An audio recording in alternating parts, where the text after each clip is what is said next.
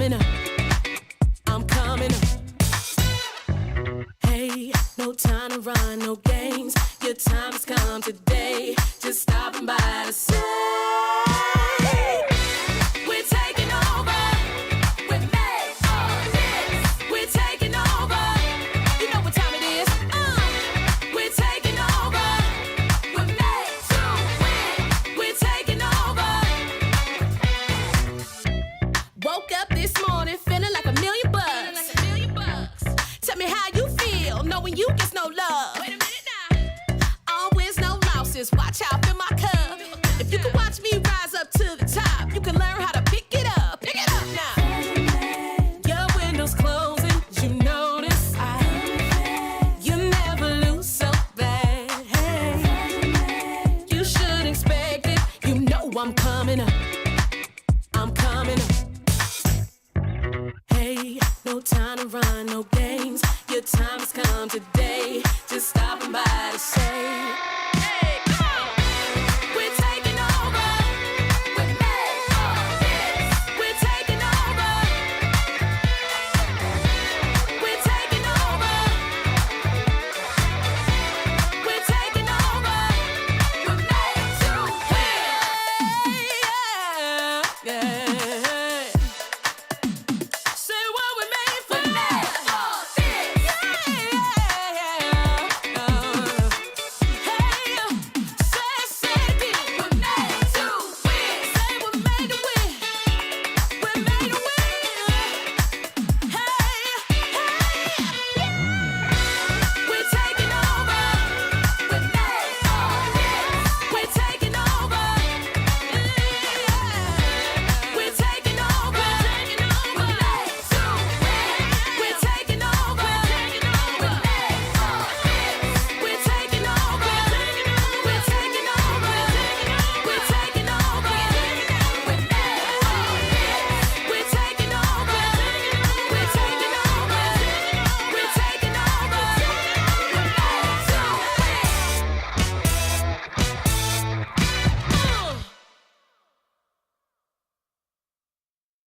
You called me the other night. Don't you know I've got no time? That's it, I'll never ride for you and I.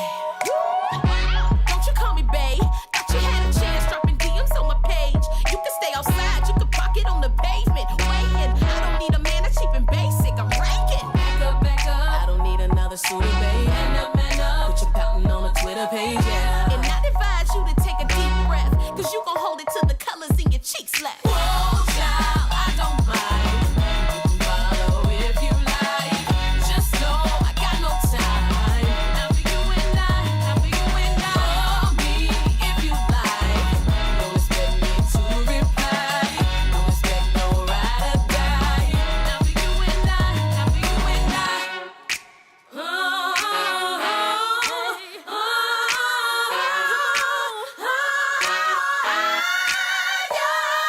What makes you think I want it when I treat you like a ghost? Take this man home, everybody else already knows. I'm the only one I need, you're the one that needs to grow. I ain't playing, boy, turn around and walk it out the door. You got to go.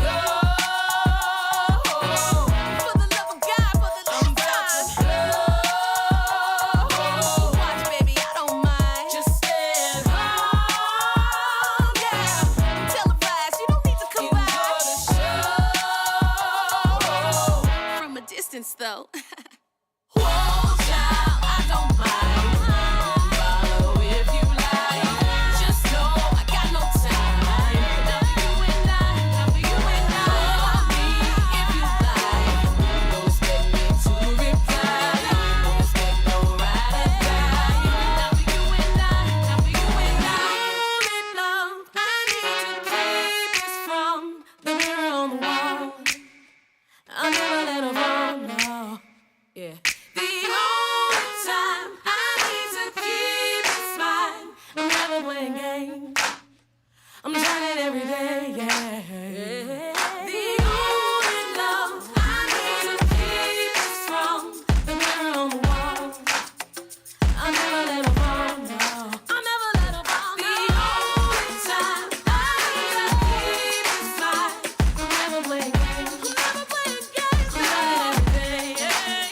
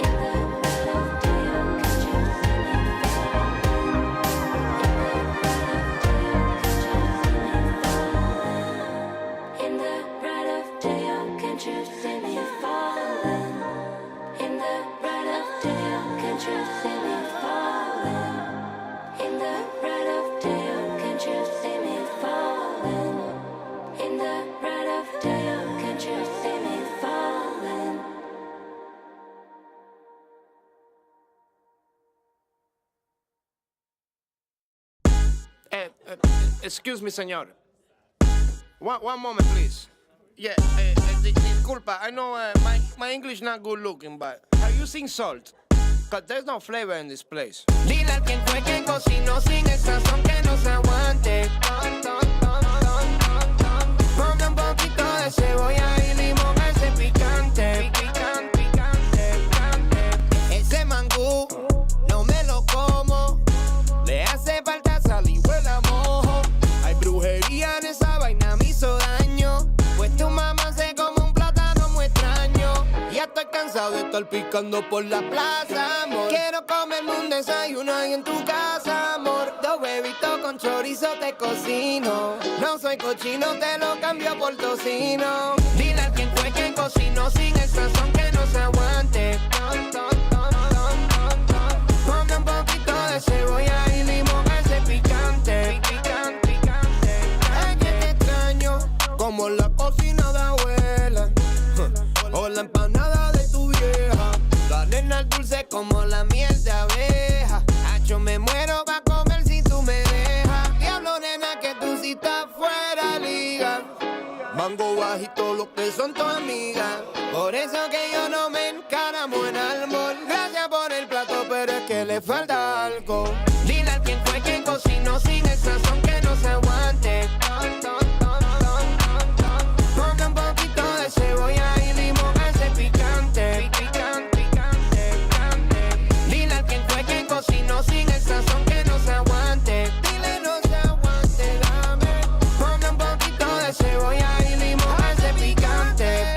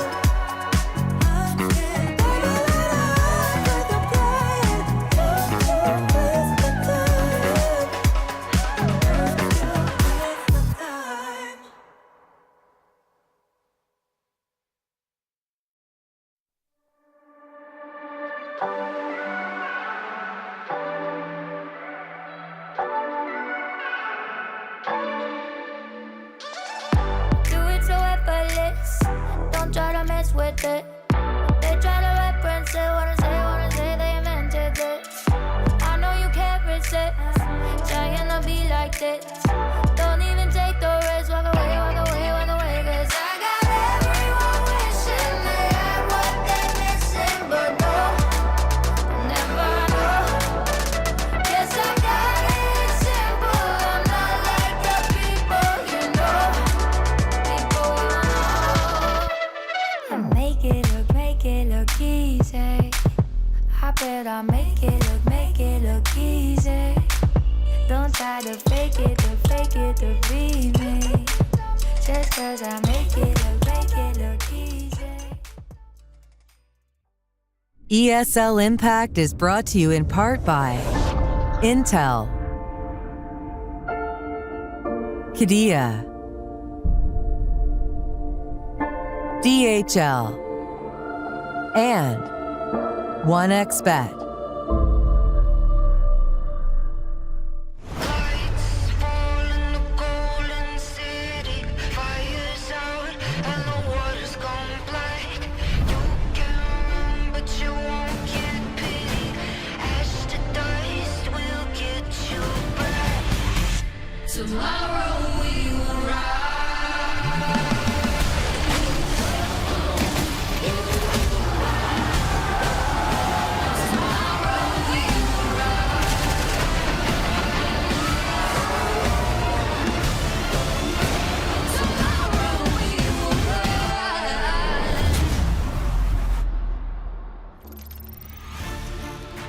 Hello everyone and welcome back to ESL Impact. My name's Lucy, that's B-Dog over on the left of me.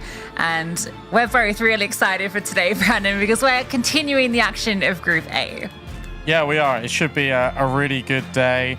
And it scares me how fast this ESL Impact season is going already. And I suppose when you sit here and you do the first day of the week, you're like, oh, okay. And then immediately the second one creeps up on you because it's the day after. And we're already, halfway through nearly the season. That's a little bit scary in terms of weeks. So there's a lot to get through and we should better get on it.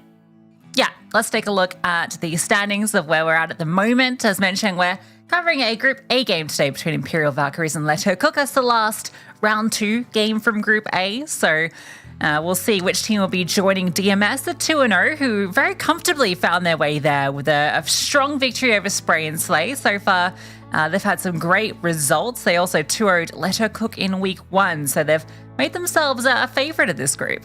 Yeah, they have.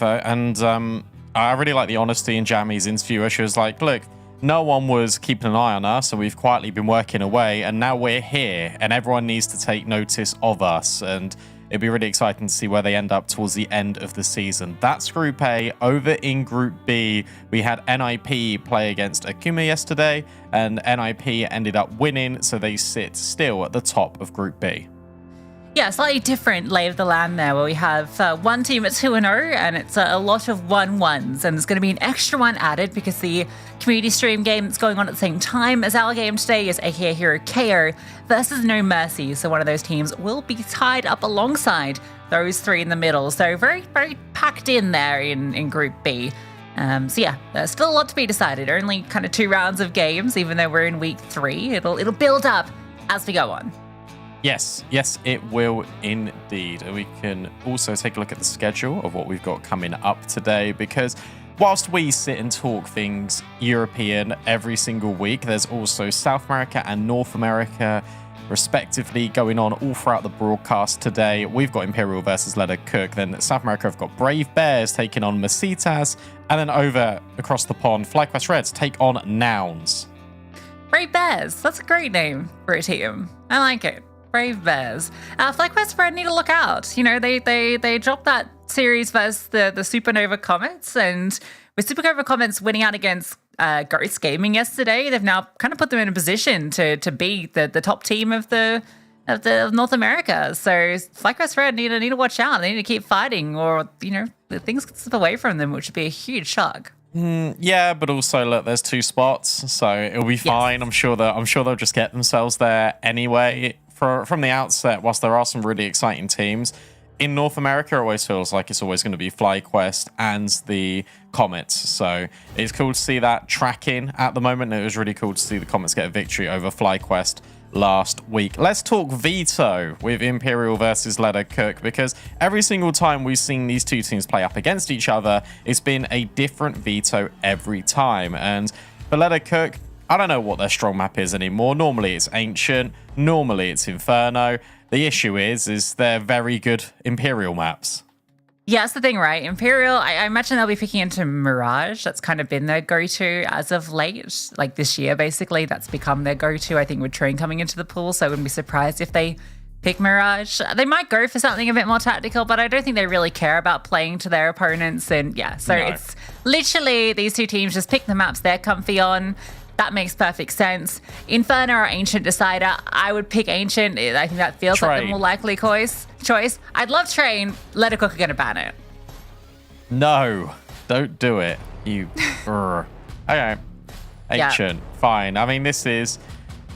Do we even need to do the pre-show, really? Like, Imperial destroyed Leather Cook in the grand finals with a completely different team on Dust 2. Like, it wasn't even close. Mirage, as you said, is Imperial's best map, and Ancient is their second best map. All right, cool. That was Europe.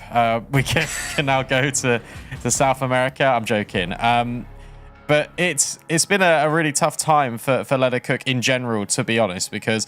especially last season, there were so many changes. They've now gone for even more changes this season, and it brings up a classic little quote of, can too many cooks spoil the broth? We can have a look at this graphic, because you'll see that the vast amount of players that have come under Leather Cook's banner in Season 6 and now Season 7, they're working with Yenken, they're working with Spike now, and... it's cool to see that all the Season 6 subs has now respectively gone their own ways, but have still found themselves in teams within ESL Impact. Yeah, I think that's what I like most about this graphic, right? We've got Komi, Rachel, and Sunside all playing in the season still in different teams, which is really, really nice to see, and all with kind of varied levels of success so far. So, you know, it's good to see, you know, players continuing to shine under different banners. But yeah, I don't know if this is going to be the chefs they need. We'll find out. I wasn't necessarily expecting these two into the kitchen. I think, you know, Spike has a history with some of these players from the Astralis days, as you can tell from the Astralis jersey and her picture. So, you know, there's chemistry there, but they didn't have a great first series versus DMS, and you know, that's DMS. Now we now up against Imperial, who definitely are the favorites of the group. And yeah, it gets very scary for this squad. It really does. And the issue you've got is, as you say, it's like these players are really good, but then you add them in the mix, and maybe it can work because Jonana's really aggressive, Melly's quite aggressive. Manashine's just more of the... Manashine's more of a blended of a support, but... with all that being said, we should probably take a look at our Kadia player to watch as we swing on over here to Melly, because she is fantastic. And I think her stats don't do her justice. I think the team she's on sometimes doesn't really do her justice. I feel like she is sometimes stuck, and I'd really love to see Melly maybe go and get a different opportunity in the future, because I do think she's got a lot to prove. Yeah, you know, across 2024, just for some nicer stats for her, 1.09 rating on average, 85 firepower from HLTV. That's pretty impressive for her, you know, playing across a lot of different events and seasons. And she's always been such a consistent and impactful player. I think she's a player that has a lot of X factor. I know that's a very nebulous term to use in Counter-Strike, and one that we love to bring out. But I think that is the best way to describe a player like Melly. She is full of X factor, and that's what allowed Letter Cook. I think she was one of the key elements that allowed Letter Cook in Season 5 to find the success they did. That's a good point as well. Like the fact that grand final performance in Season 5 wasn't that long ago. Like, we're only in Season 7 now. Like, that happened about a year ago. So you can potentially look at that and think, wow, maybe a repeat. Maybe there's a chance for Leather Cook to do it. I think the issue is... It's going to be tough, especially after getting blown out by DMS. But look, these results can be taken in isolation. We know what we're going to get out of this team. We know that this team is incredibly strong. Jonana is ridiculously aggro. Manashine, we've already spoken about how good that she is. Obviously, you can see the jersey there as well with Team Netherlands won IESF only, the other year. It wasn't last year, it was a year before, but like that's still recent. These players have got a tenured experience, and they got to be playing on the confidence and the experience that has got them here in the first place to now get them over the line. And yes, we're talking about Imperial, but why not? Yeah, I mean, for Lettercook, it's literally like the worst possible like draw for the start of the season, right? The two strongest teams in this group, you've got to play in your first 2 games. I think Yanka's going to be an interesting addition to this team. I think she's a player that is, I mean, I don't know if she's underrated. I think we've hyped her up a lot in recent times, but I think she was underrated for a long time and kind of flew under the radar, but she's always a very solid player that will do what she needs for her team. So I think the only thing worries about this team for me is there enough star power? Because you've got Melly. I don't know if you have enough alongside her. So let's take a look at Imperial, and that's a team with plenty of star power, Brandon. There's no player on this team that's not a star. No, there's no weak links. Zaz, like unbelievable, 1.3 rating, still. And is just a fantastic player, a really good talisman for the scene as well. And speaking to her the other week, she was saying, look, we know what we need to do. This feels really comfortable now. We've got so much experience that we've learned from all of the different events that Imperial have competed at the start of the year. And that's scary for teams in ESL Impact because they were already tough to beat. They were already unbeaten. They have never lost a grand final, and now they've got even better. Come on. Yeah, it's a scary Imperial coming into this season. Yeah, it's hard to say anything else. I mean, know, everyone knows this team. Everyone knows this team. Everyone knows every player on this team and what to expect from them. Anna, best player in the world for 3 years. She's had a slower start to the year, it feels, and we've spoken a lot about kind of her play style and whether there's an evolution that we'll see to her, because that feels like the next step for her on this team. Given that she is a bit more of a passive AWPer, right? Because they have such strong riflers that can just win out their duels a lot of the time here, particularly in ESL Impact in the group stages. But I would like to see this as an experimental time for Anna to be a bit more aggro. Yeah, I actually really like that. I think that would be a really cool way to sort of approach things, especially for Imperial. Just in these group stage games, you can just try new things, and Anna getting aggressive, going for more forward picks. I'd be here for that because she's definitely got the firepower to be able to do it. I think Tori's call-in can also facilitate that. And what's really nice is the fact that we did have these question marks about Tori becoming an in-game leader. Now we don't. And I think her mid-rounding is really good in this team. I think she works really well with Bubble. You can see they've got a clear structure going. And for Imperial, yeah, sometimes in these group stage games, you don't need all the strats in the world. You don't need to sort of go deep into that playbook. But if they do need to, if the going does get tough, they are able to do it anyway. Yeah, and we've heard that this team has also had a lot of opportunities to scrim against some of the top men's teams as well. Yep. We found that out from Zaz in the interview, which is huge as well, right? That's so much more valuable experience they'll be gaining, and just the ability to play against so many different play styles. It was actually interesting listening to Jamie talk yesterday about how when women's teams do scrim against some of the men's teams, they will just play aggro against you. They will just it's disrespect, I'll say it straight up, but that does kind of get you ready for that sort of play style. So I guess that's something to take from it, and it means that a team like Imperial aren't going to be caught off guard by Let Her Cook, not in the year of our Lord 2025. No, that is true. On the screen right now, I will say, to sort of focus energy on the screen, is 23, and she is my favourite player on this team. And I don't think we've ever done, oh, this is my favourite player for Imperial. I'm doing it. 23 is my favourite player on Imperial. I think she really impressed at the start of the year. Insanely consistent, has some really tough roles, and delivers consistently. I'm beyond impressed with 23 this year, and I'm excited to see how she gets on for the rest of the season and beyond. Yeah, she's been an absolute star for this team, and is so consistent. So yeah, let's see how this team develops. Brandon, when we're thinking about who us as individuals think are going to win this, listen, I'm not going to beat around the bush. I think we've both pretty clearly shown that we've got a pretty strong preference here. It's going to be Imperial taking this. That's my prediction. That's your prediction. Yeah. Prod doesn't need to wait for you to say anything. We know that we're both going to be backing Imperial here after what we've seen from them this year. It's what's happening. It's Imperial.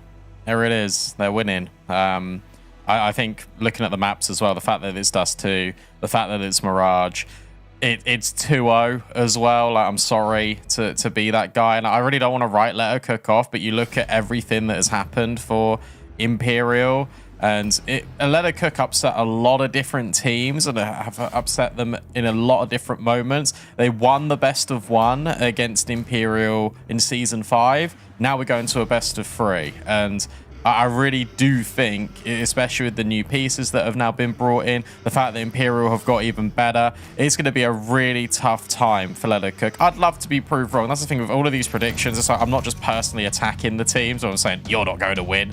But at the end of the day, prove me wrong. Let's do it. Let's get it going then. Dust 2, our first map here in this best of 3. Let Her Cook pick it. You imagine Imperial will be starting on that CT side. Let's get it going and let's see what happens. Yeah, Let Her Cook. At least they're playing without pressure, I will say, coming into this, especially with all the changes that have happened in this team. They can come in and just see what the lay of the land's like. Not a good start. Tori has headshot Yenkin from insane range and actually not got the kill. Look at this. Look at this read out of Imperial. Mid to B smoke. Cool. You want to come and fight us? Let's do it then. Cat and Tori swing immediately, and Cat is taking names over by the double doors. 3 kills collected. The third player, by the way, baited in the site. Not even needed. 23 on the flank over at long. But that is all Cat. Unbelievable. Yeah, that's a good way to get things started. They just had the perfect setup for it. They play 2 over towards A, and immediately the contact comes in, and you got 3 players ready. The flashbang set up if needed. Kat didn't even need it. She's just plucking heads regardless. And then there was even the push out from long doors. So even if they'd found the kills through, there was going to be a quick flank. Anna has spotted the aggro play, but that's not going to matter. Anna scouts her down, and this is just Glocks anyway. Tori. Okay, we'll get run down by the Glocks. That was just the MP9. This one should be a formality. Anna knows she tagged both, so is now just running with the pistol. And this is what I want to see. Okay, yeah. I'm gonna set the... I feel like for Imperial games, when we watch them, we have to be like, okay, this is one thing I'd like to see throughout the best of 3. And you have put a pin in Anna getting aggressive, and I'm right there with you. This best of 3, I want to see Anna just doing whatever she wants, whenever she wants. Go and take those kills. Go and take that space. This round, it was just an eco, but she swung about 4 times in towards the mid doors. Love it. Come on.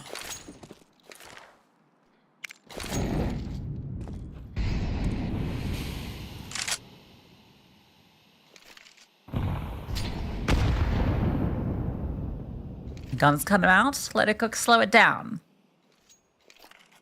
You never want to go into something too aggressive or set on your first gun round, so they just fill things out. And a protocols to take short control. Mellie's loud on her fallback. So you've got Anna in a prime position with the scout, a player tucked in towards Goose, and then 1 long. So Imperial have a decent setup for a short play. And the mollies typically, now in D2, never really go in towards Goose. They always go in towards sight. But Jonana... Oh. We'll get the attention of Zaz.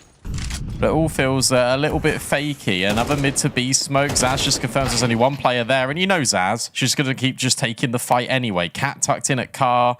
Where'd you go here if you let her cook? Because there's another lurk coming through. The molly does go in towards Goose. That's really good because that pushes Tori out. But Zaz and 23 have found kills over at the B bomb site. And Tori is still unaffected by the molly anyway and has dropped the bomb. Yeah, this is what I'm worried about. The protocols are just so good from Imperial that, you know, when you're a team that has made these changes and you've kind of got a whole new look to part of your squad, you're just not going to be able to deal with that, from this play style from Imperial. Like, they're just not going to get caught off guard by anything. It's frustrating. Melly actually had an opportunity to get a trade back on Zaz. She kind of was sitting in towards main, but she just moves a little bit too soon. And then Zaz peeks in. So, you know, it's all these little timings that come through that you need to be aware of. It makes me a bit disappointed as well because first 2 rounds, Let Cook were playing together. They were playing pack CS. And I was thinking, okay, this is probably the best way to approach some of these rounds. And then in the first gun round, it was literally just everyone split up and do whatever you want. And you honestly cannot do that against Imperial. It's like you can't really do too much here in this round either. Melly will find 23. Any more? Not quite.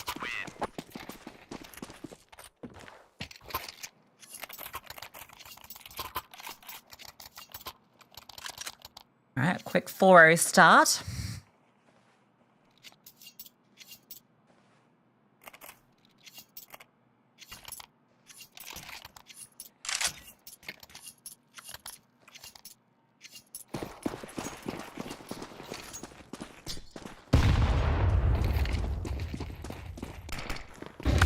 The long control being taken, but Anna hits the timing shot on Mana Shine as she scales.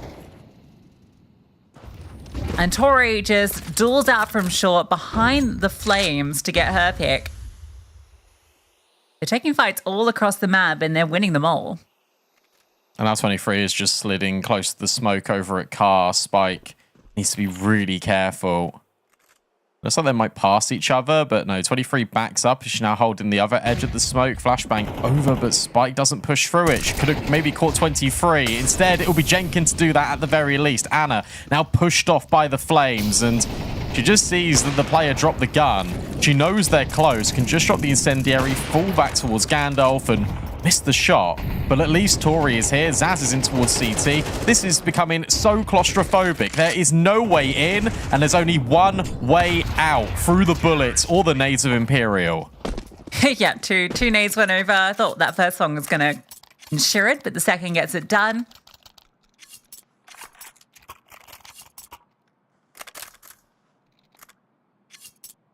It was potentially a way in the 3v5. They got some decent scaling, but the push on the smoke gets punished, and then they just can't get up past ramp. The utility was so intense. The molly burns down Melly so much, and then double HE comes over you, then contending with the players that are actually swinging you.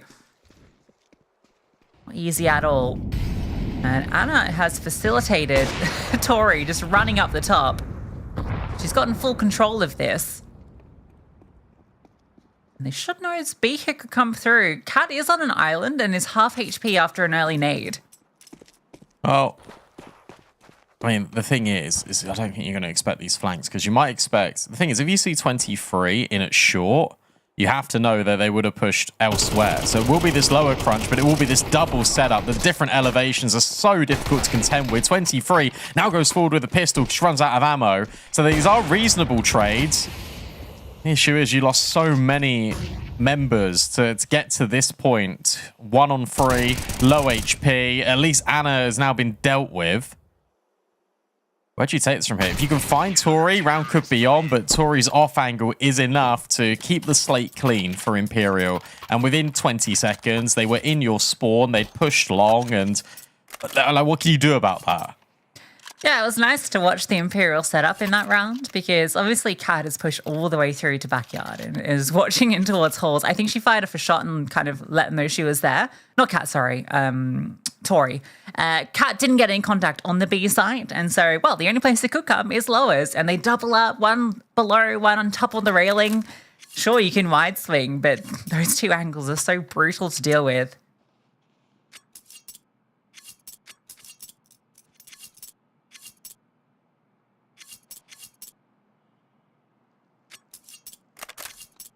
Went into that round with 3 players of Imperial not dying yet on the server. Now we just have 1 immortal player in Cat.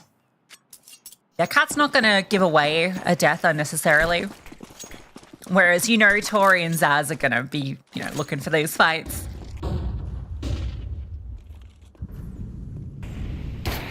Speaking of...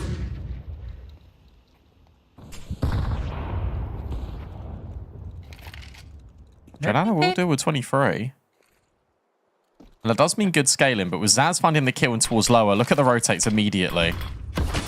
The smoke's going to be ineffective, Tori. They are ahead. The flashbang, good. 1 player anti-flash, but takes a bit too long to convert the spray, so Melly goes down. They've seen it's nothing on the HEs, but now the bomb will scale over. And a good swing back to remove Anna. They've managed to put themselves in a player advantage. Cat crawls up onto the boxes. Zaz pushing from long, and it has to be just Zaz. Timing good for that first kill. Out wide, can't convert onto Manashine, so let her cook get on the board. There we go. And it's as simple as grouping together, taking the space out long. And as soon as you lose your player in towards lower, you know, okay, we got to go now. And they just speed up. Much better. Good spacing as well on this creep through it. It allows the room for Joanna to delegate responsibilities between CT and short. Much better from Let Her Cook. Ooh. Unlucky. 23 is behind Anna and goes down. Anna's timing shot doesn't hit the mark, so flashbang's good for Let Her Cook. That's 2 openings they've found on 20 out towards long. Anna out wide, scary spot to be, misses the timing shot again. The flashbangs continue to be a nuisance for her. She's going to have some support from Tori, but Spike deals with Zaz on the aggro push. We know Imperial love that push. Oh. You can throw a billion flashbangs at Anna, and eventually she will hit one. So the scaling has been slowed down for now. There isn't going to be this long wrap, but instead it's going to be Anna supported by Tori over in short, and Kat is still worried a little bit about B because Zaz fell earlier, and Anna's not receiving any contact right now. This will be the A commit, but it all depends on, firstly, how Spike's luck plays out, because it looks like she can catch Tori here on a really good timing. No, instead it goes the other way. And now Anna has been so patient, holding this angle for an incredibly long time. Bomb can eventually go down. So it is a 3 versus 3, but Joanna tries to transition on towards the scope, and it doesn't work out in her favor. Yeah, Molly from the T side actually made it hard for her to see Anna scoped up behind. Melly, this is her moment to shine. In a good position to try and fight something back, the smoke being a nuisance, and the dink comes through. Felt like she ducked down. Now that Mech puts her into an uncomfortable spot, but Manashine can start to alleviate pressure. It's all onto Anna, swaps the M4 up and over, no bullets. PT50 not out in time. Melly gets the double. And let her cook get 2 consecutive. That's so unlucky for Anna because she made the right play. She even made the right movement to isolate both of those kills. And if she had literally one more bullet, Melly dies. That's so unlucky for Imperial. But you got to give a lot of credit to Let Her Cook, who slowed things down. They didn't immediately commit in towards this long play. And if Spike finds Tori, then obviously that round goes a lot better. But it still relies on Melly. That's a really unlucky moment for Anna. Good job from Let Her Cook. Converting off the opening kills they found. It got a little closer than it probably should have for them. I don't know how Spike got caught on that lurk. That really felt like Tori was going to get dealt with. Like, you could see that she was looking the wrong way. Ouch. On the fade. That's revenge. Cat's time. Legged. Needs help. Needs Anna. Feeling the pressure from backside. Oh, a tag goes through. It's not the kill. And that's allowed the scaling. Cat goes down. Anna has to fall off. Got the player advantage and a fast flank. Bomb only just going down. They got plenty of time. There's no kit to work with. I mean, Cat might have one, not sure, but I like this out of Joanna. Just trying to take the fight in towards tunnels, but Tori swings. Joanna hits the trade. So now you put it into a 2 versus 2, and Spike's just gone aggro through the smoke. It all boils down to this 1 versus 1, and the AWP hits the shot again. Joanna is powering up here for Let Her Cook, and they will break the Imperial economy. Yeah, huge round from Joanna there. A couple of tough shots that she had to hit, and she collects them both. 3 in that round, and again, a round where Imperial did get 2 opening picks. Anna providing 2 and a leg shot, and yet still Let Her Cook are able to bring that one through. And that has actually reset the economy. All right, Let Her Cook are starting to show up. Yeah, they're playing really well. I think the fact that you've stopped going for these individual moments, you're grouping up, you're just taking the map control. This time it's just really fast because you know they're on an eco. Jenkins can just say, oh look, A's clear. Bring the bomb over, get it down. Easy plant. We know what Imperial are like in rounds like this, which sounds like a ridiculous thing to say, but they are still deadly on pistols. So they'll go for exits maybe. Oh, well, Manashine will go hunting. Yeah, you got a couple of Mackies here. Why not? You got Spike down and lower as well, so both of them in good spots. Although with the exit in towards spawn, they're actually going to probably avoid giving up this money.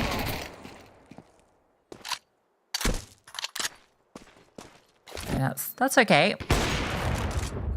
And Don't lose the AWP. Very alone. But yeah.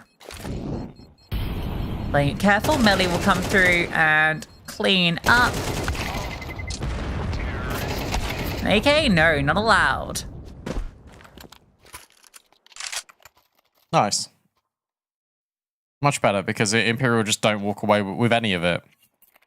And now Bubble, he's seen enough to the point where he's going to call a pause and just say, look, it feels like we're going a little bit individual. Like Zaz is taking some really unnecessary risks in towards tunnels, which yes, this type of player that Zaz is, but at the same time, it's now bled through into multiple different rounds. Let Anna go for these picks because she's finding the success, 13 and 5.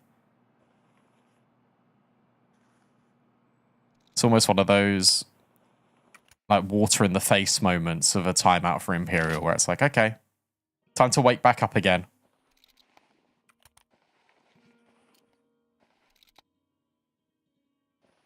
Yeah, I think it can be easy, you know, to fall into that kind of bad habit of just going into cruise control and overpeaking and all this sort of stuff when you are such a favored team. This is really fast. Cat actually isolates with the molly, and so she can get that first kill for free. York just charging through. Craziness. No one to support, and so Cat does get a second, and she disengages. Now, there was that alert kill in middle, so it has caused some concern, but now Tori, almost manages to get out. Again, that does feel like one of those free kills you've gifted over. I mean, massively so. You now put it into a 3 versus 3 on the hardest bomb site to retake in the game. There is a lot of utility. Cat still not satisfied.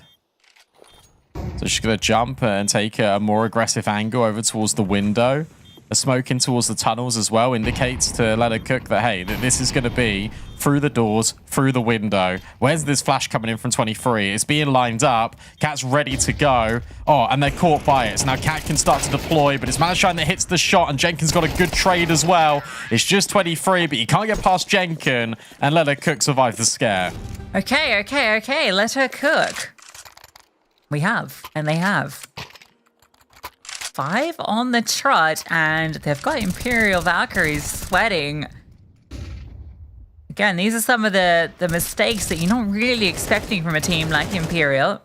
It's another like 5, basically a 5 on 3. Like Manashine gets the trade as well, but in essence, that is 2 kills being given over again to Imperial, and they can't close them.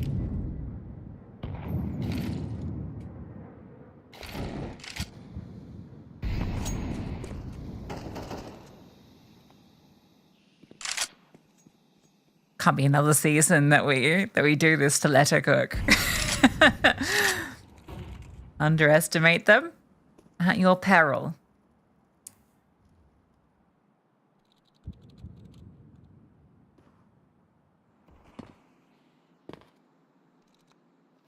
Tori's just in by the mid doors. Oh, and the spam doesn't connect at all. I wonder if that's going to be a full sense of security or whether you are going to go and clear that. Meanwhile, they've just pushed through Imperial's long smoke. And now putting pressure in towards middle. You can see that's drawing the attention for 23. It looks like Tori and 20 are going to crunch in towards mid.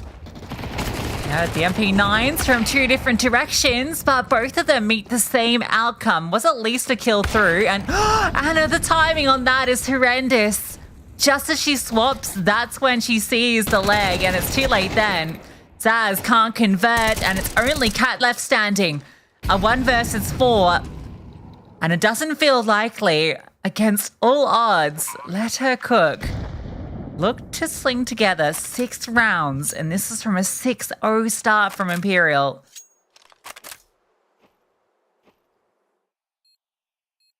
What can Cat do here?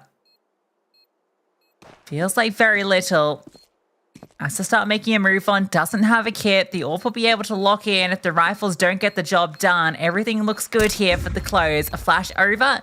She dodges it. The AWP spots her out. Smoke goes forward, but we're already at the 10-second mark. The round is done. The half is done. We are tied up.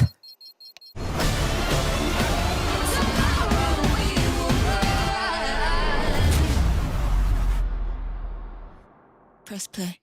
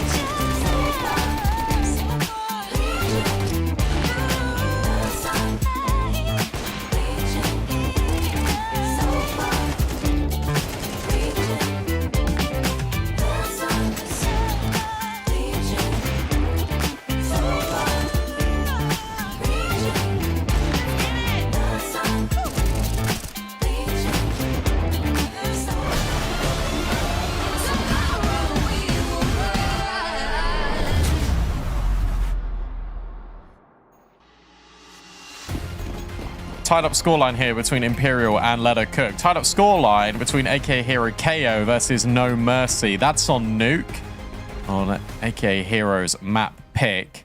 And now for Imperial, they got to make this T side work because Let Her Cook, they answered back in a big way in the second stages of that first half. Yeah, I do feel that the T side of Imperial is going to be difficult to deal with. So let's see. Well, that's a good start for Zaz. Flashbang, brilliant. And what? Come on. What? Madashine barely even saw her. Oh, Zaz.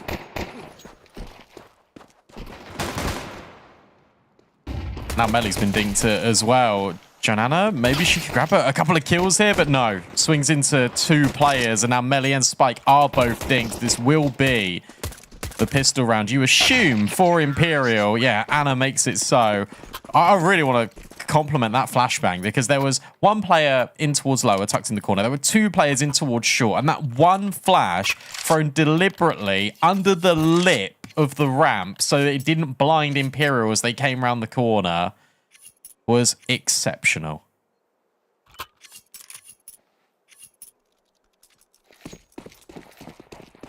You love it, you wear it. What's your flash? 8-6. They did miss the long smoke, but it's okay because no one's on B. Yeah, I think it was just a quick one thrown. Like it was like not a high effort thrown smoke. You only just like, all right, you guys just go. We'll fake this out. And you just like kind of throw it. You're not feeling it's as crucial because if you miss it, it's just like, well, eh. Oh, look at this little horrible angle from Tori. Trash angle. This is cringe, Tori.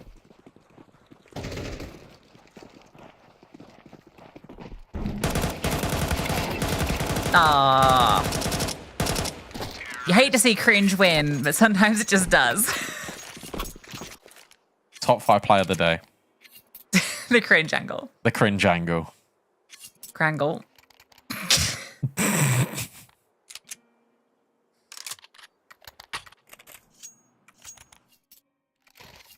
What's up, Doug? That's my favorite holiday person. Chris Krangle. Chris Krangle. Oh.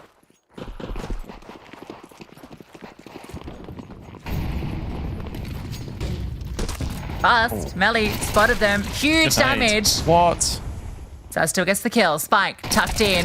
Can swing out, but it's only the low HP players that have gone down. More damage inflicted. Tori low. In the window, Cat will deal with Joan Anna. Flush forward. That's rested things back. I think there's also, I don't know where the second kill came through, but these players are so low. I'm gonna manage shy. Maybe a chance. There's a kill offered up. Anna's just tucked in below. Smoke's still on towards door. They're both in the window. They fly out, and oh my goodness, Cat's there to save the day. They just Goomba stomped her. Yeah, not once but twice. I like the way they played that though. Like you got to go together at that point. You know the players are low. That there were good comms, and to be honest, a decent hold out of Melee and Spike. A lot of damage gets done, but unfortunately the retake it just doesn't prevail. Good little crossfire out of Anna and Cat.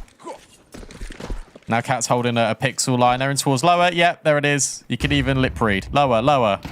And now that's why Zaz and Anna are just waiting here outside. Yeah. Oh, Anna's hungry. Mackie in the hand. Push, push, push. She's begging, but they're not. Said they've rerouted. They've seen no one here, which when you don't see anyone, you're like, okay. They're holding back there because they suspect that we're here. Oh, okay. So Spike was punished. Sprayed a lot of damage onto Melee and Mana Shine.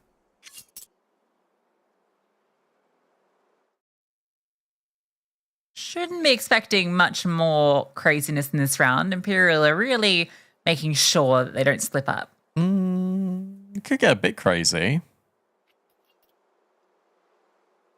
50 seconds left. They have tunnels. Anna now spots player over at short and is removed. If they commit in towards this A bomb site, everyone is here. Okay, all right. Molly's good. There's player about to burst through this smoke. In the midst of all of the chaos, Joanna's hit a headshot. The swing through doesn't find success. Cat is bailing them out of a scary situation, and then Zaz comes up through short. It's all okay. Cat, a safe pair of hands. There was one thing that didn't happen there, which was really unfortunate, and I don't actually think there was there a flash that was thrown by Leathercook? I don't think they had one. Yeah, if they had one, that's a completely different round. They win. That's such a shame. That's the difference between having the flash and not. But I mean, you're on literally pistols. Like we can't flame them for that. That's just the reality of the situation. I like that she kind of just went for a timing push, right? While the play's coming through. Oh, no. Zaz, ready for the AWP. That's unlucky for Joe and Anna. I like this, though. Look, double push immediately. Melly and Spiker are just going to push through the smoke anyway. Cat's going to turn back and look at this, but if Cat goes up the stairs, you assume she's probably dead. In fact, no, they line up. She gets basically both of them. And now this double swing at long isn't achieving anything apart from adding more trophies to Zaz's collection. 2 quick headshots onto the A defense. Melly is left scratching her head thinking, we literally made the most proactive play of the lot and we got punished by 1 player. I think that was a one tap from Zaz there as well. The bomb is going solo to B. Is that a problem? I don't think so. No. No problem at all. 23. There to hold. All right. Yeah, this is kind of what I was worried about. I feel like the T side from Imperial is going to be hard to deal with, and we're seeing that.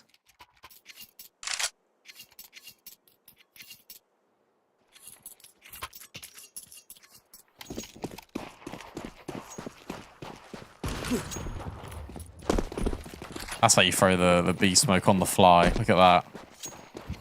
Just instantly lands there. Flashbangs through. Cat has got a jumping kill and has now just killed Melly through the box. Right, that is a BS way to open up B, but here we are. Imperial, maybe.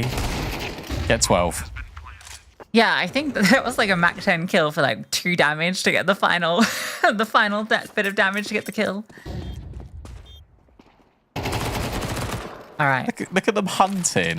This is where Joanna walks in and ninjas it. Yeah, she doesn't have a kit though. And also Anna's holding. Anna's not going to let this happen. Maybe she can Zeus her. Yeah, the longest ranges ever. Wouldn't that be fun? That would be fun. And we're fans of fun, aren't we? Well, I am. Okay.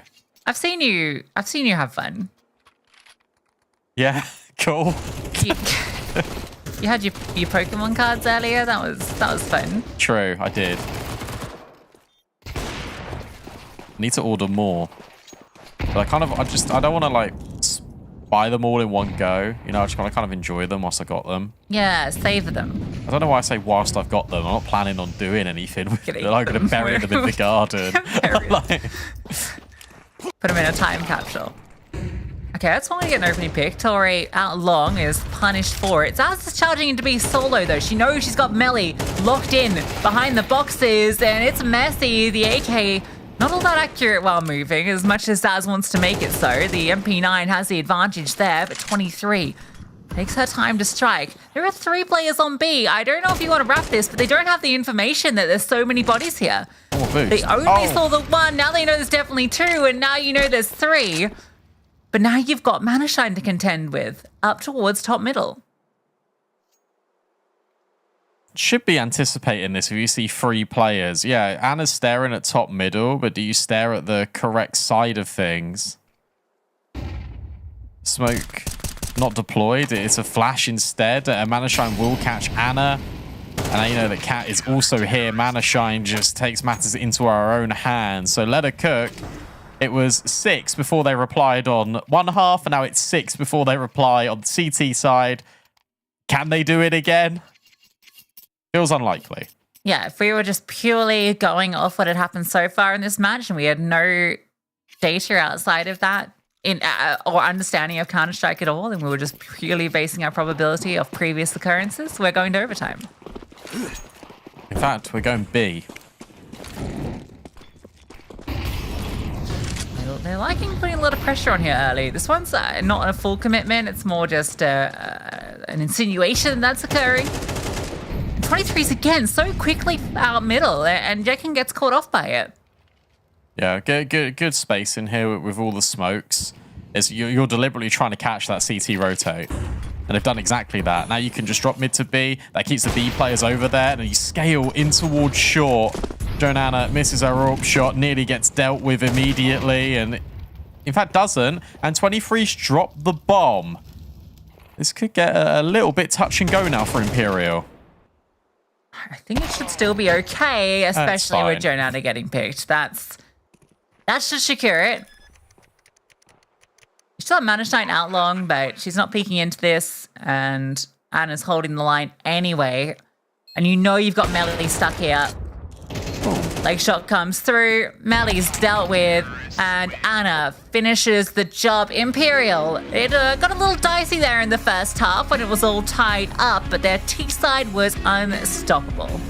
Yeah, and this is what you're going to expect out of Imperial, to be honest. Leathercook, they put up a really good showing to get back into that half. 6-6, you start thinking, oh, okay, maybe this can happen. And then you see that flashbang that is so perfect to dislodge 3 players in towards middle, and effortlessly Zaz is just headshotting all of them. And it's like, oh, okay. That's a stark reminder of who you are dealing with. Imperial Valkyries will take Leathercook's pick 13-7 or 13-6. Something in that vein. 7. Very strong. 7. 1 round on the CT side was all Leathercook were able to put together after 6 on the T side. And I think Leathercook are one of those teams that, I think that's what made them so strong during Season 5 was their aggressive T sides. And we did get to see that here on the first half, but I think the CT sides are where they're going to struggle against teams like Imperial, who were just as aggressive, right? Like this, Yes. Even more so, I think now with Zaz on the team, it feels like, there's so much going on. And even seeing 23 get so active has been really cool on this map. It feels like a lot of these players, except for Cat, everyone else is just going for the duels. Oh, yeah. I really like that actual last round of play where they drop in those B smokes, they're deliberately targeting a rotate, and it works, and you can see it in action. It's like, oh, yeah. Like that was so well choreographed. You can tell the amount of time they've been putting in on that one specifically. And it's like, nice. Like when that comes together, that's got to be a nice feeling in Team CS where it just works as perfectly as you want it to. As like master puppeteers, Imperial. 13-7, dominant performance. And the fact that everyone is playing well, I think, is a really good sign for Imperial. You kind of expect players to take over the game, but it felt like everyone was just owning, to be honest. Like everyone was just putting up a ridiculous amount of kills, and that's so difficult to contend with. If it was 1 or 2, maybe you can talk on the Leathercook side about, yes, we can do this. We'll get 1. We're a momentum-based team. We can maybe come back into things. But when you've got Zaz, Anna, Tori, even 23 towards the end, as you said, dropping like 20 kills, like you literally cannot do anything about that. Yeah, the only thing that really concerned me from this map was that they did get a little too loose with it on that CT side. Yeah, like we saw on that B side, just how a lot of those fights were playing out. Like when they have advantages and then just sloppy over peeking, Tori just flying through the window by herself without support. Like there's a few of these things where it's just they're ego peaks, right? And it's unnecessary, I think. And I do think they realized that they needed to stop doing that, and certainly locked in as the game progressed. But yeah, that's probably something to avoid if you want to keep the sheet flawless this season again. Yes, I do agree with you, but I think what's good, as you said, is the fact that they were able just to zone that out immediately. Like it gets to 6-6, you get that 3-minute break in between halves, and like, all right, let's go. And they drop 1 round for the rest of the game. Like that's what's most impressive to me about this Imperial squad, is that they do have the ability, when the going gets a little bit tough, to immediately focus on the next objective, which is winning the next round, and then the next one, and then suddenly the map's over. And they, again, didn't do anything extremely complicated, was just running that B exec towards the end over and over and over again. We've got a head-to-head we can pull up. I thought it was fun to compare the AWPs because Anna was finding a ton of opening kills, which we asked for on CT side, and Joan Anna on the opposite end of things was doing a lot of work to get Leathercook back into contention on that T side in that first half. Yeah, she had some massive impactful rounds, but and, was going fairly neck and neck with a lot of the Imperial players. So that's kind of what we expect from Jonana. She is a very solid player, and I guess it was just the elements around her that, she doesn't have an Imperial squad around her, right? So it is pretty difficult to go toe and toe with Anna, and she's still doing pretty good at it. It was really nice to see Anna getting very aggressive on that CT side. She had 4 entry kills. Zaz had 5, so, that's only 1 behind Zaz. That's the second most entry kills of all the players that were in the map. So that's good to see. It's what we want to see from Anna. Yeah, it's pretty good out of Anna, especially when Zaz is going to be in their spawn within 20 seconds. Yes. Finding the opening success. So good to see. And I'm glad that Ledercook as well were able to recover a little bit in that first half. Obviously, the second half will probably knock their confidence a little bit. But the fact you didn't get completely destroyed on your map pick is a good thing. You kept it competitive. Now you head to Mirage. And again, it's a similar sort of style of map. It's going to be a bit puggier. The only thing I do worry about for Ledercook is the fact that they will start CT, you'd imagine. And we just saw how that T side went. Yeah, that's going to be a tough one to deal with if Imperial or anything like what they were before. We've seen them take some of the best teams in the world the distance on Mirage. So what can Ledercook offer up? We'll find out after this break.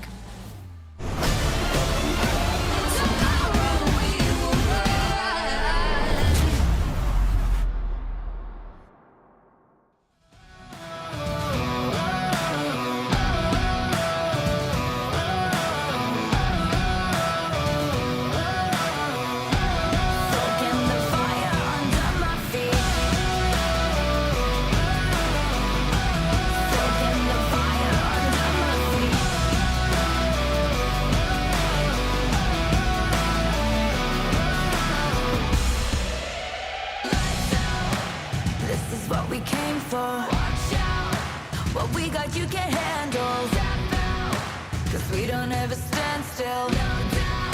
I'm ready for the gamble. I'm ready for the gamble.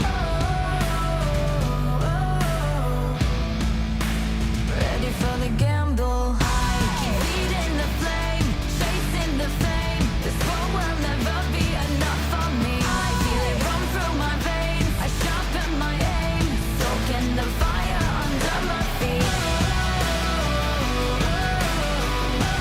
Soaking the fire under my feet.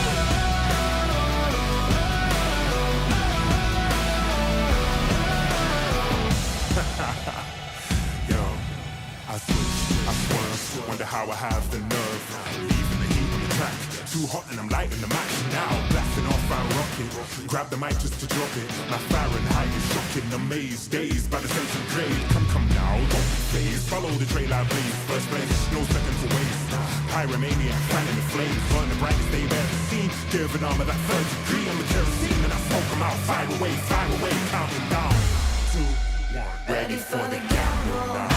Keep feeding the flame, chasing the flame. This world will never be enough for me. I feel it run through my veins. I sharpen my aim, soaking the fire under my feet. Lights out, this is what we came for. Watch out, what we got you can handle. Step out, no freedom, no stand still, no doubt. I'm ready for the gamble. I'm ready for the gamble now.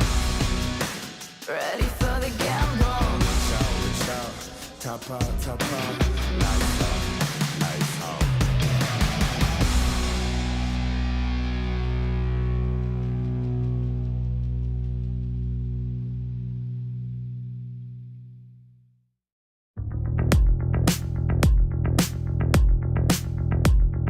Hungry for attention, you're so hypnotic. Take me for a ride. I'm feeling nauseous. Oh, I'm delicate, just like the pick-me flower that you're crushing. Feelings that I've got, you say they're valid. Take me to the party, buy me drinks, I guess I'm lucky. Pull me apart, like when I'm broken. I don't wanna wait for you to make me cry. Turning black and blue from the words you fought. Feel like I'm dying, dying deep down inside.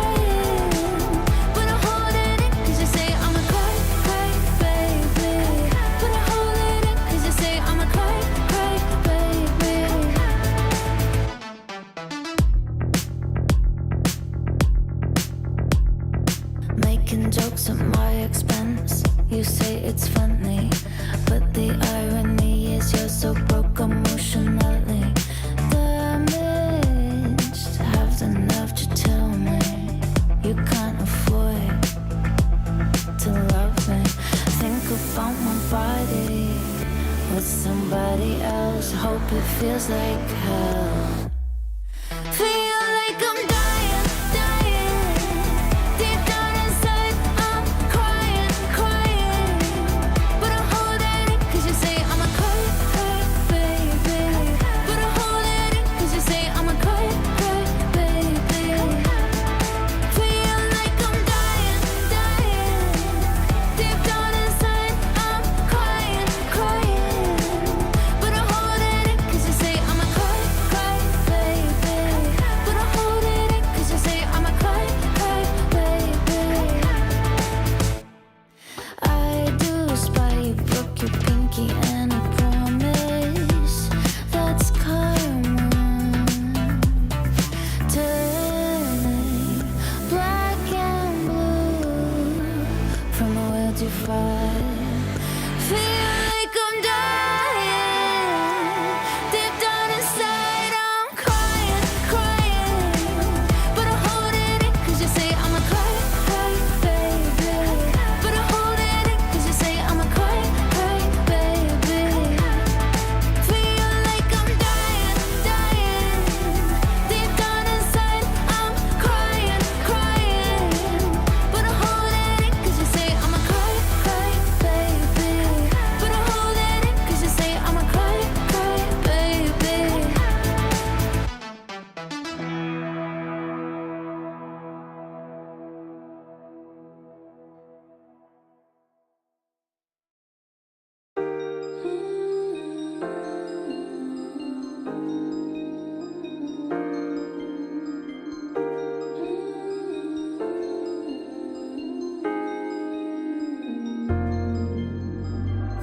Feel it spilling over. You've gotta cry just a little. Cry for you, let it go. Gotta take a moment, then move on. Leave the past behind you. You've gotta die just a little. Die for you, learn to live. Let the magic find you and go on. And you might fall down a little, get back up again, fake it till you make it, and don't have to play pretend. Get into your flow, come on, let it show. There you go.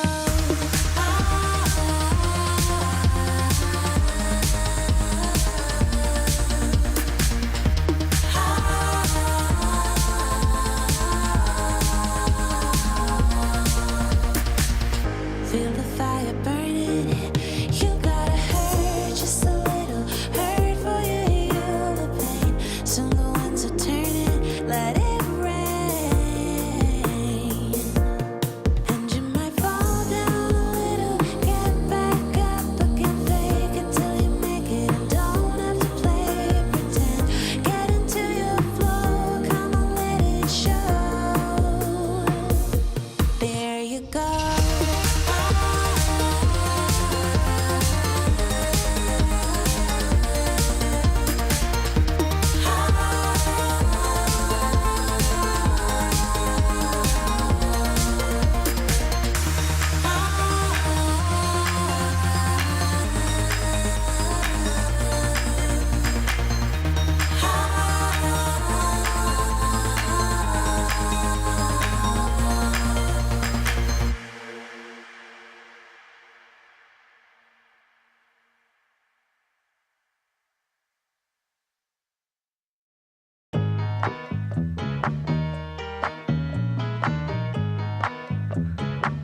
Yo con lo mío quiero gozar.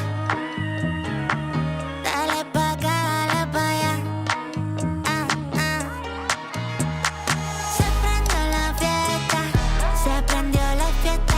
Yo quiero esta noche gozar. Yo quiero gozar, gózatelo una vez más.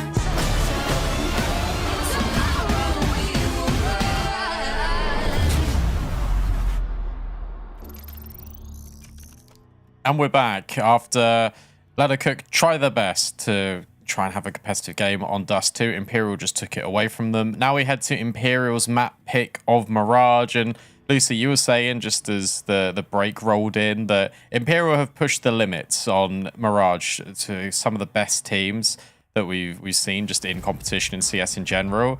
That doesn't give me a lot of confidence for Lella Cook. How do we sort of get some confidence for them? A good start on your CT side, get the pistol. I don't know. I think being able to get, the AWP onto Joanna's hands is going to be really important early. She was quite influential on Dust 2, and I think that, even though they didn't get to have the best CT side there, I think Mirage is a little bit easier, maybe, even though it is the map pick of Imperial. I think that against an aggressive T side that's going to be a bit unpredictable at times and is going to catch you off, with aggression across the map, Mirage gives you more options on the CT side, I think, to work the map a bit, whereas on Dust 2, I feel like you're a little bit more limited in that respect. So we'll see. It's going to be a tough one regardless. 4-letter Cook. Mirage has been Imperial's best map all year, and I don't expect that to change today, but we're always willing to be surprised. And Let It Cook, well, they did surprise us in the first half of map 1. Let's see what they can do on Mirage.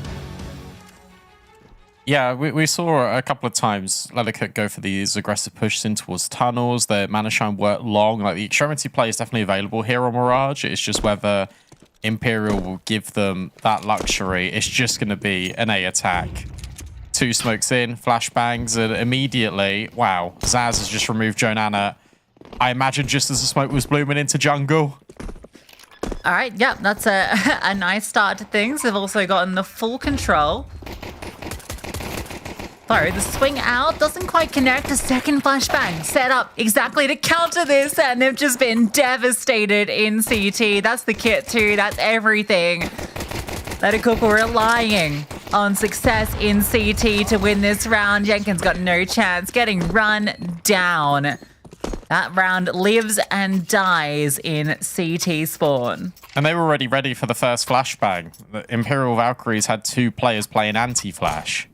So you have 2 players playing anti-flash. It looks like 1 player got caught. Yeah, there's that shot. And then Cat just sends the flashbang over.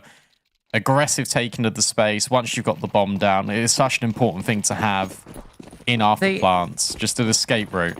Keeping that extra flash for the second volley is really cool, right? Because you don't often use it kind of initially to get that control, but still having one on the pistol round is really nice.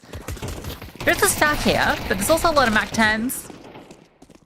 We have the stack there. Yeah, it's quick maths. Mac 10 plus stack equal money. Stacks of cash. Stacks of cash. There was a better joke to be made. But, you can't pet every cat. Or hug them, I suppose that's what it was. Remember that one? Can't hug every cat. I have no idea what Might be before your time. Why are you talking about cats? Have you ever heard of OK Cupid? Yeah. Okay. I'll explain it later. Okay. I imagine it's just going to be really aggressive again. Yeah, straight back in towards B. You're going to use the Mac 10s and... Okay, 23. Oh, does kill melee, but Mana Shine will at least provide a little bit more resistance. That is until Zaz pushes her smoke before it even erupts in towards the bomb site. It is just really loud out of Imperial. Zaz just keeps going, has now got the info, and is deleting everyone that comes in her face. Spike now around the corner in towards Market Door. Anna and Zaz. It is a 2v1. There is chances here, but the fly-in MP9 can't do the damage. It's the AK that has then been scooped up by Zaz to get a triple in that round. Yeah, great stuff from Zaz. Explosive as she flies around. It could have got a little hairy there because that started quite well for Let Her Cook with the double setup from short and from bench, collecting 23 after she gets 1, and it was a real chance because they also caught, I think, the lurk off in towards connector. There was a player, I thought it was Zaz just because I assume it's always going to be Zaz in com, but no, it was someone else getting caught there. And he thought maybe there was a wait. Back onto the pistols and Spike forced back. Does manage to stay alive for a little bit. Can't quite connect the shots. A drop down from Yankin, and Zaz is on the warpath. She is. She is not even reloading. She wants kills with the P250. She doesn't want to take the second to reload her gun. Now she will.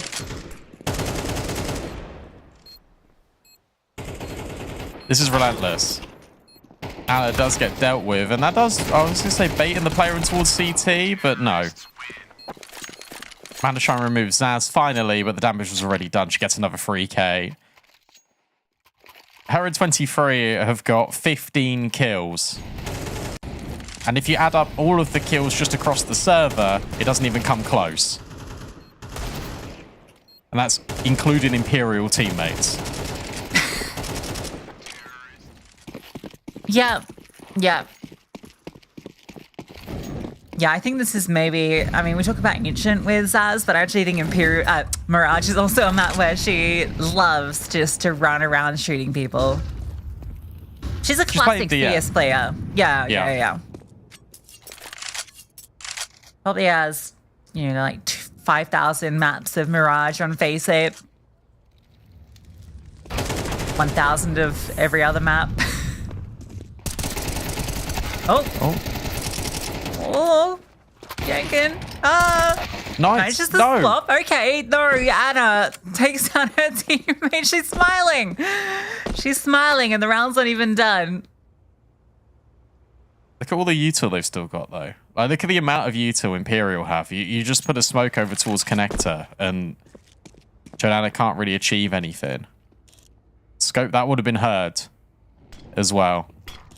So yeah, smoke goes in towards top con. They've already crossed it as well. This is brutal. The Imperial just know exactly what's going on. Bomb can now be planted. You can plant open because you've got the space in jungle. You also know it's the orb, so shooting through and denying the plant feels impossible. And it looks like for Jonana and Manashine, they're just going to save. Surprised there, they didn't see Jonana in con then when they swung wide, because before the smoke went down. She will She's in live. good spirits. Yeah. She's like, oh, I get to save my orb. Yippee.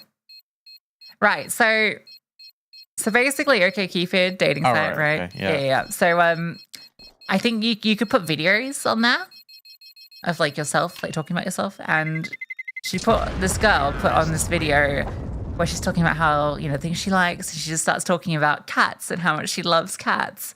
And she just gets a little emotional talking about cats and how she loves them all, but you can't hug every cat. Was this made into a meme song? I think it would have been, yeah.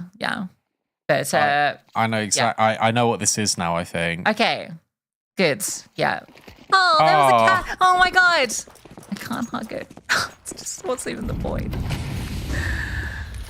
What's even the point? But that's the point. You can't hug every cat. You have to. That's a part of growing up, is acknowledging that. And you can't get every opening pick either. Yes, that's it. Yeah, okay. It's got young cats on it. That is so 2000s. Unshine. Creeping forward and doesn't deal with 23, but at least lets her know that Cook are aware of what Imperial are just trying to get up to.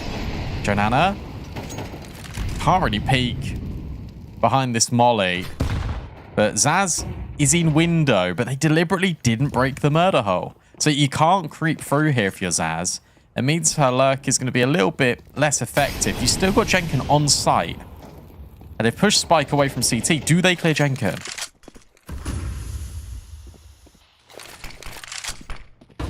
That drops the smoke. Jenkin is not going to be checked, you don't think, surely. There's no Molotov that's come over, so you don't think should be cleared. But how effective can her position be? A fake on the bomb. She crawls out, slides through, and she will strike for one, but now she's known. Anna falls back to her, a more passive line, and somehow Jenkin doesn't spot her. Playing behind triple will be dealt with by Spike. Looking good. It is planted for these com players, and exposed as cat. She drops. It has to be Zaz. She can't connect. And let her Cook find their first CT round. Yeah, nice from Spike. Just really baiting Jenkin in there, and then they swing together. Even though they don't spot Anna initially, they just keep swinging. And they just make sure that they are together, that there will be that trade, and the player coming in from short can deal with the players in con. Much better round out of Let Her Cook. And they just piece everything together so precisely. And that's even with 23 dealing with Jonanas. That's another element there. Another player jumping up in towards Ticket. There's no way you expect Jenkins just stuck in behind Firebox.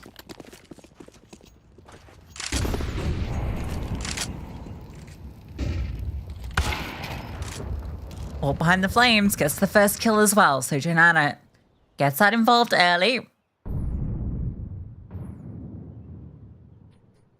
Now Spike to now get up close in towards Grab. Flashbang's great, and she's caught out completely by it. 23 also from the Palace removes the orb at the same time that she kicks down Melly. An evisceration on the entry. After getting the first kill, it all looked really good. Maybe there can still be something here. No. They want nothing more to do with this round. What a shame. Yeah, Manashine shakes the head thinking, all right, how's this happened then? We had the opening kill. Felt like it could have got and should have got a lot better. And then 23 arrives. She levels the amount of kills that Zaz has got. And they're even hunting. 23 is already in towards market. This is starting to get really dangerous now for Let Her Cook.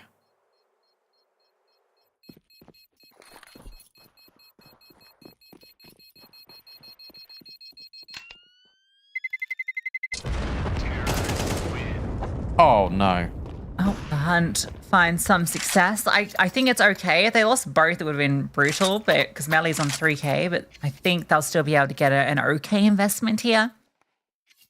But that was unfortunate for them after they get a really nice opening pick, and they even kind of looks like they make the right move there in terms of, you get a player up close, the orb can then route elsewhere, but I love that Imperial don't just waste time. They pause for a moment, then they set up the flash to get that kill after they know the orb's fallen off. 23 activates at the same time, and the fact that she gets a double is criminal.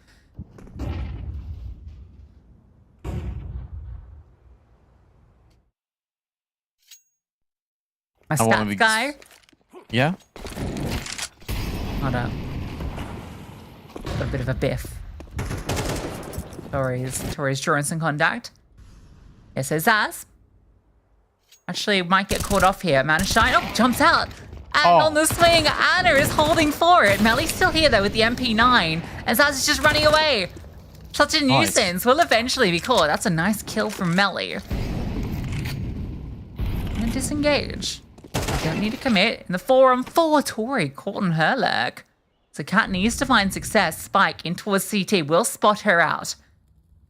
She's actually not going to strike yet. She's going to allow Kat to work to get that timing, and this is not looking good. The decision to freeze and fall back after losing Zaz might have cost Imperial. Yeah, I don't know why they did that, because Zaz had back sight. Anna got the kill. I suppose it's because 23 wasn't in close proximity to be able to go out and help support, and Anna didn't really want to take that fight by herself against an MP9. So instead they look for clues elsewhere. They Scooby-Doo the round. It doesn't really work out in the manner that they expect. Melly's on a great position here, just on top of the bin to watch players come out of the balcony. 23. Not quite dealt with, but put on notice. Anna does make it in towards the site. 23 is now tagged down even lower, but Anna will find Melly. And the bomb can be planted. Anna now looks in towards market. Can't hit the flick through the wall. It's Jonana that now comes through on towards short. And 23 has been left incredibly battered and bruised. So the 1v3 isn't happening. Let Her Cook go back to back. I started to believe when Anna gets the kill on Melly, and you're like, okay, all right, maybe there's something to be had here, but needed to catch that player crossing market. And I love Joanna just tucking into the corner of short, waiting for that swing through. Right, so my stat guy looked up some numbers. He's my stat guy. Our stat guy, I suppose. We're looking at, in CSGO, which I think is the most accurate figure, almost 30% of Zaz's Face-It games are on Mirage. So that checks out. There's 7 maps. It's not an even distribution. Oh. Oh, spotted the leg as well, but it's just Jenkin over the top of this smoke. Imperial wanted to fight Con, and they get met with the same level of aggression, and this time it punishes them. Molly goes in towards Tetris. Doesn't quite land, I think, where Spike was hoping for, but it actually helps really well. Yeah, a swing just from default. Cat's not ready for that. And Zaz, while she finds it, a couple of kills. I think Tori's been heard jumping in the window. As the observer's pointing out, the bomb is so far away. I mean, these are good kills coming in. Zaz has found another. And suddenly, this looks like a really good position of strength for Leather Cook to be in. And suddenly, it's a 2v2. Oh, no. Zaz is there twice. Okay, yeah. It was always a 2-on-2. Okay, my bad. Yeah. It's just the DC came through from a play that was already dead, so don't worry. It's not affected the round. Zaz has a chance. A 1-on-2. She's going to route very quickly towards B. There is this player running up short. Joanna not going to beat her there, but if she goes for the short plant, she's doomed. She's doomed. And on the swing, Joanna will connect.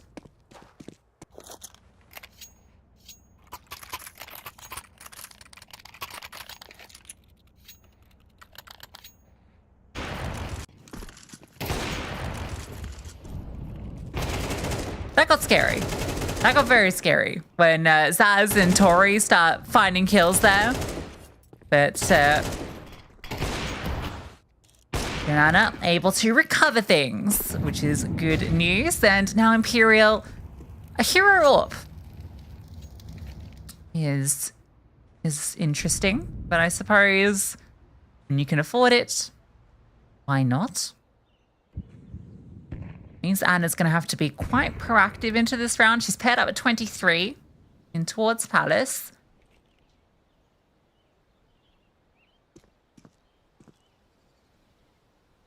Doesn't even armor on anyone else, so this has to be Anna finding something, and maybe Yankin will swing a bit wider, and Anna, that was her chance. Okay, it's not with the AWP that she gets the kill. I think you would have spotted the AWP on her back in that moment. Should have. Oh, Zaz nearly got a time in on Spike, but doesn't. Flashbang's really good. Joanna. Oh! Destroyed by Tori. Spike will eventually catch off Zaz and does good work when it comes to inflicting more damage on Tori. You got to remember that Anna is still here. Can't quite hit the no-scope. Swaps to the Glock again and puts it into a 1 versus 2. This is doable, and I like the way that they're playing this. One swings from up high, one swings from down low. Crisis averted for Leather Cook. Sorry, it's so funny that she has a hero AWP in that round, and both of her kills are with the Glock. It's like, why did you even bother? Yeah, that was funny to watch. Okay. She's gonna buy the AWP again. I actually don't like it. I think she should have bought an AK and dropped 23 something. She doesn't have armor. She doesn't have armor, Brandon. Let her cook her on 4 rounds. It's Anna. They could get 6. They could. That didn't really work out too well for them last time, though. It's the CT side, though. I was going to say, the caveat is it's the CT side. Joanna doing a good job at getting this opening, at least space. This time for Leather Cook. Or Imperial might just reset back in towards the B mode of operations. Instead, it's going to come through middle. Jenkin flashed through, swung. And Zaz can't trade. It has to be 23 on the Tech 9 to do so. Molly forward in towards short. And Joanna, who had initially taken the space out B, is now stuck on an island. But at least she survives against Cat. Cat has had not the best first half. And it continues in that manner. 2 versus 4 now for Imperial to try and recover. Oh, 23. Thought maybe she had a chance there. The Molly won't actually affect Manashan at all. And it's just a bit of information, really. Smoke to cover their backs as they scale up through Con. They want to try and isolate. It is only Spike here at the moment. A flashbang comes over. Is there a chance for 23 to scale? They really want to find a pick, but they're not being given anything. And now the double swing, the timing could not have been worse. Anna gets one. Oh, chance on the second. Missed opportunity. You can see the way she puts it together, but punished on the second attempt. We're on 5. Money's not good for Imperial. We can have another tight half. Yeah, it looks like it. Leathercook are playing really well. The thing is, this time it isn't Imperial making these mistakes. It's Leathercook going for these double swings so continuously. They catch out these lurks that are being weaved in by Imperial. And yeah, the 2v4s look scary because it is Imperial, but the point is that Leathercook, that they are playing things fundamentally so much better. They've even dropped an extra M4 in spawn in case Jonanna wants to swap to it. On the rotate, Jenkins now pushing under Palace. That's now been spotted by Cat. So can Zaz punish? Yeah, she can. Instead it's Tori. Don't know what's going on with my numbers. 23 will find Melly, but it's Manashine at the back of side doing all the damage. Jonanna just stands in to help out, and suddenly it's Anna and Tori trying to recover this round. Hannah might have a chance on the Manashine here. Oh, yeah, Mac 10 gets the job done. It's a little messy, but now she's lost her teammate. I can't believe it. 2 strong starts to the half. Anna in a very tricky 1-on-2. She has managed to circumvent Jonanna. Oh, but on the walk back, Joanna will spot her, and we are tied up again. Back-to-back 6-6 halves.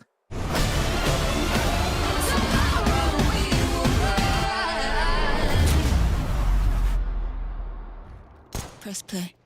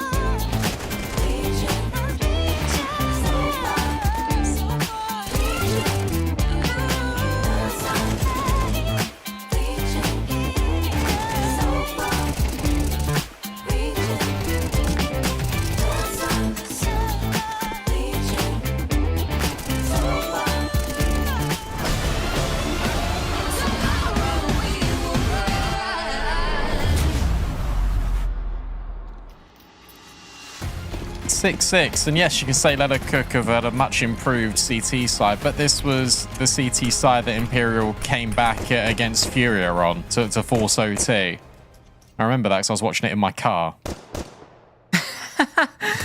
In the passenger seat, of course. Yes, in the passenger seat. A brawl in middle. Melly draws first blood. Zaz is trying to pick something up. Tori will get the second kill and looking for more. What? Wow, I don't know if that was even the target she wanted, but she'll take it. Nevertheless, still more frags coming through for the T side, and Anna is in the right place. But they're not going to go here.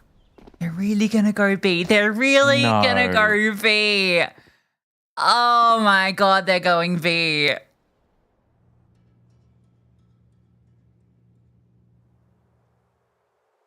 That's brutal. That is brutal. Poor Anna now has to try it and piece this one together. Jenkins already looking at market. There was no resistance putting the bomb down, so you imagine that Anna is on a long rotate somewhere. Jenkins gets off the line. Manashine then gets on it, and Anna reveals that she is here, and Manashine just deletes her. Let her cook. They grab the pistol. That's essential. They're in the lead. They are. First time in this series that Let Her Cook have taken the pole position.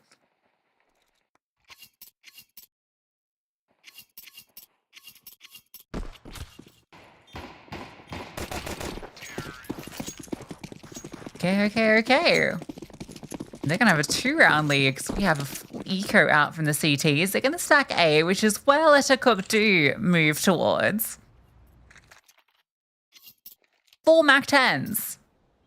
So plenty to get kills with. One goes to the flames.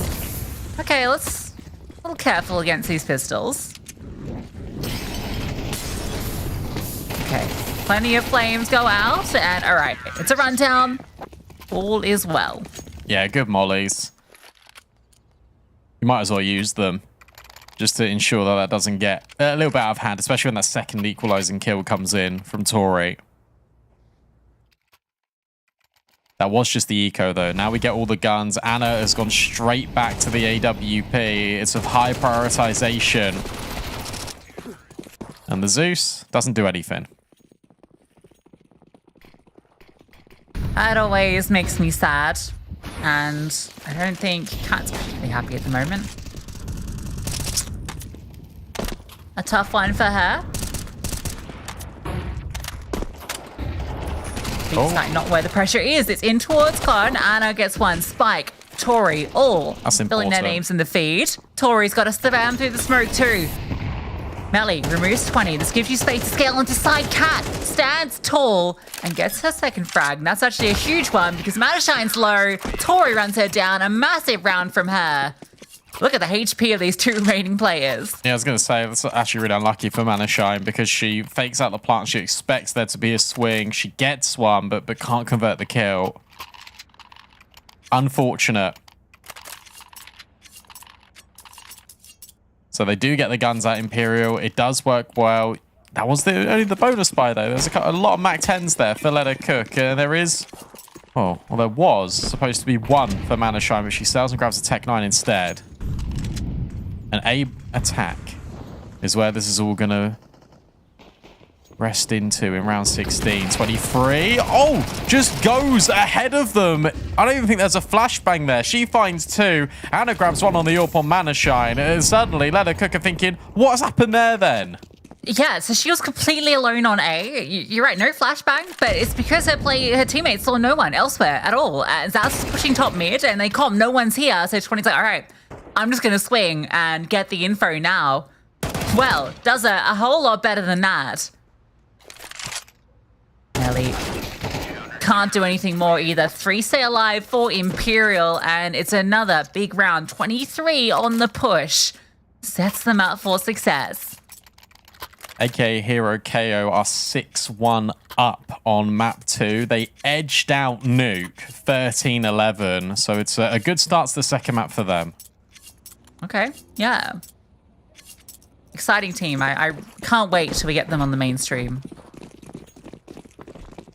They're a little underground at the moment. So it's not... So it's just mainstream, I thought. When I said it, it sounded like I was talking about like a music artist, and I thought it was. Anyway. I mean, AK Hero KO does actually kind of sound like a DJ producer or something. Yeah. Straight from the clubs of Finland. Yeah, I'm sure they're popping. Hey, I'm sure the Finnish are very social people.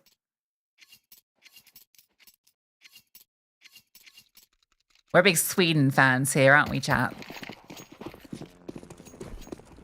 Not at all biased because our entire production team is in Sweden.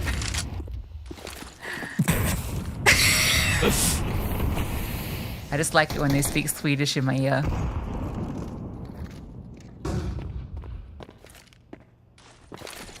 Catch. Oh, it sounds good. Oh, all right. Oh, she did. wow. Catched it. Caught it. Yeah, she catched it real good. Catched it. Speak good, I do, sometime. Jonana, up close at ramp. There's a lot of players here for Imperial. That's the danger right now. 23. Oh, does remove Jonana and is now being a little bit of a nuisance. Look at the player already just on balcony. Cat has played this to perfection. They walk straight by her. And now she's coming up with impact. Flashbang, brilliant to set her up for a third kill. And now Anna posted on connector, sees the gun, claims the kill. Imperial are back in cruise control. Yeah, nice run around some Imperial on this CT side.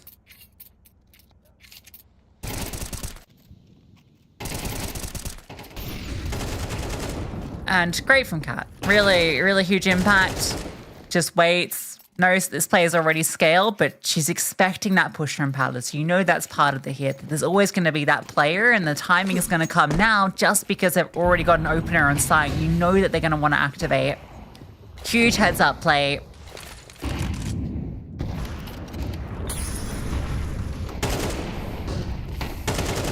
Now we've got a half buy that Cat is again in the right place to deal with.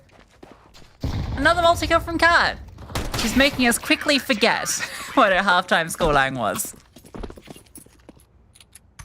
Yeah, true. She's so back.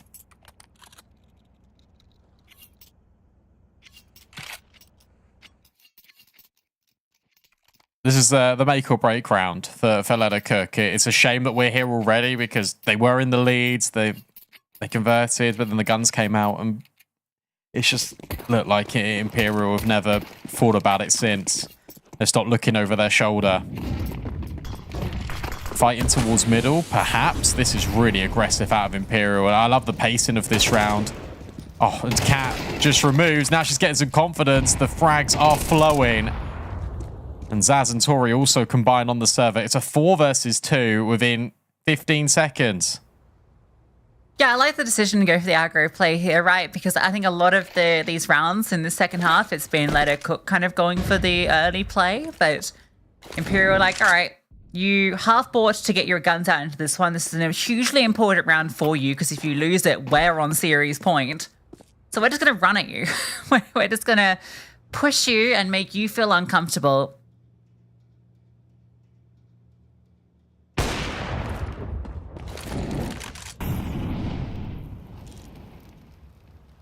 Now you got to contend with Anna if you want to go into this B site.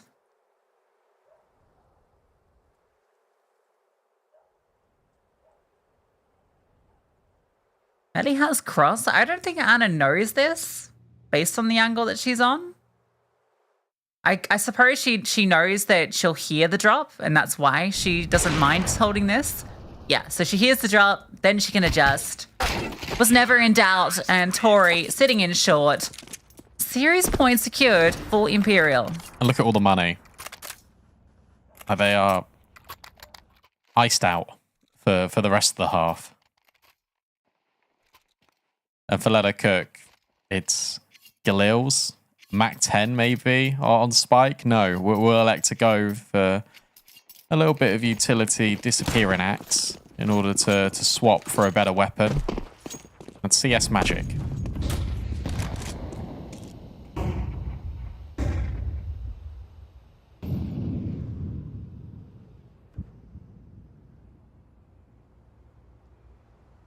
Not the aggro this time. Spike's tucked to play anti. They've got 2 anti-setups in play. They're expecting Imperial to push into this round, and so Imperial like, no.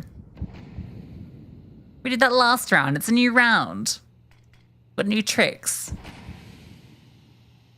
Come to us. They did use a lot of their smokes early, Imperial. They've only got 2 left for the rest of the round. Oh, and Tori, that timing is just absurdly good. And it isn't random. It's by design. Jonanna will get the best of Anna, and now there's an AWP in her possession. Zaz is in Palace. And you feel like, Zaz, you should be ready. Yeah, for the player in jungle. It feels weird that she vacates her position, and Joanna is playing immaculately well. Another 17 kill performance for her. Tori is looking to search a little bit. The bomb is far away. That could be the only sticking point, but with players fighting everywhere, it won't be. Yeah, it's all good. It's all good. Joanna with a huge 3K into that round. Yeah, she's been brilliant, hasn't she? I think particularly in the late stages of both these maps, she's really stepped up in a big way. Some nice shots with the AWP.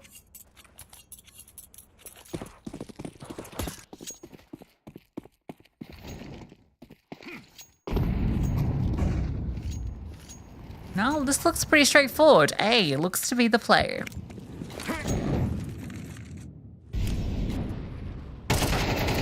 Oh, but 23 gets caught off and Anna misses an AWP shot. They got to get out of there.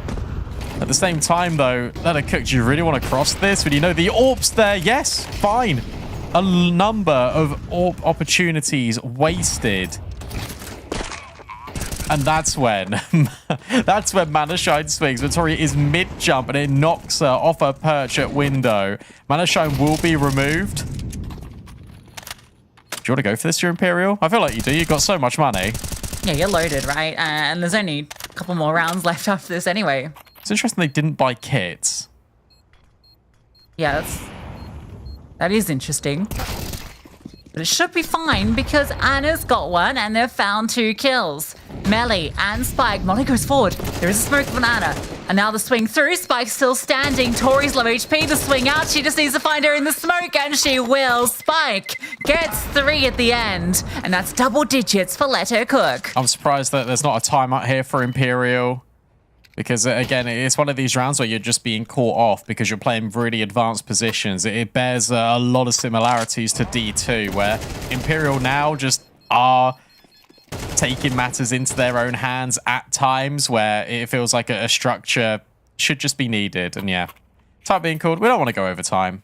It's not really needed. Let Her Cook have done really well. I'm really enjoying the different calls being brought forward here. On the T side, they are catching Imperial more often than not. They're definitely giving us a good game. I'm loving it. It's great to see. Exactly what you want out of the underdogs.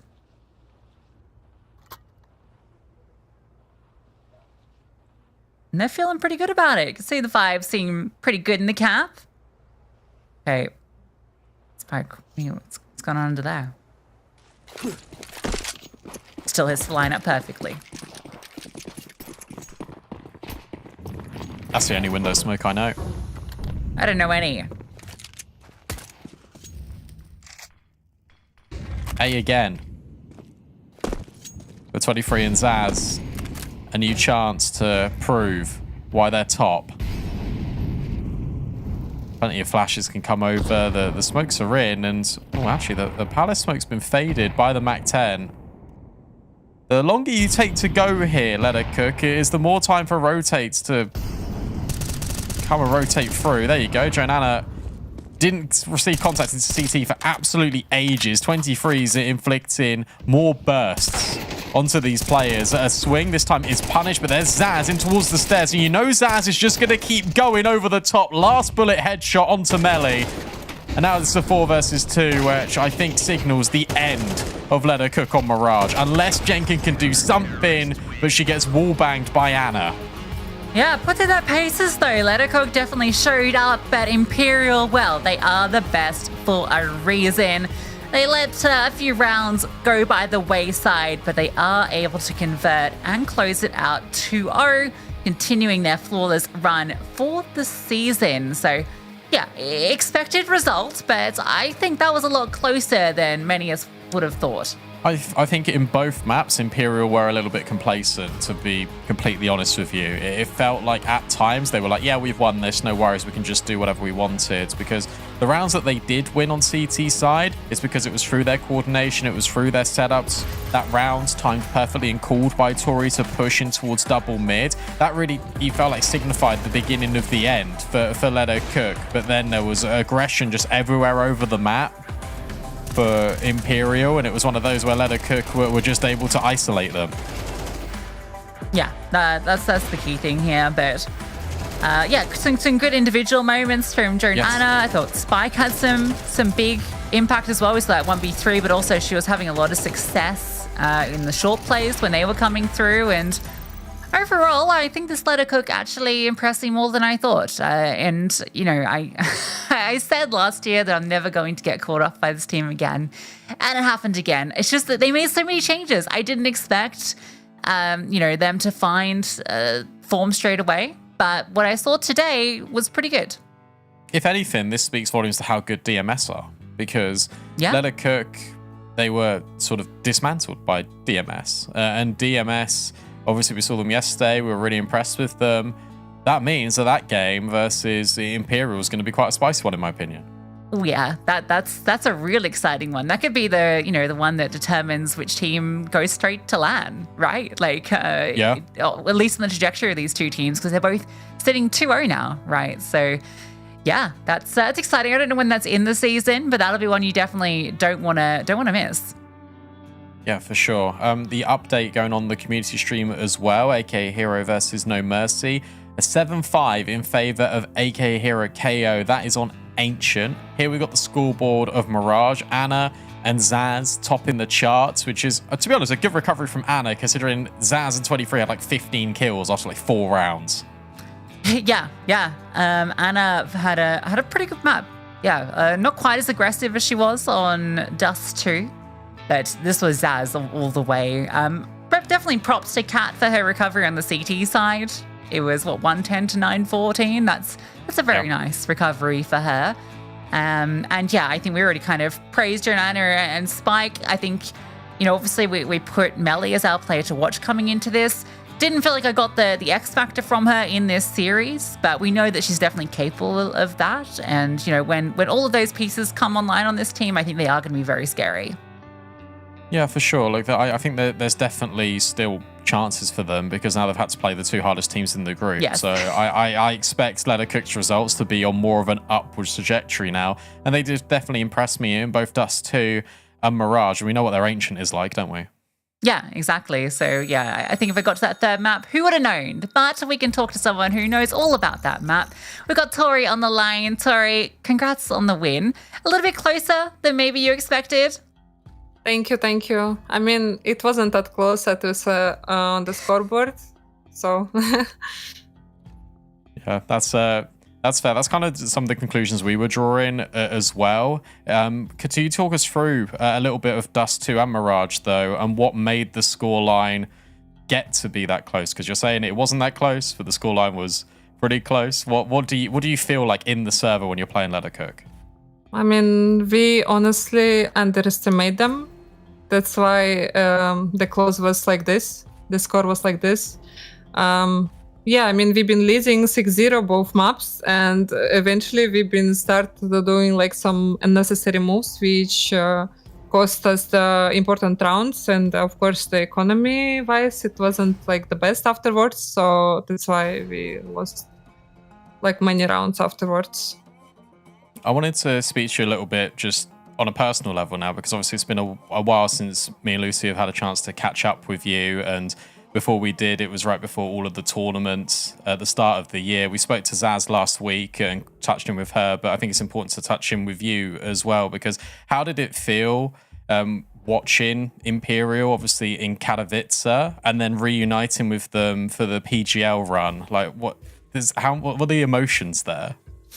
I mean, I was obviously very sad because I couldn't play Katowice. It's like one of my dreams to actually compete in this tournament. And for me, it was heartbreaking to not get a visa.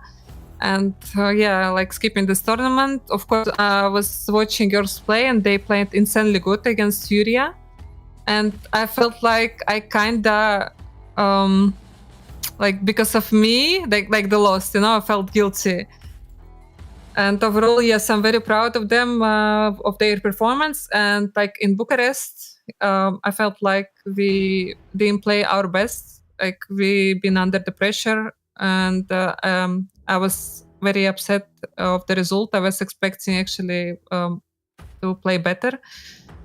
Yes, so I don't know. Like overall, I can say like we have confidence to play against girls now, which maybe like cost us rounds also, Yeah, what's it actually like, I guess, the difference in calling against tier 1 teams versus, games like today? Is it a lot different from your perspective?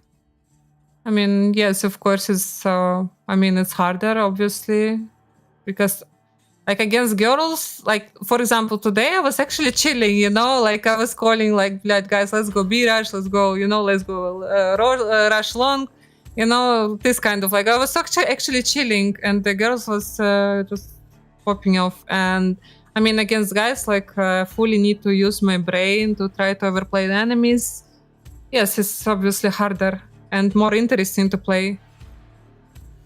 We've had a lot of changes with the teams this season. I'm not going to ask if you think any are a threat, because obviously, you are the best team. But are there any that you think are maybe exciting that we should be keeping an eye on, that you're keeping an eye on? I mean, obviously, like I'm not actually following the changes in female scene, but I cannot wait to face Furia since we lost last tournament in Brazil against them, and I'm very hungry to meet them again and actually win. Well, we'll see how the season goes, and hopefully we do get that rematch. It'll be very exciting. But thank you for joining us once again, Tori. Congrats on a good start to your season. Is there anything you want to say to anyone at home? Thank you. Yes, I want to say huge thanks to my family, to my mom, Fatima. She's the biggest supporter of me. She's never skipping any of my games. So I love you, Mom. Я тебя люблю, Mom. Amazing. Well, thank you, Tori. And yeah, good luck with the rest of the season. Thank you so much, guys. Thank you. So yeah, really interesting to obviously hear about the differences as well with the sort of call-in and how that level up has been. But you can see she's taking it all in her stride, and she's just like, yeah, I was full chilling today. And it was nice as well that she kind of gives us the confirm of basically what we were saying in both those maps, where I was like, yeah, a little bit unnecessary. You kind of feel like you maybe have won the game when you really have. So it's important to lock in when it matters. Yeah, exactly. And, when they have to lock in, they will. And a player that locked in is our Kadia player of the match, our most valuable player, who will be appearing on your screen very shortly. Zaz, of course, who was phenomenal across both maps. She is undeniable on this team. Yeah, she is. And look, to be honest, this is the power of Imperial. Is you could have put Anna in there, you could have put Zaz in there, you could have put 23 in there. All of these players were just performing to an exceptional level. You could even throw Tori in that conversation. So the fact that you have to pick one is really hard. It makes my life difficult when I get asked, who do you think the MVP is? I'm like, it could be any of them. I rolled the dice. Today it was Zaz. Yeah, and you rolled well because she was actually the highest rated player as well. Obviously, we can't see the HLTV stats mid-game. So 1.61 rating for Zaz across that's ridiculous. The series. So yeah, that's pretty good. That's better than Sosya against Leto Cook, and it was a closer game. So I think that speaks to the impact that Zaz has in the server.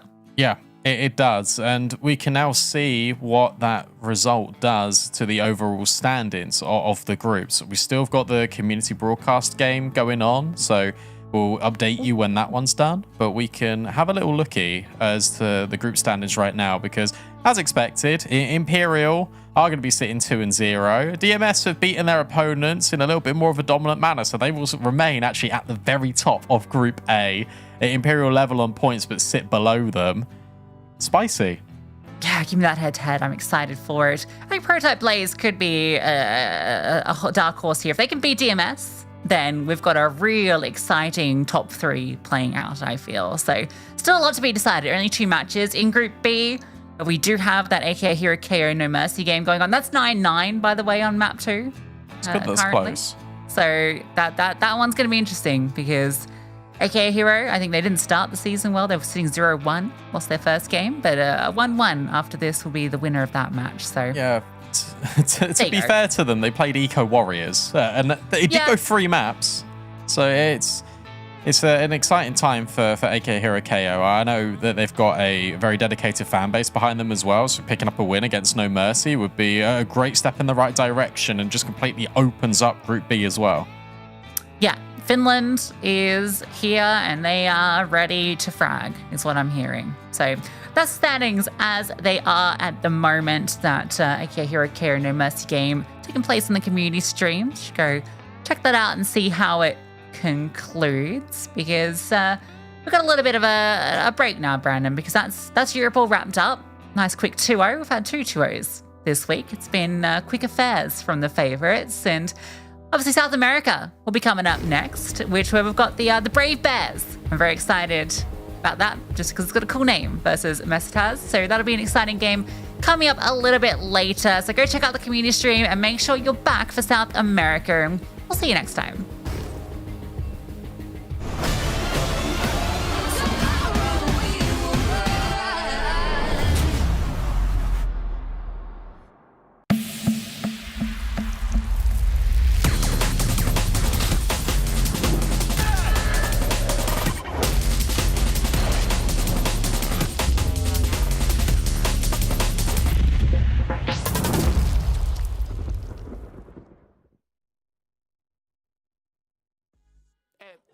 Excuse me, señor.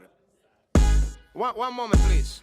Yeah, disculpa. I know my English not good looking, but are you using salt? Because there's no flavor in this place. Dile a quien fue que cocinó sin el sazón que no se aguante.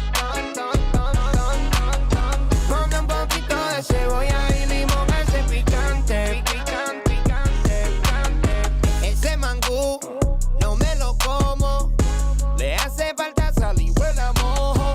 Hay brujería en esa vaina, me hizo daño. Pues tu mamá se come un plátano muy extraño. Ya estoy cansado de estar picando por la plaza, amor. Quiero comerme un desayuno ahí en tu casa, amor. 2 huevitos con chorizo te cocino. No soy cochino, te lo cambio por tocino. Dile a quien fue que cocinó sin el sazón que no se aguante. Ponle un poquito de cebolla y limón a ese picante. Es que te extraño como la cocina de abuela o la empanada de tu vieja. La nena dulce como la miel de abeja. Yo me muero pa' comer si tú me dejas. Diablo, nena, que tú sí estás fuera liga. Mango bajito, lo que son tus amigas. Por eso que yo no me encaramo en árbol. Gracias por el plato, pero es que le falta algo. Dile a quien fue que cocinó sin el sazón que no se aguante. Ponle un poquito de cebolla y limón a ese picante. Dile a quien fue que cocinó sin el sazón que no se aguante. Dile no se aguante, dame. Ponle un poquito de cebolla y limón a ese picante.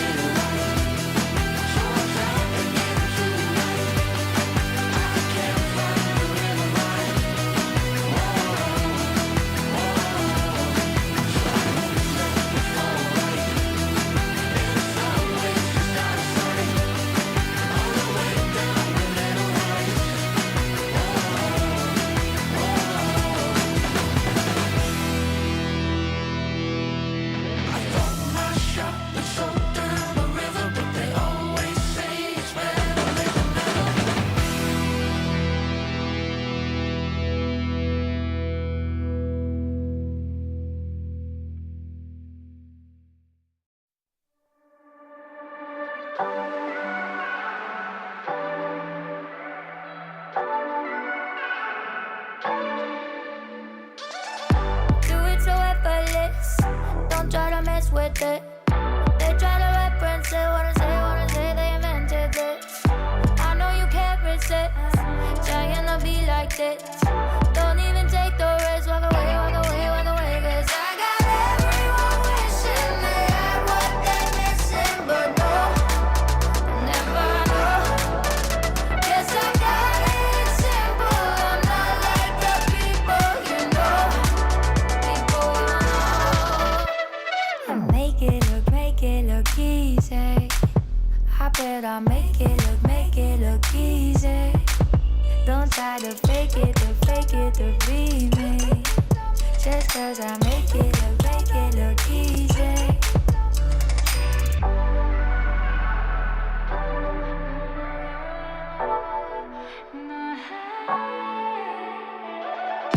Make it look easy, I do it in my sleep at night. Don't try to get it right, gotta stay alive. I gotta win, nah. I'm making a name, nah. Winning again, nah. Wanna play. Cause I got everyone wishing they had what they're missing, but no, never know.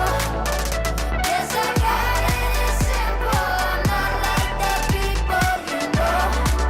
People you know. Make it look easy. I bet I make it look easy. Don't try to fake it to be me. Just cause I make it look easy. Don't even bother, try to win a liar. Real like no other. It's in my veins, like in my DNA. My vibe is like no other. Cause I got everyone wishing they had what they're missing, but no, never know. Yes, I got it simple, I'm not like the people you know.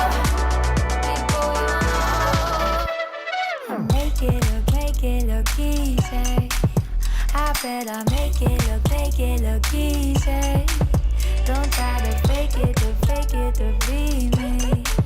Just cause I make it look easy.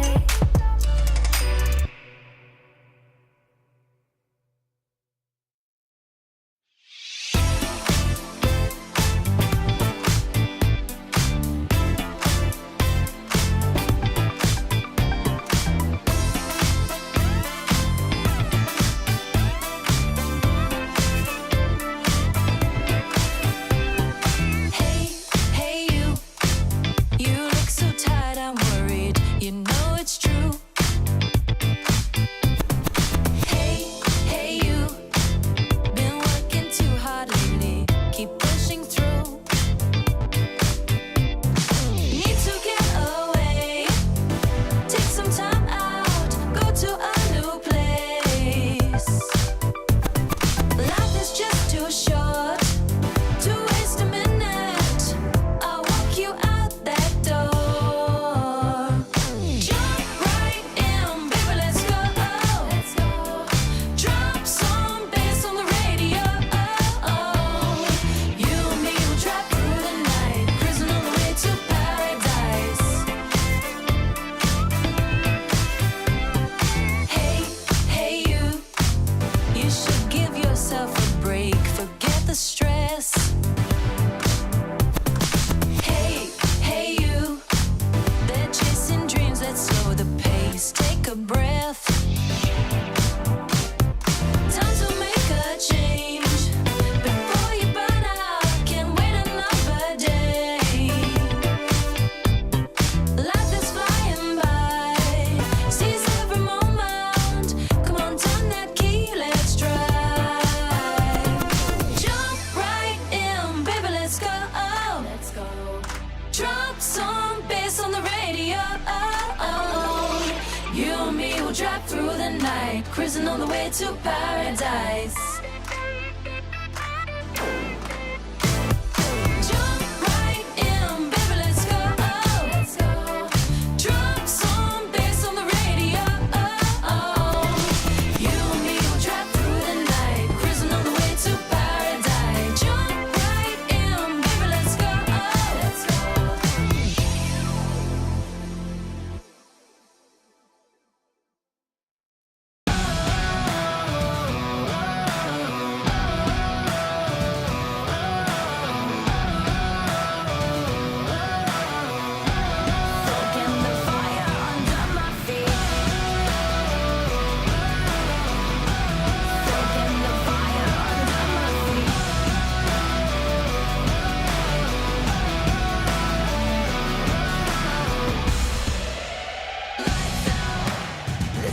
what we came for. Watch out, what we got you can't handle. Step out, 'cause we don't ever stand still. No doubt, I'm ready for the gamble. I'm ready for the gamble. Ready for the gamble. I keep feeding the flame, chasing the fame. This world will never be enough for me. I feel it run through my veins. I sharpen my aim, soaking the fire under my feet. Soaking the fire under my feet.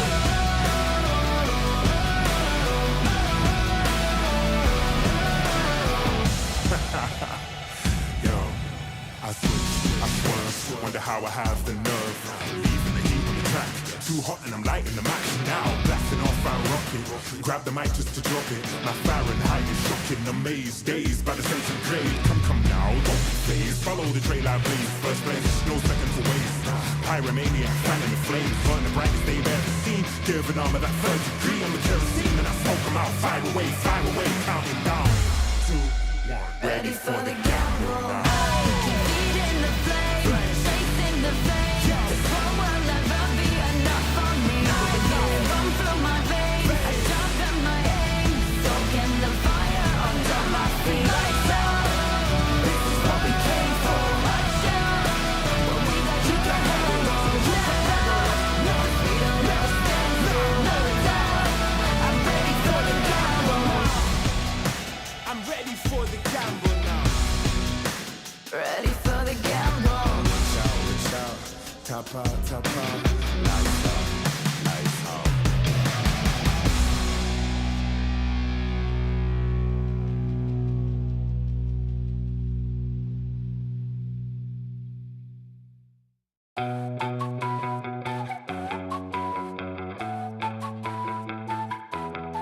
I ain't holding my breath, but something's gotta give. Settle for nothing less.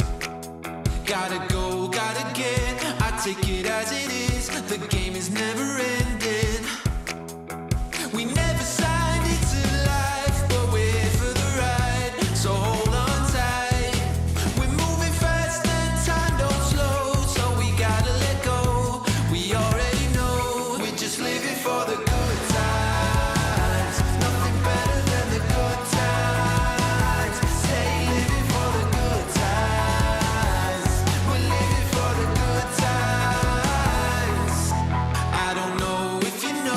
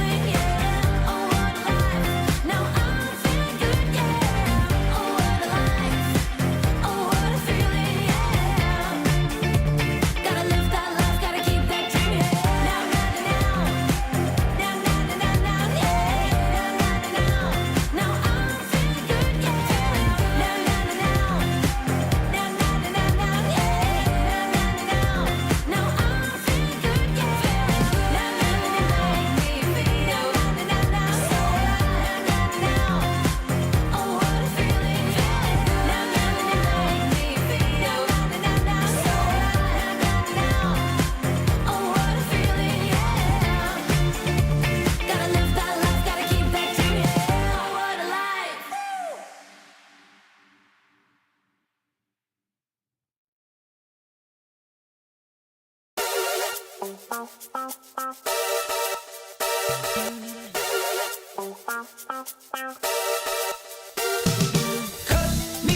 out like a photo from magazine. Cold dead eyes, all tied up in the web of your fantasy. Little white lies, scandalous, scandalous, scandalous, and scandalous. It's in your eyes, scandalous. Scandalous, scandalous, and scandalous. No big surprise. Headlights creeping up and down the boulevard. Dialing 666. Hey, can I speak to God? Helicopter spinning in the cold night sky. Underneath the stars, it's an eye for an eye. All tied up in the web of your fantasy. Scandalous, scandalous, scandalous, and scandalous. It's in your eyes. Scandalous, scandalous, scandalous, and scandalous. No big surprise. Hey, Yahoo, can I speak to God? Speak to God. Hey, Yahoo, can I speak to God? Speak to God. Scandalous, scandalous, scandalous, you're scandalous. It's in your eyes. Scandalous, scandalous, scandalous, you're scandalous. No big surprise. Scandalous, scandalous, scandalous, you're scandalous. It's in your eyes. Scandalous, scandalous, scandalous, you're scandalous. No big surprise. Speak to God. Speak to God. Speak to God. Speak to God.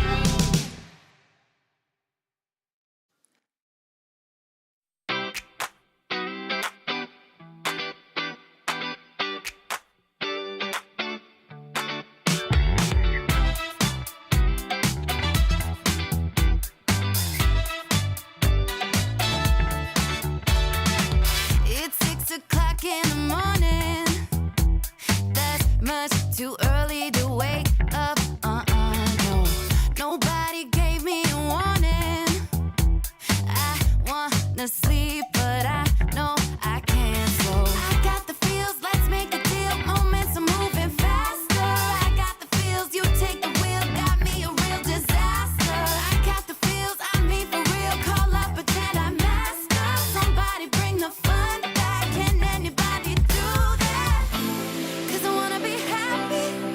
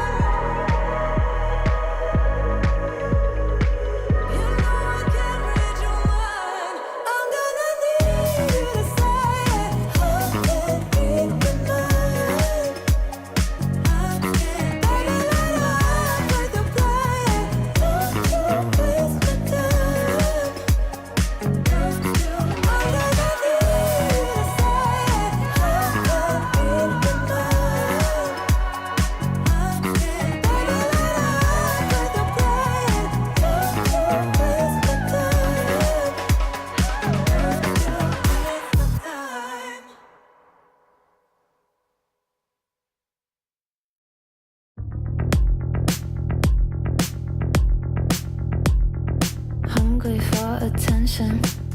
You're so hypnotic. Take me for a ride. I'm feeling nauseous. Oh, I'm delicate, just like the pick-me flower that you're crushing. Feelings out of guard. You say they're valid. Take me to the party, buy me drinks, I guess I'm lucky. Pull me apart, like when I'm broken. I don't wanna wait for you to make me cry. Turning black and blue from the words you fight. Feel like I'm dying, dying. Deep down inside, I'm crying, crying. But I'm holding it, cause you say I'm a cry, cry, baby. But I'm holding it, cause you say I'm a cry, cry, baby. Feel like I'm dying, dying. Deep down inside, I'm crying, crying. But I'm holding it, cause you say I'm a cry, cry, baby. But I'm holding it, cause you say I'm a cry, cry, baby.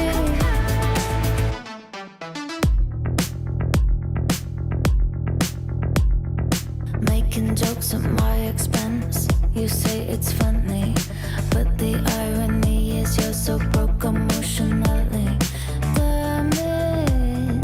Have the nerve to tell me you can't afford to love me. Think about my body with somebody else. Hope it feels like hell. Feel like I'm dying, dying. Deep down inside, I'm crying, crying.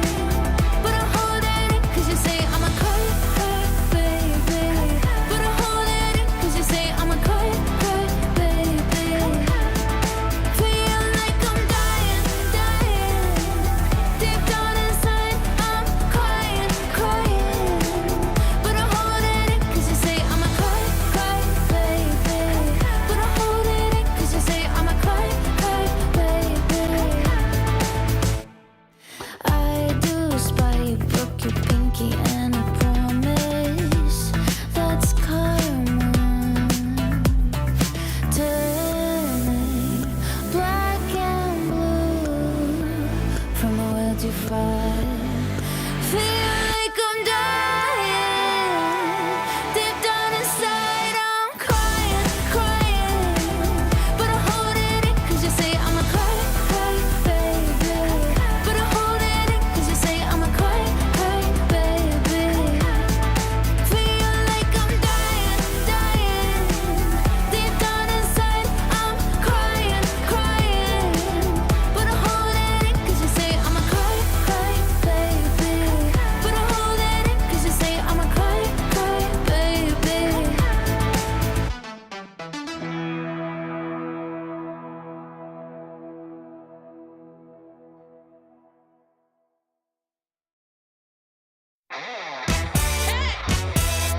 You know I'm ready to win. Come on.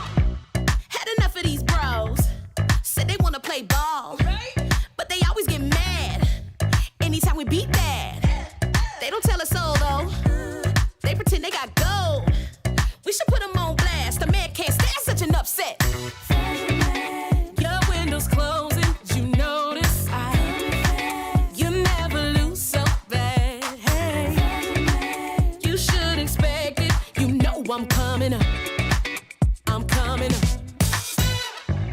Hey, no time to run, no games. Your time has come today. Just stopping by to say we're taking over. We're made of this. We're taking over. You know what time it is. We're taking over. We're made to win. We're taking over. Woke up this morning feeling like $1 million bucks. Tell me how you feel knowing you get no love. Wait a minute now. All wins, no losses. Watch out, fill my cup. If you could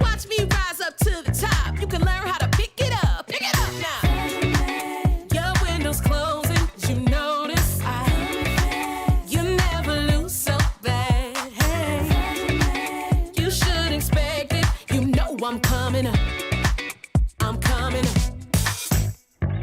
Hey, no time to run, no games. Your time has come today. Just stopping by to say, hey, come on. We're taking over. We're made for this. We're taking over. We're taking over. We're taking over. We're made to win. Yeah. Say what we made for. We're made for this.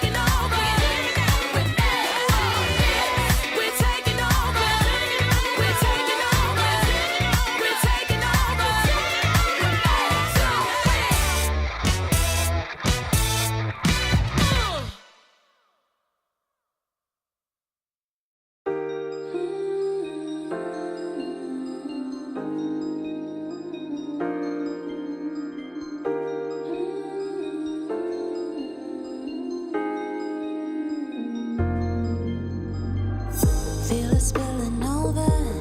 You gotta cry just a little. Cry before you let it go. Gotta take a moment, then move on. Leave the past behind you. You gotta die just a little. Die before you learn to live. Let the magic find you and go on. And you might fall down a little, get back up again, fake it till you make it, and don't have to play pretend. Get into your flow, come on, let it show. There you go.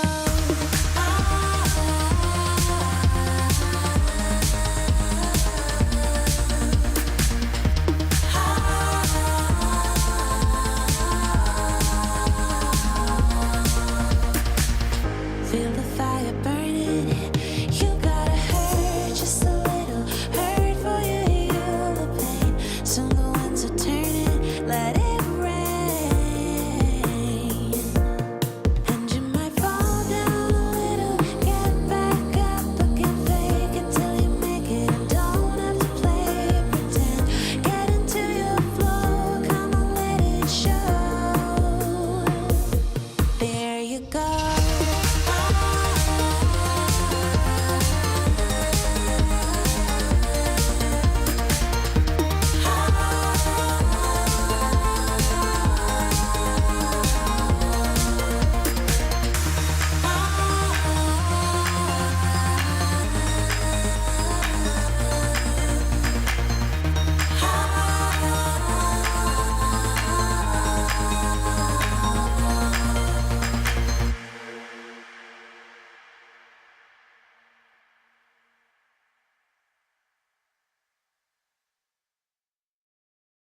You called me the other night. Don't you know I've got no time? That's it, I'm never right for you and I. Don't you call me babe? Thought you had a chance dropping DMs on my page. You can stay outside, you can park it on the pavement. Waiting, I don't need a man that's cheap and basic. I'm ranking. Back up. I don't need another suitor, babe. Man up. Put your pouting on a Twitter page, yeah. And I advise you to take a deep breath, cause you gon' hold it till the colors in your cheeks left. Whoa, child, I don't mind. You can follow if you like. Just know I got no time. Not for you and I, not for you and I.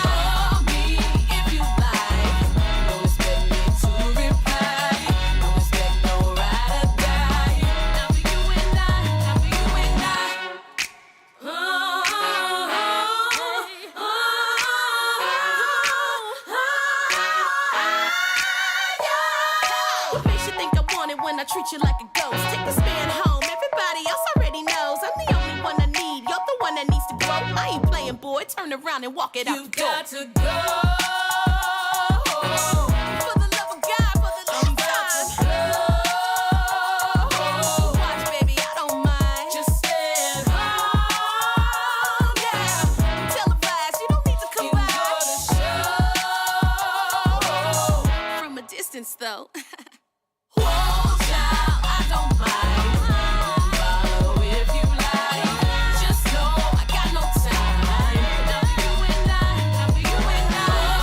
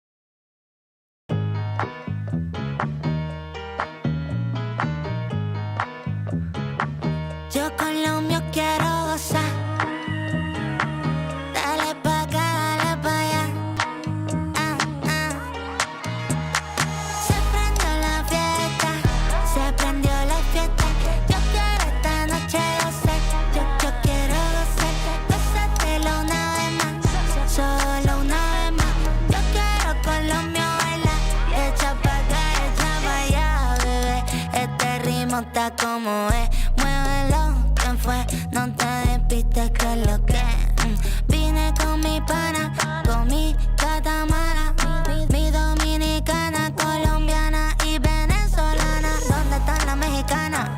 Muévelo, muévelo, no veo a mi boricua. Sacúdelo, oh, oh, oh, oh.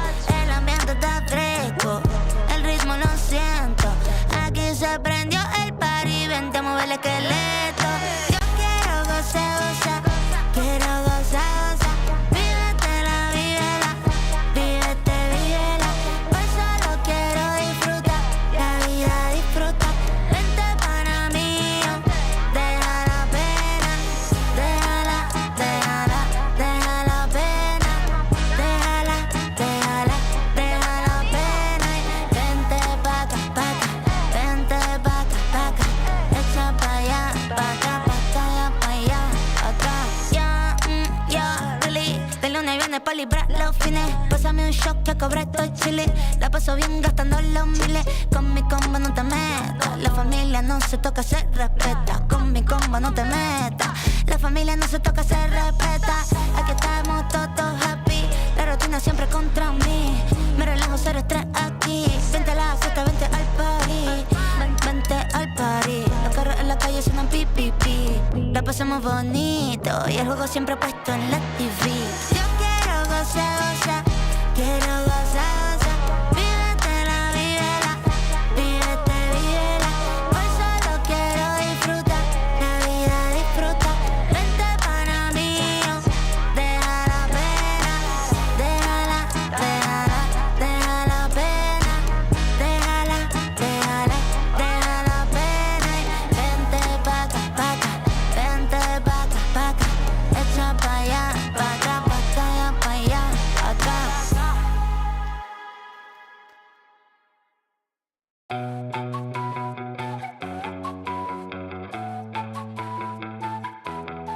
I ain't holding my breath, but something's gotta give. Settle for nothing less. Gotta go, gotta get. I take it as it is. The game is never ending. We never signed it to life, but we're here for the ride. So hold on tight.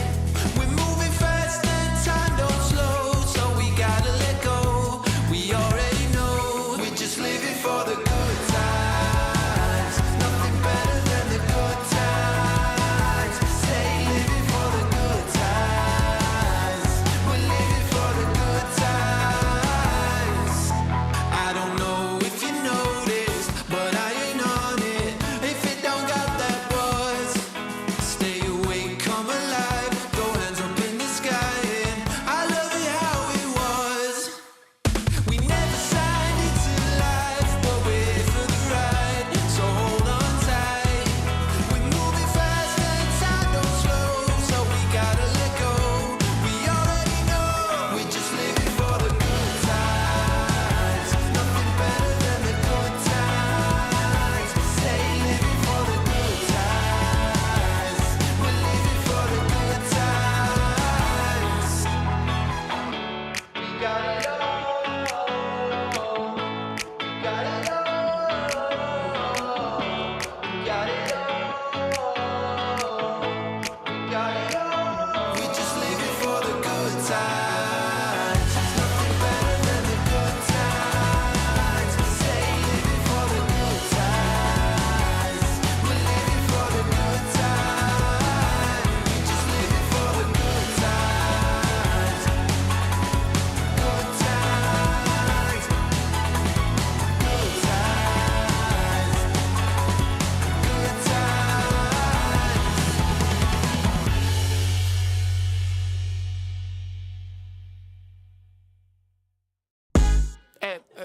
Excuse me, señor. One moment, please. Yeah, disculpa. I know my English not good looking, but are you using salt? Cause there's no flavor in this place. Dile a quien fue que cocinó sin el sazón que no se aguante. Ponle un poquito de cebolla y limón a ese picante. Ese mangú no me lo como. Le hace falta sal y huele a mojo. Hay brujería en esa vaina, mi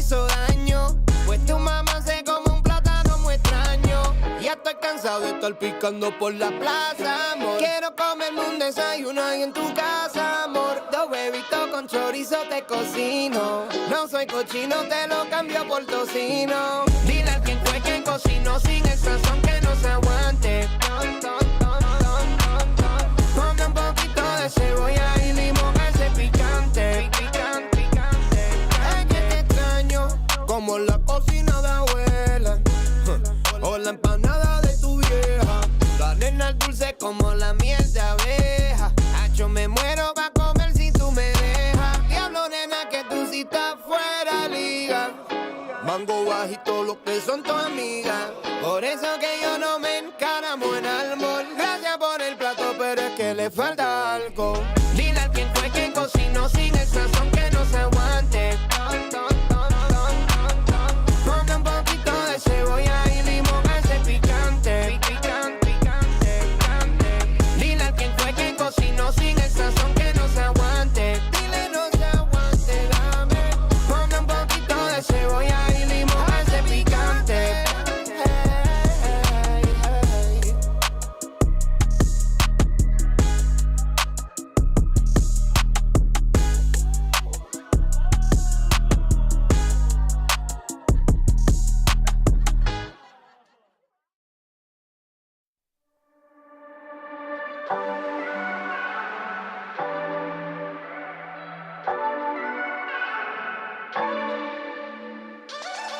Do it so effortless.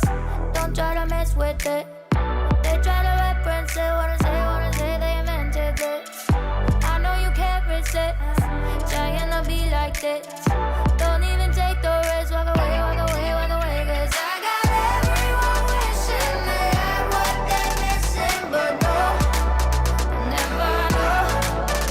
Guess I got it simple. I'm not like the people you know. Make it look easy. I bet I'll make it look easy. Don't try to fake it, to be me. Just cause I make it look easy.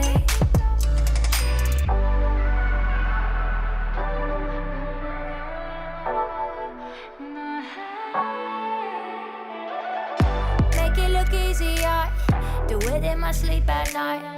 Don't try to get it right, gotta stay alive. I gotta win, nah. I'm making a name, nah. Winning again, nah. Wanna play, cause I got everyone wishing they had what they're missing. But no, never know. Guess I got it simple. I'm not like the people you know. Make it look easy. I bet I'll make it look easy. Don't try to fake it, to be me. Just cause I make it look easy. Don't even bother, try to win a liar. Real like no other. It's in my veins, like in my DNA. My vibe is like no other. Cause I got everyone wishing they had what they're missing. But no, never know. Guess I got it simple. I'm not like the people you know. Make it look easy. I bet I make it look easy. Don't try to fake it, to be me. Just cause I make it look easy.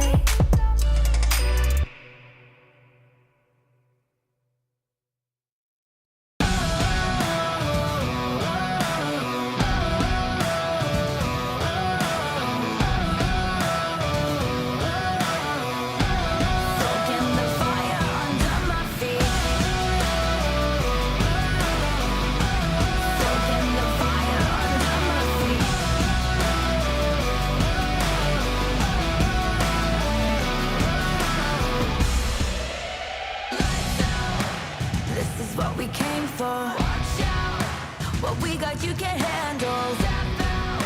'cause we don't ever stand still.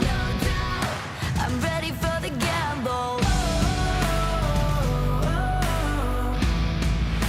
I'm ready for the gamble. Ready for the gamble. I keep feeding the flame, chasing the fame. This war will never be enough for me. I feel it run through my veins. I sharpen my aim, soaking the fire under my feet. Soaking the fire under my feet.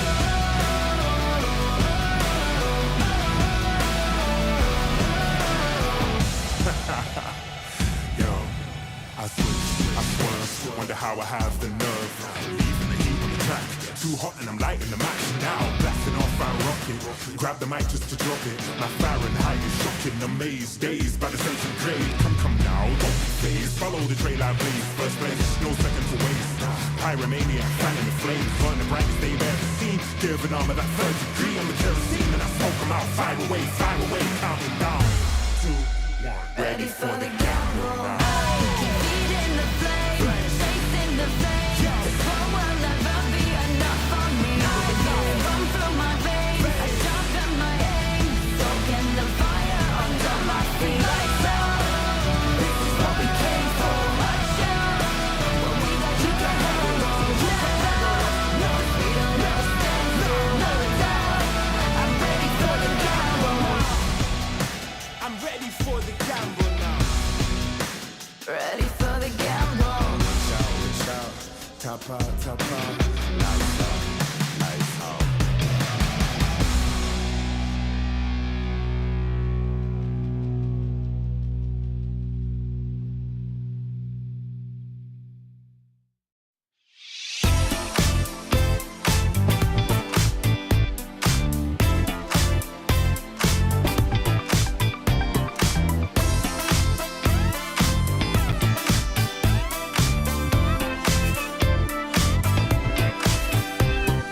Hey, hey you look so tired, I'm worried. You know it's true.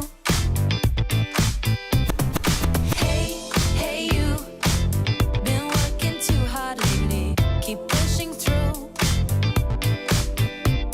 Need to get away.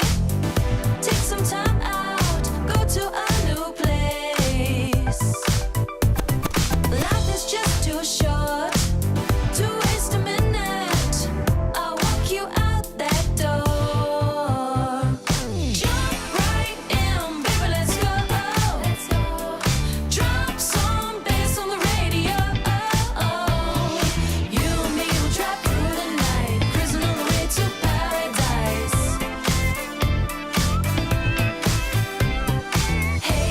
Hey you should give yourself a break, forget the stress. Hey you, they're chasing dreams, let's slow the pace, take a breath. Time to make a change, before you burn out, can't wait another day. Life is flying by, seize every moment. Come on, turn that key, let's drive. Jump right in, baby, let's go. Drop some bass on the radio. You and me will drive through the night, cruising on the way to paradise. Jump right in, baby, let's go. Drop some bass on the radio. You and me will drive through the night, cruising on the way to paradise. Jump right in, baby, let's go.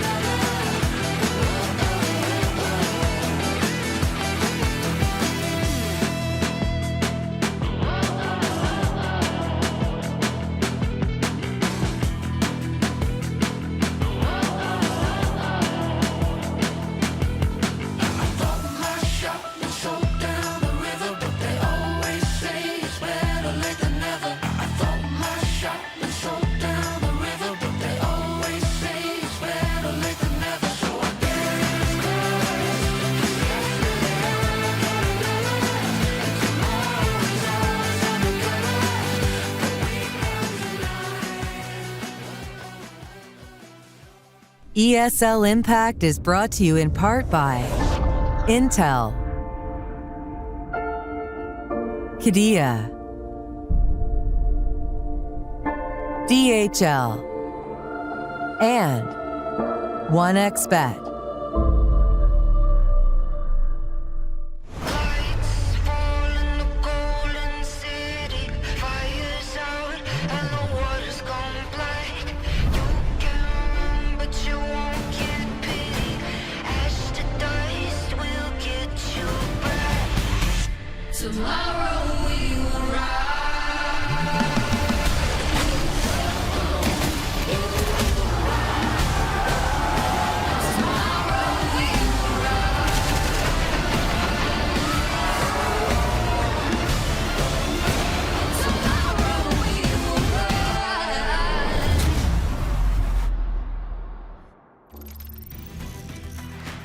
Hello, everybody, and welcome back to ESL Impact Season 7. We're just about at the halfway mark now in the season, which is absolutely insane to think about, and things have been really heating up. I'm Nari Mizuki. I'm going to be one of your casters for today, and I'm joined by the wonderful James Bardoff. How are you doing this evening? Easy. I am doing well. It has become really cold in London after a warm weekend with plenty of shotgun action for me. It is kind of freezing, but I'm ready for the action today. I've been thoroughly enjoying all the regions of Counter-Strike here on Impact, especially obviously South America, which we cover, but one of my besties is on Black Mold in North America. They're currently 3-0 in their group, and they've got big matches to come, so I'm excited for all kinds of people who might make finals. Well, let's go look at our standings and see how the South American teams have been doing over the last couple of days, 3 weeks. Goodness me. Yes. MIBR sitting at 3-0. I'm going to keep interrupting you. I've decided. Yes, MIBR at 3-0, and again, you look at MIBR again. I spoke about Black Mold and NA having big challenges to come. I think the same is true with some of the clashes we're going to see in the weeks to come. And again, this new look MIBR, very exciting, but can they keep a clean sheet all the way through is what I'm wondering, Sam. Mm-hmm. Yeah, I mean, they've come up against some decent opposition, but they're still yet to play up against Furia. So I think that there's still a lot of potential pushback that they could come up against. Meanwhile, however, Oplano have dropped a series already, which may have been a surprise for some, but the fact that they're still top 3 does still bode very well for them. It's very reminiscent of where they have been in the past, so they'll still be feeling pretty darn comfortable with that so early on in the season. Now, why don't we go ahead and take a look at our games to come and games past, because already, of course, we have had Europe, and honestly, Let Her Cook gave the Imperial Valkyries a run for their money. I mean, Tori in her interview, she was saying, we were chilling, and she was saying it's not as difficult IGLing against the other women's teams as opposed to, when they were playing at PGL, when they were playing at in Blast and some of the Tier 1 events. She felt like she really had to be a lot more switched on, and they were kind of chilling in this one, but Let Her Cook really did take advantage of that chill vibe. Unfortunately, however, not enough to take a series. A little bit later on, we'll have FlyQuest versus Nouns, and today it's Brave Bears versus Mesitas. James, anything jump out at you about our schedule for today? I have to say that I think I'm actually amazed at just how good a player Tori is for someone who moved into the IGL position. Normally you have a negative impact on your individual performance, but she's like a duck to water. She just carried on. Just another day in the office for Tori, and she continues to be an amazing player, and that's not easy to do, and that is fantastic to watch. And that is against all opponents, all tiers of opponents everywhere, which is amazing. I'm excited for the match we have here for South America, which we'll get into a bit more, but FlyQuest playing later. Good luck to Goose Breeder and that gang as well. They're buddies, so I want to see them do well. Absolutely, and after their recent loss against Supernova, they might have a little something to prove. But let's go ahead and take a look at our veto for today's match. We need to dive into that and really dissect what it is we're going to be seeing today. So we'll kick things off with an Inferno ban, followed by a nuke. Does seem like Inferno has really dropped in popularity in the South American region. Nuke as well, not a big one. I'm gonna go ahead and I'm gonna assume, just based on the last few weeks, that we're gonna have an Ancient somewhere in the mix, probably a Mirage, maybe a Dust 2. You know, that's my crazy theory for the day. Okay. No ways, brother. The fraggy maps, let's go. Okay. 2 out of 3 ain't bad. And so Anubis, interesting. That's good. Plenty of aggression. I think Anubis is an interesting challenge when we take a deeper look at the teams that we have today, because you have to be really careful with your CT aggression on that map, and it's not so easy to do. So I'm interested if we get to an Anubis, what that's going to look like for these teams who are both looking for their first win this season. Absolutely. And it's quite interesting because we've got a battle of experience to an extent. We have a team with quite a lot of experience, not necessarily as five, partially as five, but also kind of individually on other teams throughout the last few seasons. But we really have to talk a little bit about the Brave Bears here and the fact that this is a team, 4 of them, plus Flossie from Masitas. So we have 5 players, an ace, if you will, of debuts here today. And it is so incredibly exciting that even at this late stage in the game, in the circuit, we're still getting fresh blood, new players proving themselves and stepping up to the arena. And the fact that this is an entire roster that is making their debut. Now, I mentioned that Flossie is from Masitas, but even the 5th from Brave Bears, Elens, she's played a little bit at ESL Impact League. She participated with the Capybaras last season, but as a full 5 stack, it's a brand new roster. So it's really, really exciting to see that we have all of these new faces coming to compete again. Yeah, it's going to be very interesting to look at all these players and see what their personalities on the server look like. Who are the more aggressive ones? Who are the ones who've got to hold down these B bomb sites to be dependable? There are names we can look at in South America for such roles, and it's going to be up to these players to answer those questions and see if they can be added to that or if they will crumble under the pressure with the lights upon them, especially on the main broadcast as well. They'll be aware that they're on there, and that could, have a positive or negative effect on some of these players. Oh, looking forward to seeing it. And I did mention Flossie a moment ago, but now let's deep dive as we move on over to our Kadia player to watch. And that is going to be Flossie today. And there's a couple of reasons for that. One of the reasons being that she is the only one in kind of this ace of debuts that actually does have some past competitive experience. The other 4 in our debuting team have never played competitively, or at the very least not at this level. But Flossie has competed before. She competed last in 2021 at La Liga Pro, playing alongside 2 of her current teammates, in fact, in Kiza and China. So it's really exciting to see her getting back into the competitive spirit and finding a place here amongst these phenomenal women with, coming into a matchup against a bunch of ladies who have never had competitive experience. That might be a huge boon for our Masita squad. I think her name's awesome as well. Florencia Alejandra Gasparini, that just sounds really cool. Great. I wish my name sounded that cool. Yeah, I'm excited. We're in the dark for half the players on the server in the best way. I can't wait to see what surprises they may have in store for us. So this will be a very, very interesting one. I feel like for Masitas, they I'm sure these teams have experience with each other in terms of scrims and things which are not recorded on official results for obvious reasons.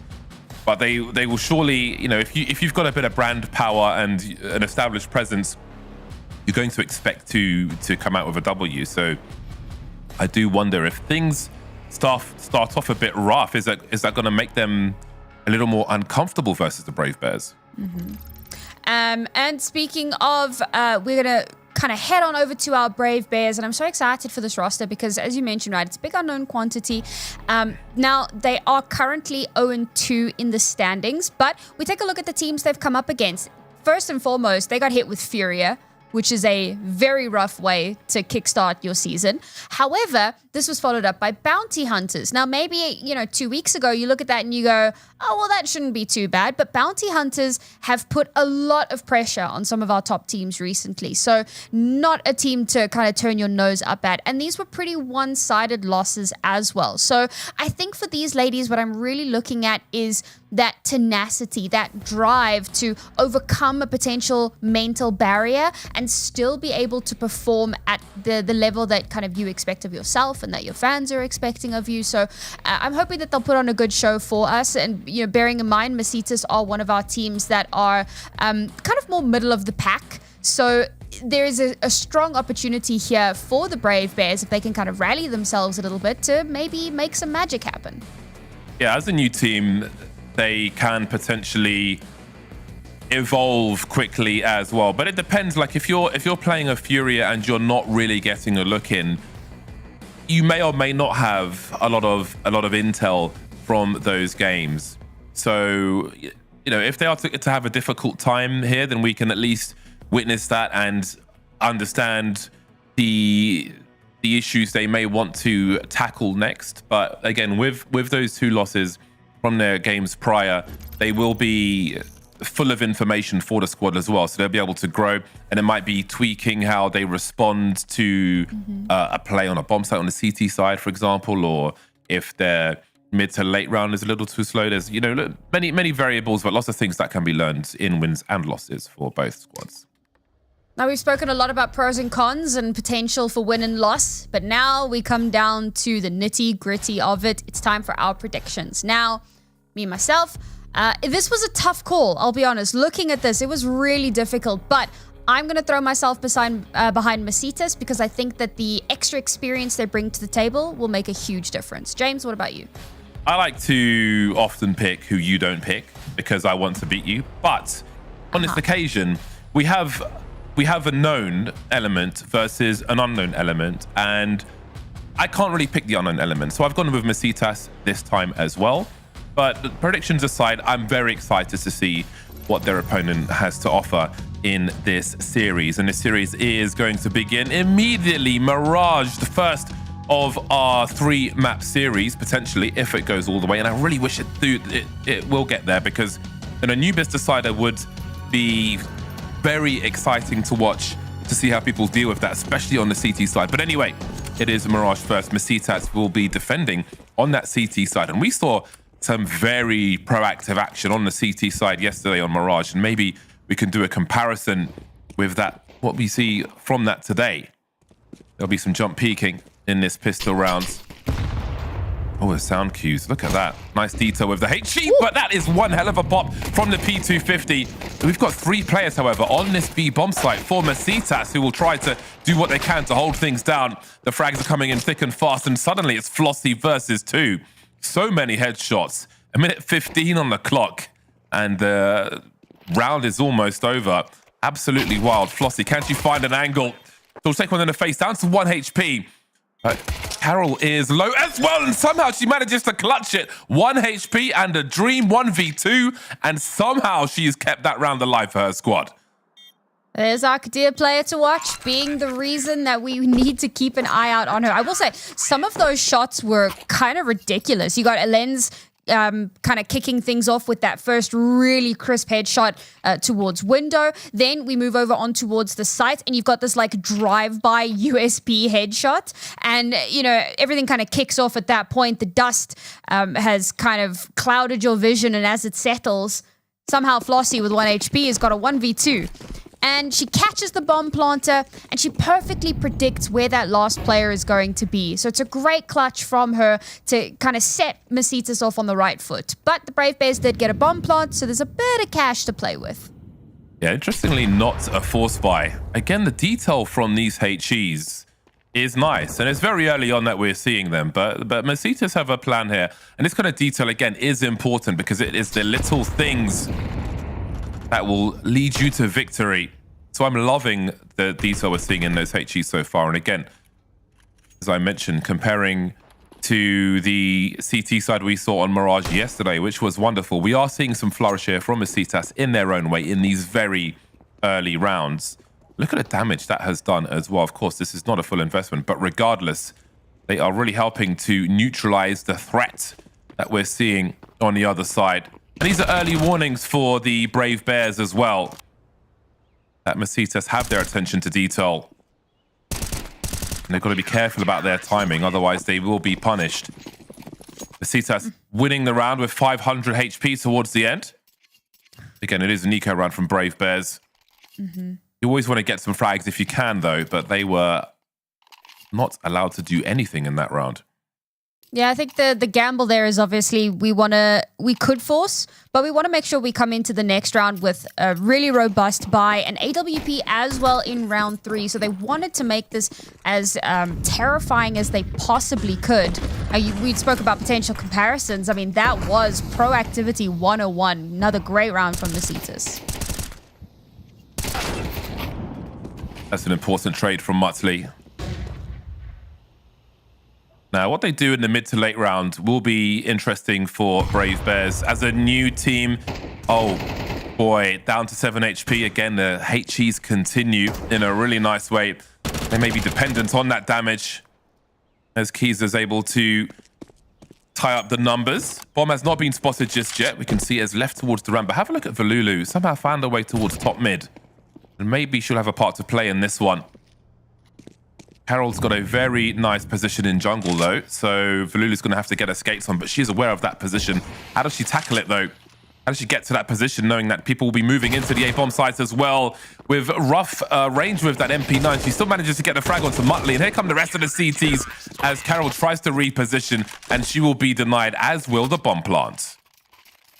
That palace smoke was actually really solid, but notice how Kiza does not care. She just walks straight through it, and she's there to back up her teammates to make sure that anything that's kind of going on site, she can be there for it. She gets a kill for her troubles, and she helps to just deny any sort of shenanigans in this round. Really well played. And again, I mean, at this point, you actually see two players that are going on some crazy flanking missions. Valulu going all the way towards the T spawn.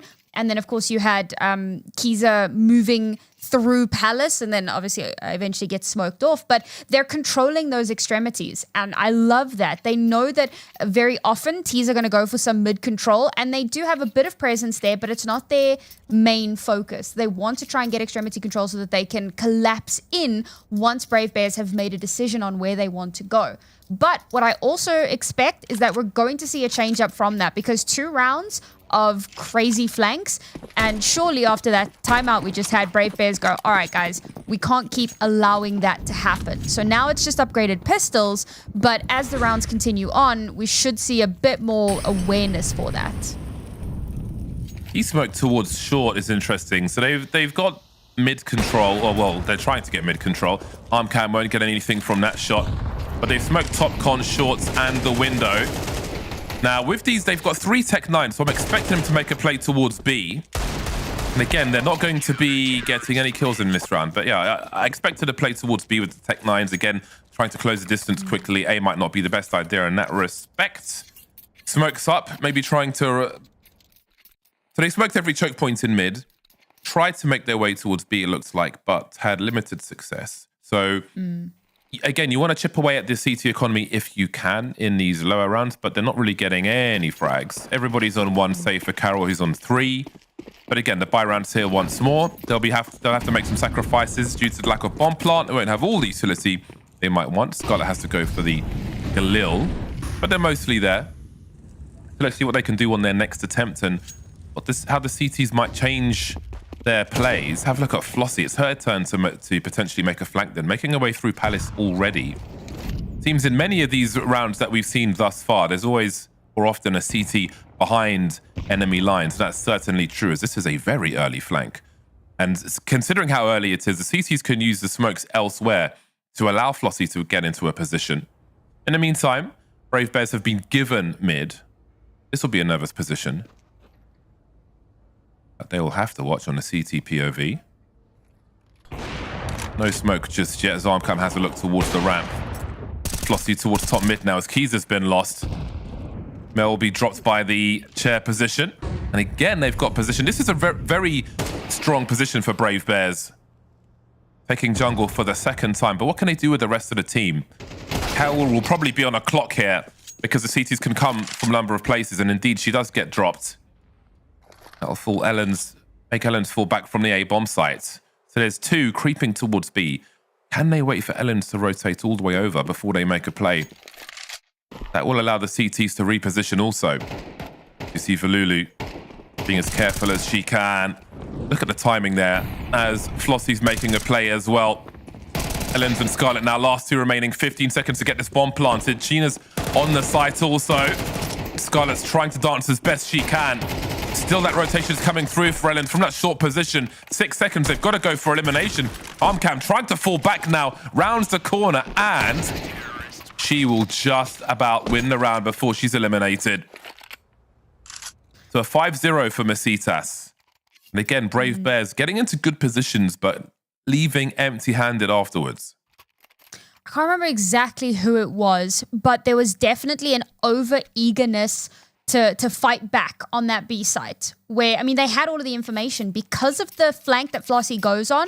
They know that mid is completely clear. That last player, very unlikely that they're going to be towards A because of just kind of how the rotations worked out for the CTs. So very likely to be headed towards B, which is, you know, after clearing out the entire map, that's got to be where it's going to happen. So they have that info, but instead of falling back and playing their numbers, you see a little bit of over-eagerness, that will to push out and to make a play and to make some magic happen. It was Valulu, in fact. And it really opens them up for this possibility of a comeback. So well done to Brave Bears for keeping their heads and maintaining their control in that one. They take full advantage of a bit of a misplay from Masitas. Early 5v4 for the T side. That is really good for them. Now, can they get into positions to punish or limit rotation from the remainder of the CTs? I think a jump peak was spotted there. They could go for a B split here. Someone's got to go back and rotate that bomb, though. But in the meantime, they could get a second frag here. Ellens has been dropped towards a ramp. And now the urgency rises because, again, they've been flanked so many times by these CTs. They'll have 2 players sprinting over to collect that bomb as Scarlet falls back. Again, still in a very good position to go for that B split. The smokes will delay. And now you see the CTs getting a little closer to that B rotation as that smoke grenade will buy them some time.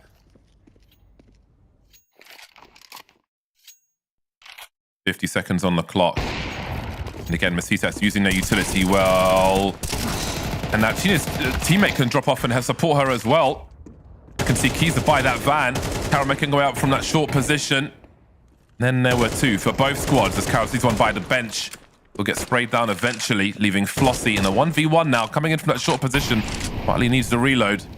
30 seconds to figure this out, and there is the first round for Brave Bears. Big headshot from Muttley. Armcam is definitely having a rough day at the office. There's been a few rounds where she's missed some very crucial kills with that AWP, and it's given itself over to some snowball potential. Because obviously, once you've taken that shot, you have to fall off. It's very difficult for you to maintain that same position, especially if you're a lot more advanced, if you're like right on the site. You've got to kind of back away. You can't back up your teammates, and if your teammate isn't efficiently backing you up, then you've completely given over that control. And I think that that's a large part in why that round kind of goes askew, because Masitas had some strong control there, but a missed shot allows the Brave Bears to very quickly turn it back in their favor. Again, Masitas going for forward plays all over the map. They've got Valulu making her way towards B, but as Armcam is dropped elsewhere, they'll have to fall back just in case. This is an important round for Brave Bears. They can break the CT side here. They can start to catch up if they can be successful. There are 3 players on the ramp. They'll get there eventually, but look at the kill feed. Down to a 2-on-2. That bomb is on the bomb site. Needs to be collected and planted. Valulu and China will be here in that CT position. Scarlet going for the flank, leaving Ellens to stay alive, and stay alive she must as the CT's come in very quickly indeed. Trying to switch to her pistol, and she's eliminated all too quickly. Scarlet now Might have an angle for both of them. These both, they're going to line up for her as well. There's one. Can she get the second? It's so important, but she just can't finish off the job. And that will allow the CTs to survive. An important round for them to do so. Masitas moved to 6. I was a bit worried about that one just because they didn't have a kit, and I was like, oh man, timing is going to be everything here. But Brave Bears, because of how many players they had lost and they had lost control of the bomb in that process, it took quite a bit longer for them to actually get that plant down. And then, of course, you've got that flank coming in, and I'm like, oh man, they're just going to line up and she's going to spray down. But she has a very, very labored spray on the second player there. The shots are just not quite connecting. And Valulu, even with an MP9, she's that little bit faster to adjust, and she can clutch out that round. And it's coming down to some kind of heroic plays here. Gone are those really one-sided rounds that we saw at the beginning of the half, and now it's become a lot more scrappy.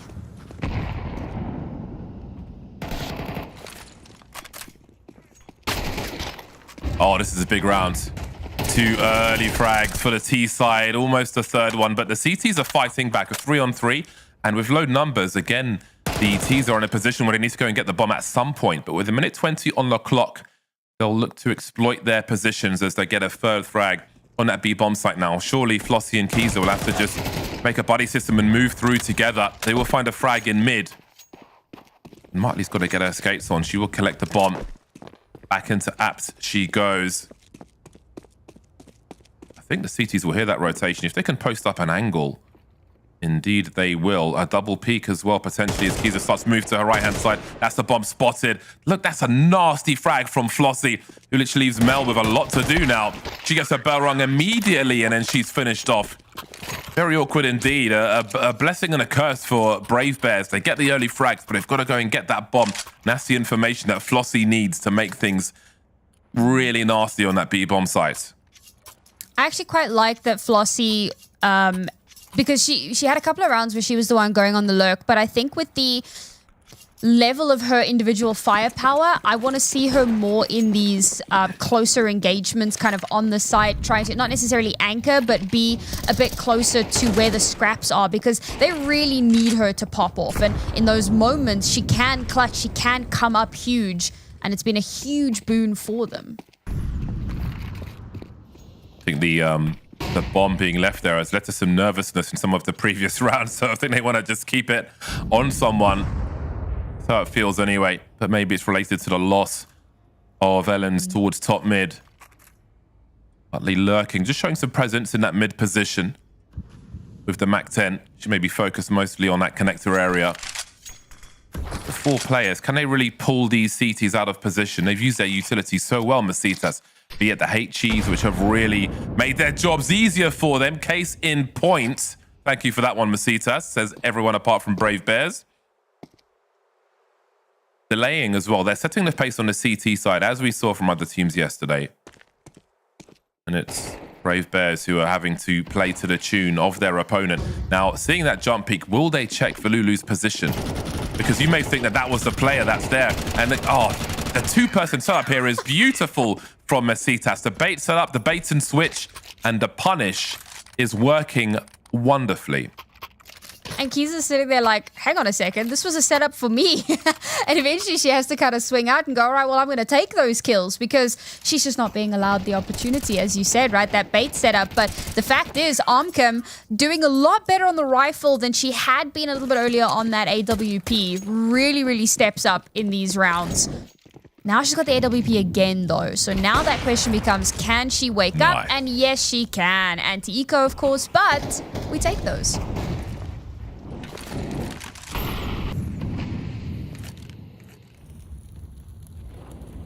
Oh dear. Zip them up.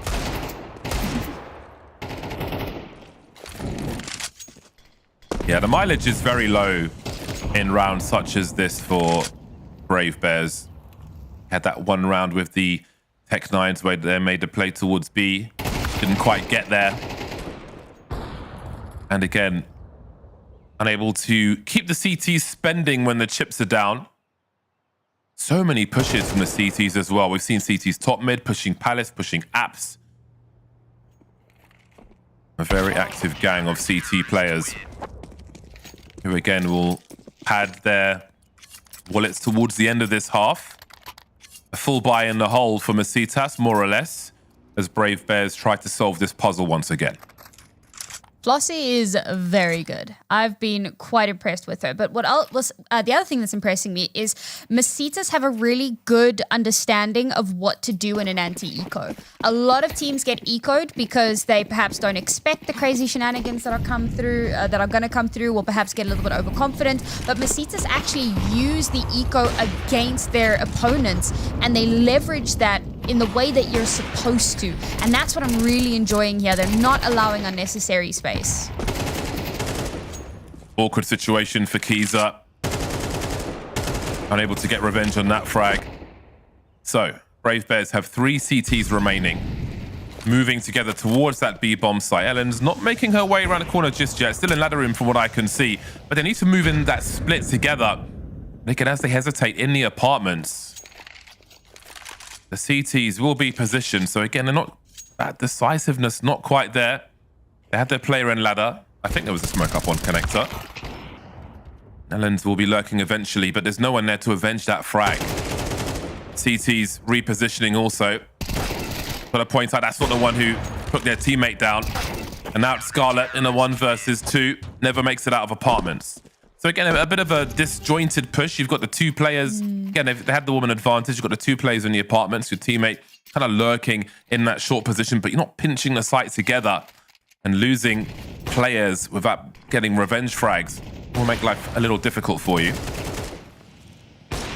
I think we're maybe starting to see that mental get to them a little bit, yeah, because it feels like over the course of this map, it started to slide a little bit. They were looking at, obviously things looked a bit rough in the first few rounds, but then they started to coordinate. They started to look really good. They were, keeping these rounds incredibly close. They managed to pick up a round for themselves, and then Masitas really strong in the adaptations. They stopped doing the lurks because that was starting to be kind of telegraphed, and now they're playing a little bit more passive, and Brave Bears just don't know how to deal with the constant change-ups, and now we're starting to see that coordination kind of slip away.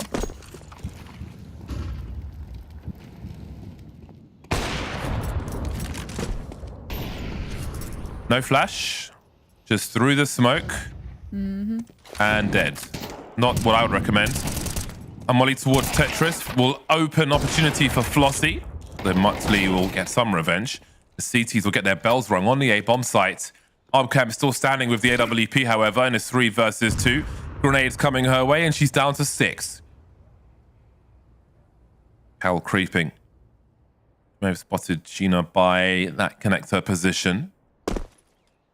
Nothing doing just yet. And again, that jungle position leads to not much.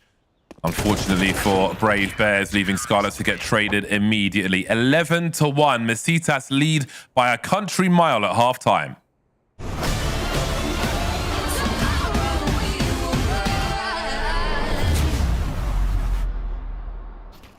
Press play.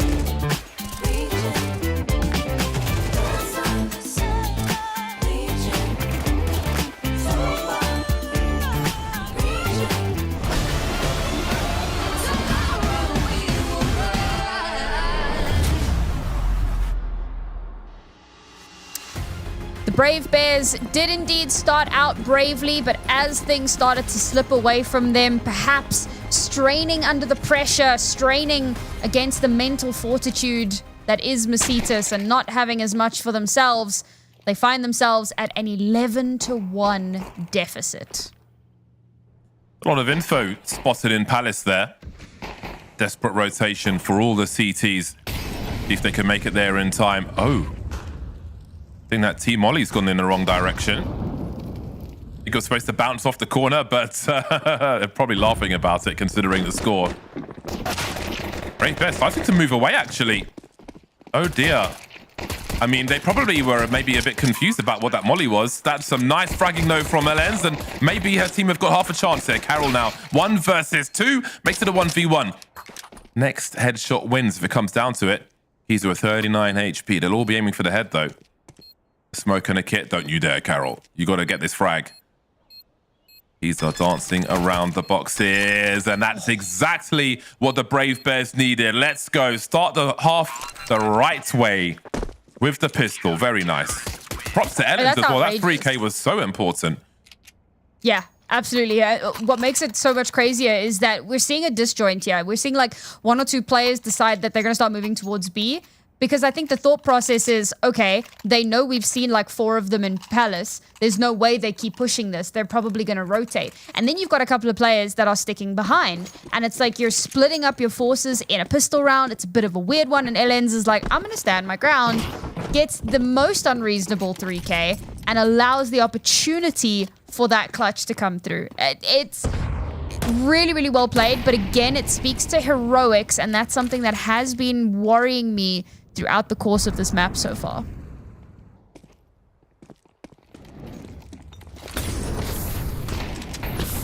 Now, can they survive this force bite? Masitas coming through from the back. Moving Tech9, the drive-by is very successful indeed. This is the power of these pistols in a round such as this.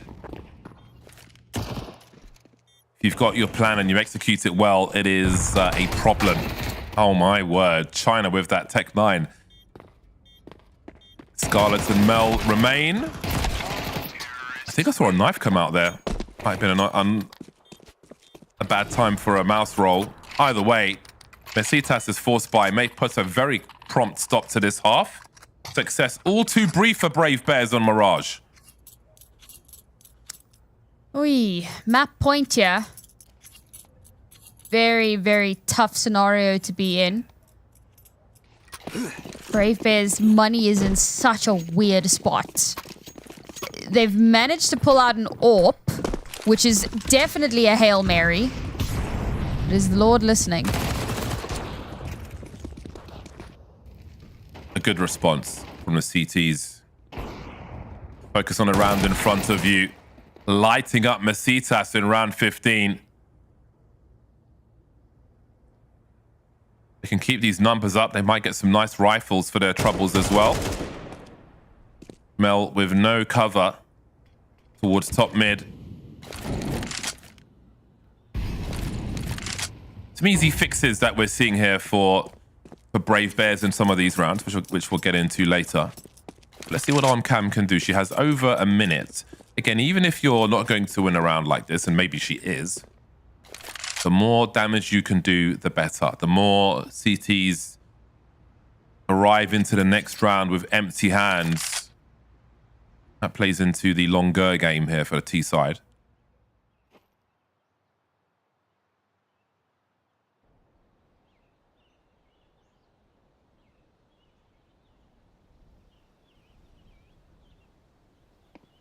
She's spotted there. Very unfortunate timing. She's looking for a greater play, but just as she looked down, I think that CT just saw a glimpse of her. That'll keep the numbers up for the Brave Bears then as they move to 3. Okay. Slowly kind of keeping their heads above the waterline. Treading. Can they keep that momentum going? This is a great opportunity for them because obviously into this round, we've got those 3 Tech9s, 2 rifles. Now, this is not a round to underestimate Masitas or to take them lightly because this is a round that they can absolutely steal away from you. So we need to see more of that clinical precision or this will be the end of the line. Uh-oh. Problems abound on this B-bomb site. The flashbang, Carol can't see anything, and there are too many targets, too many angles, too many women on road. This could be the end of a brutal Mirage for Brave Bears. 3 on 5. Again, these pistols prevailing towards that B area. Flossie just thinning the numbers yet more, delaying. Mutsley, one of 2 players. Oh dear. Dismantled from start to finish. That is a very difficult one for Brave Bears. Masitas stamping their authority on this game of Mirage. Yeah, it's a well-fought win from them, and I think for the Brave Bears, there were definitely some moments of brilliance. And again, I think too much of a reliance on hero plays. A lot of that was coming down to 1 or 2 players in a high-stress situation that manages to clutch it out. I say 1 or 2. I mean, I think we had a few clutches from, various different players, but unfortunately, that's not always going to be enough. Having 5 fraggers isn't the full recipe. That's just the ingredients. And Masitas definitely have the recipe here, and they have started to cook. It's a great performance from them to take this first map, their opponent's map pick, at a 13-3. I mean, we saw some outrageous plays from some of these players. And again, Flossie, such a great performance from her. Yeah, I think the main issue for Brave Bears in that game, from what we can see, is that there's a lot of basic mistakes. When you put a new team together, I think one of the difficult things is, one of the important things, firstly, is that you need to be able to review your own videos and be like, okay, there we needed to do this, here we needed to do that. And I think it's hard to put a list on paper before you play these matches and say, all right, these are the things which are important, these are the things which we need to solidify depending on your experience. But we can see basic things like there's a smoke on lower connector and they're on a T side, and we can see players just running through the smoke, getting domed immediately.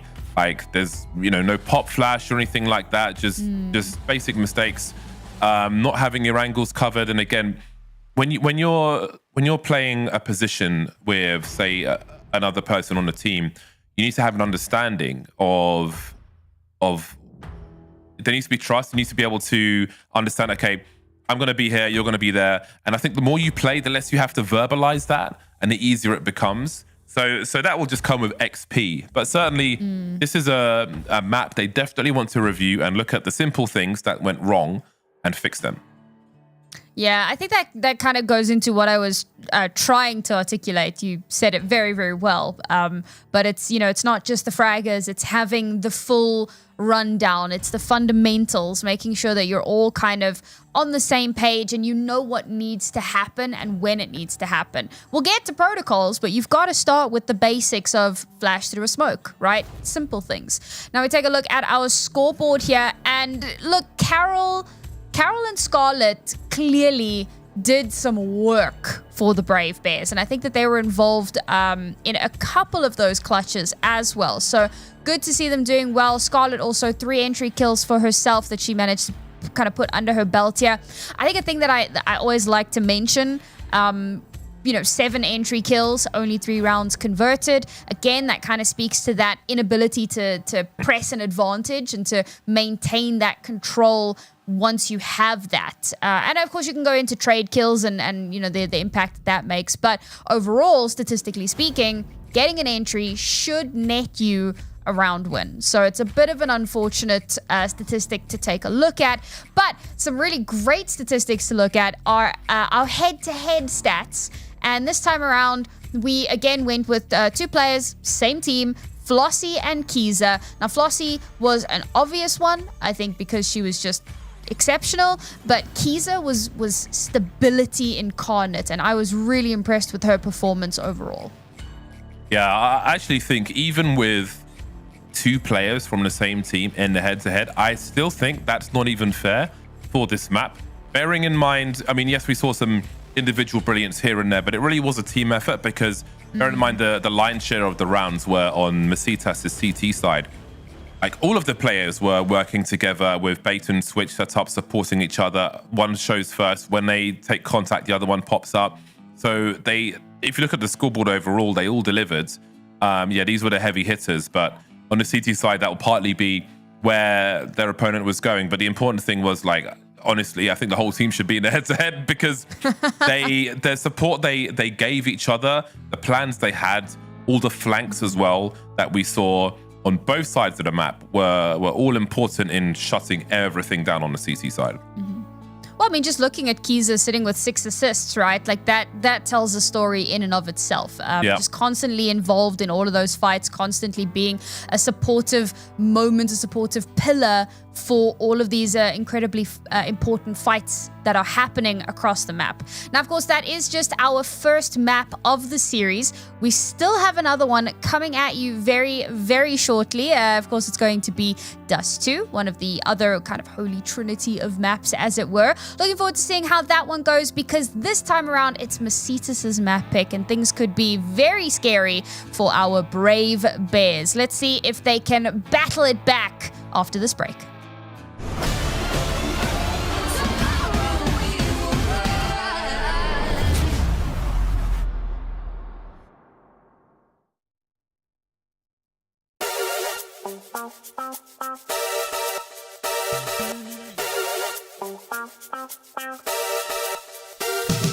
Cut me out like a photo from a magazine. Cold dead eyes, all tied up in the web of your fantasy. Little white lies, scandalous, scandalous, scandalous, you're scandalous. It's in your eye, scandalous,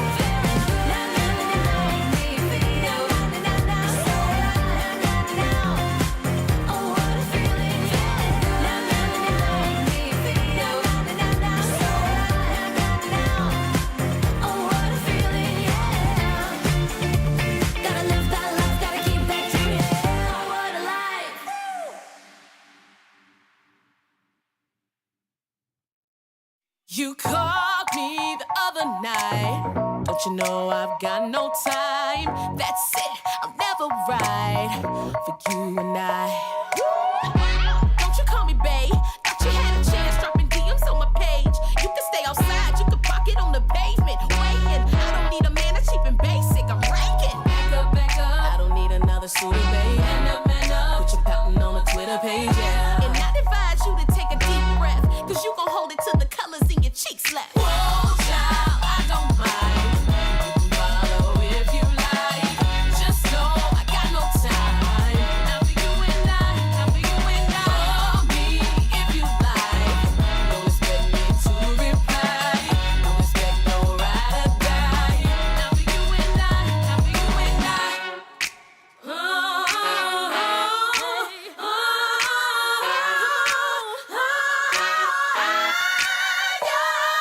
What makes you think I want it when I treat you like a ghost? Take this man home, everybody else already knows. I'm the only one I need, you're the one that needs to grow. I ain't playing, boy, turn around and walk it out the door. You got to go. For the love of God, for the love of God. Watch, baby, I don't mind. Just stand home, yeah. Televised, you don't need to come by. From a distance, though. Whoa, child, I don't mind. Follow if you like. Just know I got no time. Now for you and I, now for you and I. Call me if you like. Don't expect me to reply. Don't expect no ride or die. Now for you and I, now for you and I. Only love I need to keep is from the mirror on the wall. I'll never let her fall, no. Yeah. The only time I need to keep is mine. I'm never playing games. I'm trying every day, yeah. The only love I need to keep is from the mirror on the wall. I'll never let her fall, no. I'll never let her fall, no. The only time I need to keep is mine. I'm never playing games. I'm never playing games. I'm trying every day, yeah. Oh, yeah. Whoa, child, I don't mind. Something they lose, baby. No chance to lose, baby. No need for you, baby. Whoa, child, I don't mind. Someone new, baby. Let's stop for you, baby. Boy, you so crazy. Whoa, child, I don't mind. Follow if you like. Just tomorrow we will ride.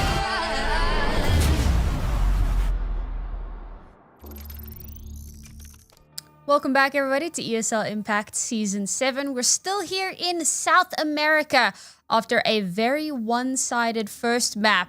Well, Masitas are looking to close this series in a 2-0 fashion as we move on to their own map pick. But, James, it felt like there were a few shining moments for our Brave Bears. Do you think that they can harsh this winter, get through the hibernation, and perhaps have some lovely snacks on the other side? Or do you think best we stay asleep? I think that they need to focus ultimately on fundamentals, the very simple things, the simple synergy, the simple coordination, enabling each other to succeed. Fundamentals, especially on the CT side, on the T side as well, but also I think decisiveness. Again, we saw some hesitation from T sides yesterday. We certainly saw some today. And there needs to be a little more coordination. If you're going for a split, then go for the split. Don't hesitate. Don't give the CTs time to rotate and reposition. If you're going for the split, you've got the positions, then go for the split. These are the simple tenets to build a victory that are true of any map. But Dust 2 is a perfect battleground for them to try and do such a thing. So I'm hoping that they can recalibrate and offer that as we move into Dust 2. Looking forward to seeing a potential change up here as Brave Bears opting to start on the T side here. Now that is a curious choice. We'll see if it does work out for them.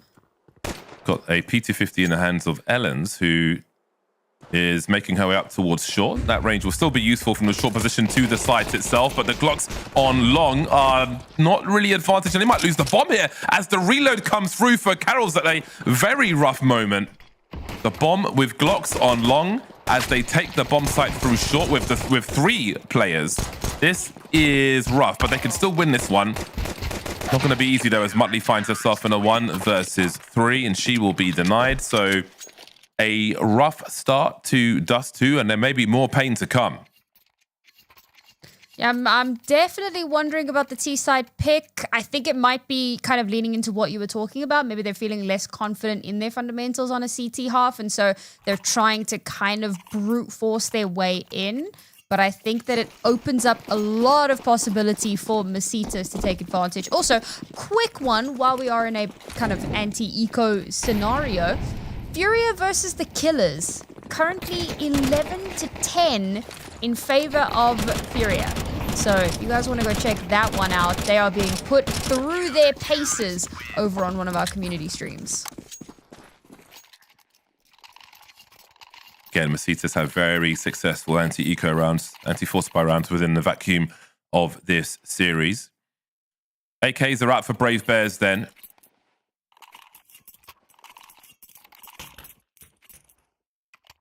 Let's see what they might have to offer. We've got some very B spawns for Carol and Muttley. They'll make their way to the pools at the very least.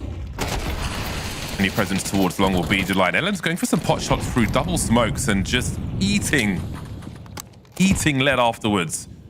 You can see Brave Bears looking to reposition immediately. Good timing on the grenades, though, and that is the bomb lost for a second time in 2 rounds. It'll be a team kill, not very important, though, in the grand scheme of things. Again, another dire situation for Brave Bears here.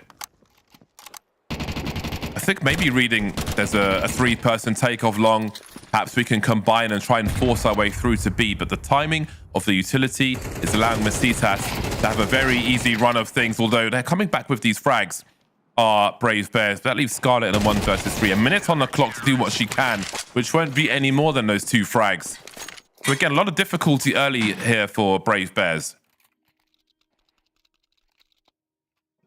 I think that round is more or less expected, I suppose. Would have been nice to get a little bit more done in that one.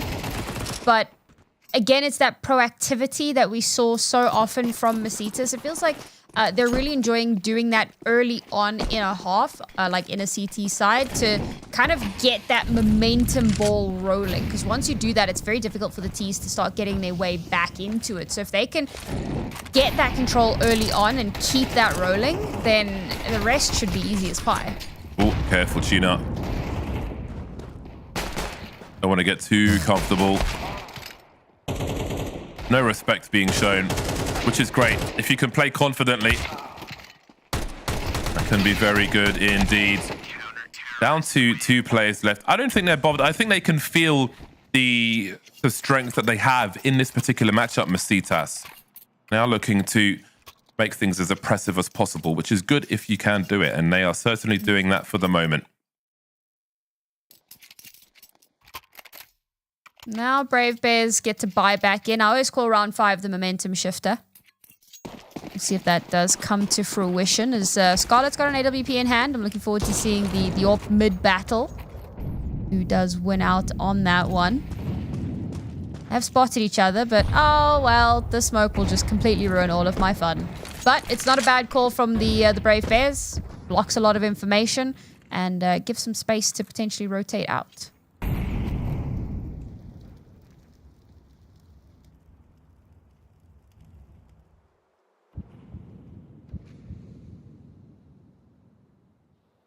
Okay, so they've kept things honest, if you will. Oh, the timing as Yorp looks away. Not that China made it round that corner anyway. It's an important frag, though. That's a lot of damage as well. So Carol's has essentially taken the B bomb site.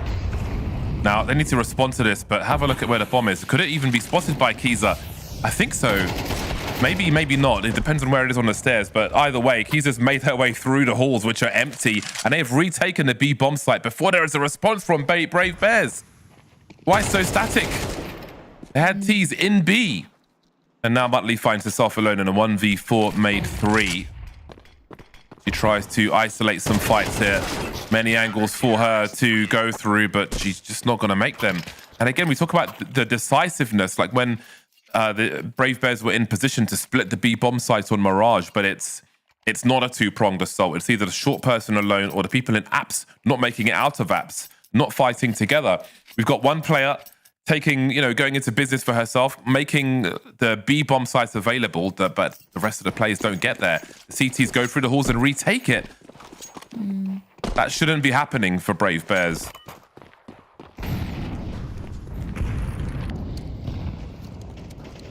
I think a potential factor we maybe haven't touched on is with all 5 players being relatively new, do they have a strong IGL voice? One that, understands the ebb and the flow of the game, who can make the call, all right, guys, we're going B kind of thing.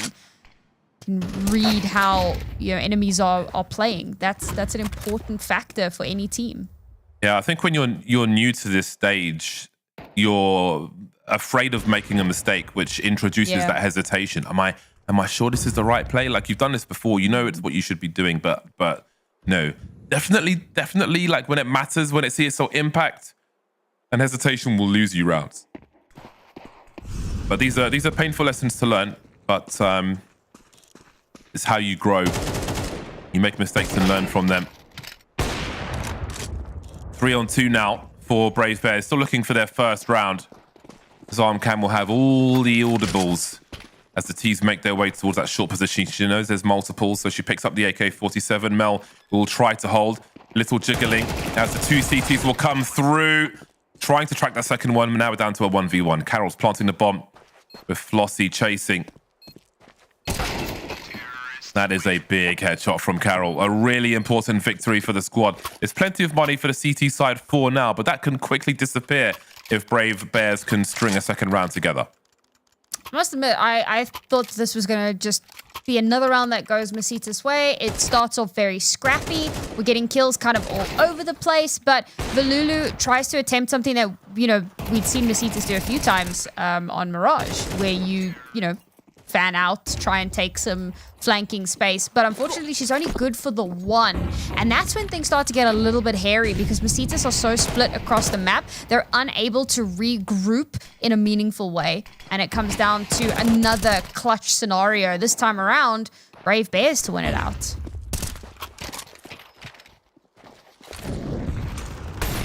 China's been very busy in this short position. Very aggressive. And they haven't really had an answer to her. And she has support when she needs it as well. And again, this is the CTs taking the game away from the Ts. Brave Bears having to spend time responding to the CT aggression as opposed to taking control of the game themselves. But Carol's found another important frag, this time on long, which will pull players out of position. That will leave, well, that should leave China without her support. Muttley dropped over towards the B bomb site in the meantime. And again, even with that frag, there's we're not seeing that urgency and that regrouping from the T side. Late in the game now, as trying to make her way all the way up towards top mid. She'll see the bomb at the very least. 38 seconds. No smoke for the crosshair. OnCam may have a double peak scenario. That is a big swing from her, which leaves them with too much to do. We find ourselves at 6-1 then for Masitas. Masitas continue to play off of each other so incredibly well. We had a couple, I think there was just that one round on Mirage when I called them out for perhaps getting a little bit over eager to take those fights.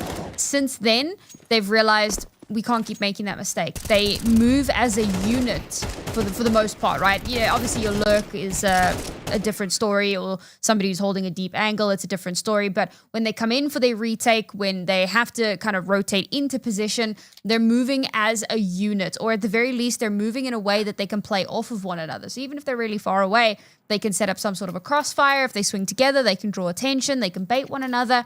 They're constantly making sure that communication lines are open and they know how to respond and react to whatever Brave Bears is throwing at them. And that last round is a perfect example. You have all three of those players pushing up through short at the same time. They get a line on the Brave Bears players, and once it comes down to that last player, you got three people shooting at you. You've got no chance.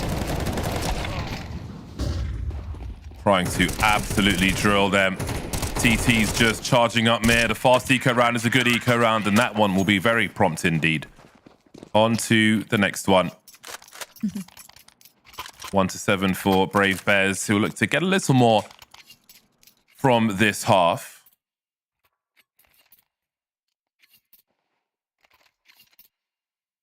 They've got their buyout. Now, if they find an opening in this round, what we're looking for is for them to respond to that. They've made a path for themselves. We need to follow that path. Initial util comes through. Okay, Scarlett's lost her angle now. China's finally been dealt with in that short position. Such a nuisance she has been in so many of these rounds. And that's really forced Brave Bears to hesitate, because you want to start with by establishing control of long or short. But China's just been standing there round after round. So they've established their position on short rather. Now, Scarlett's still lurking outside B with the bomb. Do they want to go for a long take and split the A bomb site? That would be the straightforward approach. Not the only one, though, as they can offer a fake, as it seems they'll go for a B split, which would be very ideal, because Masitas have posted up expecting that A split with 3 players towards A.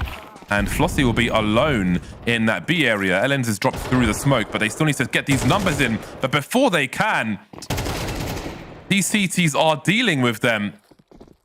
Flossie maybe expecting to be compromised from one side, makes a play through the smoke on the other. And that may be the opening that Brave Bears needed. 3-on-3 as they look to plant the bomb now. Keys trying to charge it. Look at them forcing their way into the bomb site, trying to catch them by surprise. And that will force one player to survive at the end, as there's a bit of a barbecue on the site. But that was nice from Brave Bears. They finally took short away, which allowed them to execute a game plan afterwards. They baited the CTs over towards A, made a split towards B. Wonderful stuff. Actually, part of me wants to say, you know, we should have had a faster response from Masitas, but how much faster could they possibly have been? The fact that those kills come through so beautifully just over top of that smoke, and unfortunately retaking B is incredibly difficult. Now you've got 3 players, 2 to 3 players trying to squeeze their way through that window. It was doomed. I think Brave Bears maybe let it get a bit too close there, but ultimately they do exactly what they want to do, what they're meant to do, and they continue to follow that up here. Again, short control, team kill in the mix, but it's an even kilter numbers-wise, so they're still in with a good chance.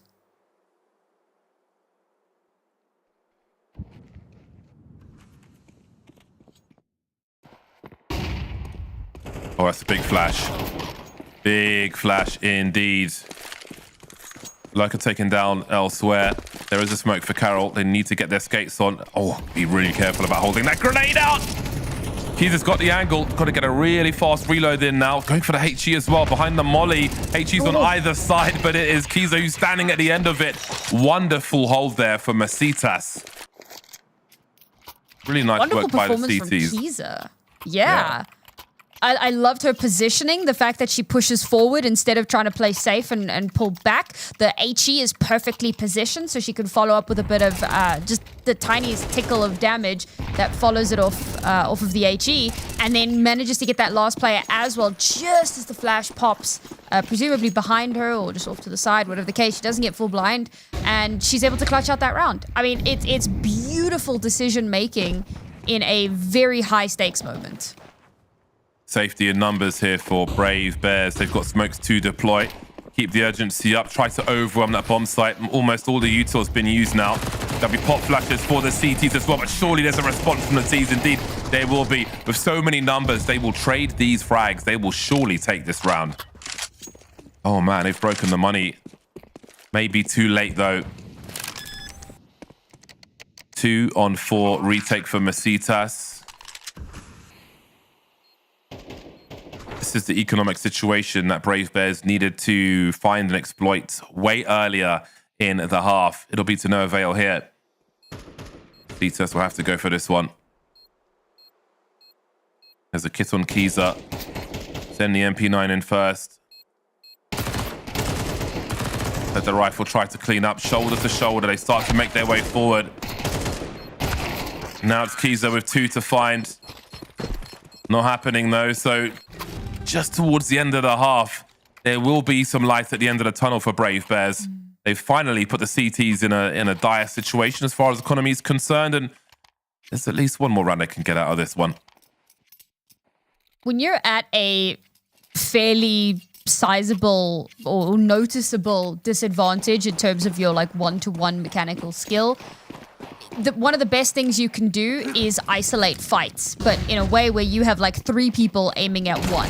This time around, they just throw 5 people at the problem, and to their advantage, the problem is only like 3 people strong. So they can very easily overcome that problem. Now that problem has very little to work with, and so this next round, while perhaps a bit more expensive than they would have wanted, they'll still presumably come out with 4. So they've really done well to recover towards the end of this half. Yeah, this has been a slog. Well, let's see if Flossie's got one more clutch in her then. There is a kit to her left, which she is running past. Go grab. She grabs. 3 more Ts to find. Smoke is gone, which will leave her a bit exposed, and Scarlet will dome her immediately. That's a very important last round for Brave Bears, who reduced the deficit to 4 by half-time.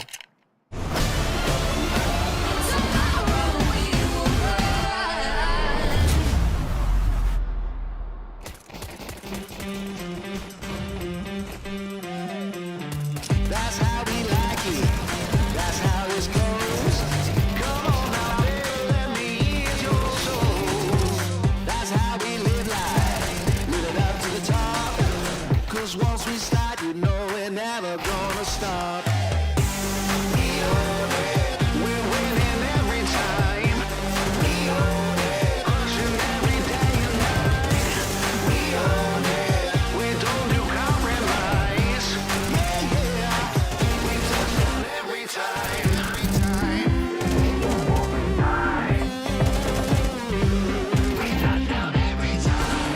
Time, hit it up with the reverb. This is our turn to see. Gonna put your jack in your money in the name of standing in front of me. Oh, no. This is our turn to see. Gonna put your jack in your money in the name of standing in front of me. We own it. We're winning every time. We own it. Pushing every day and night. We own it. We don't do compromise. Touchdown every time. We own it every time. Winning every time. We own it. We're winning every time. We own it.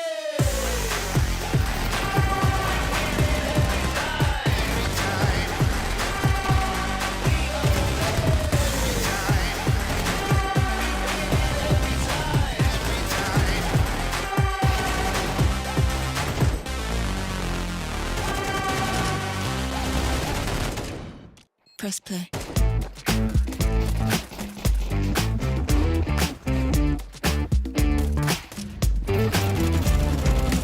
You know I feel the same way.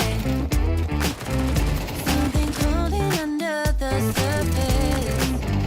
Snap your fingers, we'll go there. We can find your inner furnace. Keep pacing to the mantra. Don't stop, get what you're after. No rush.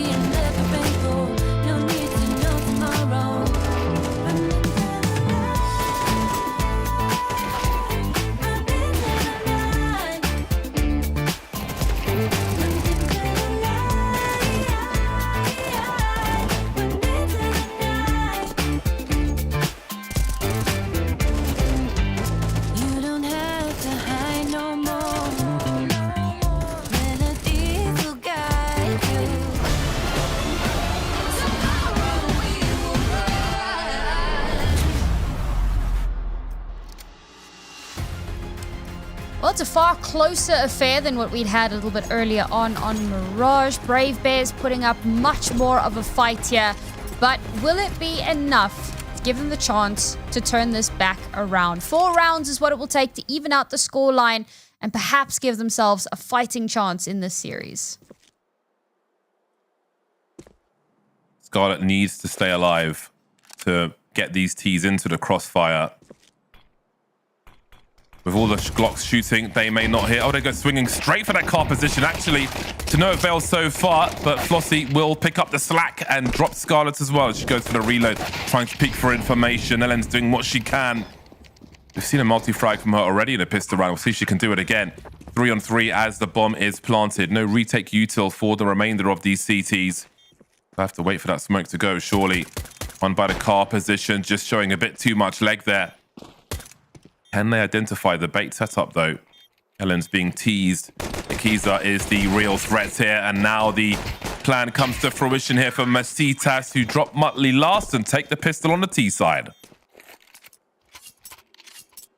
It's a bit rough. I think that for Brave Bears, winning that pistol was a very, very important kind of goal for them, to be able to get that and potentially roll that over into some sort of snowball, right? Which is exactly what Masitas have been doing for every single half so far. I believe this is their 4th pistol. So for Brave Bears, losing out on that one is a very tough position to be in. And of course, they're not going to be able to put too much of a spend into this round. So kind of a nothing, get to the next one and hope that you can make magic happen when you have a gun. But the problem is that's going to be Masitas on double digits. Yeah, there's a lot of work for these CTs to do when their rifles come through. We'll see how much utility they have as well. They go for the big guns, or maybe we'll see a cheeky FAMAS to get that full util. So I wonder how they will be able to control the map with about 4,400 each. Let's see what it looks like. Yeah, you can see Carol immediately. No Molotov for her, no incendiary. So to get those M4s out, they are lacking a lot of util, but maybe 2 incendiaries will be enough as long as they have the smokes. Just 3 smokes on their first buy round again. Really, like, no matter how you look at it, it's a very difficult situation for them. They'll get the molly just in time into those long doors. They'll have their initial map control. We've got some shenanigans from Carol as well. I'm not sure she gave a sound cue up there, which is very much to her benefit. She'll have plenty of sound cues. Look how fast short's been taken. Just a race to the bomb site here for Masitas, but they're being dealt with by Ellens, who might just be a standout here for Brave Bears with some of the action we've seen from her already. Another 4K from her, in fact, as Flossie finds herself alone in that mid position. Ellens has had some really solid kind of anchor moments. We saw it with one of the pistol rounds in the previous map. We've seen it now, a 4K for her to shut down any attempt of moving into her sight.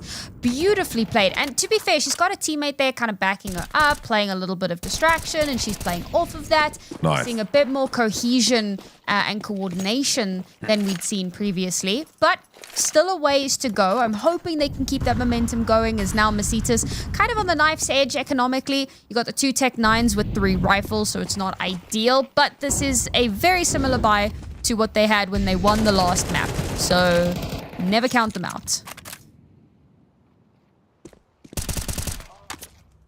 Lovely angle from Carol. Kind of luck they need. She put herself in the position to win. There is this lurk smoke over towards that B bomb site. Let's see if that's going to immediately actually pull Carol over. Give a support grenade for her teammate on B. Now, do Masitas try to seize this mid position? No presence on short from the CT squad.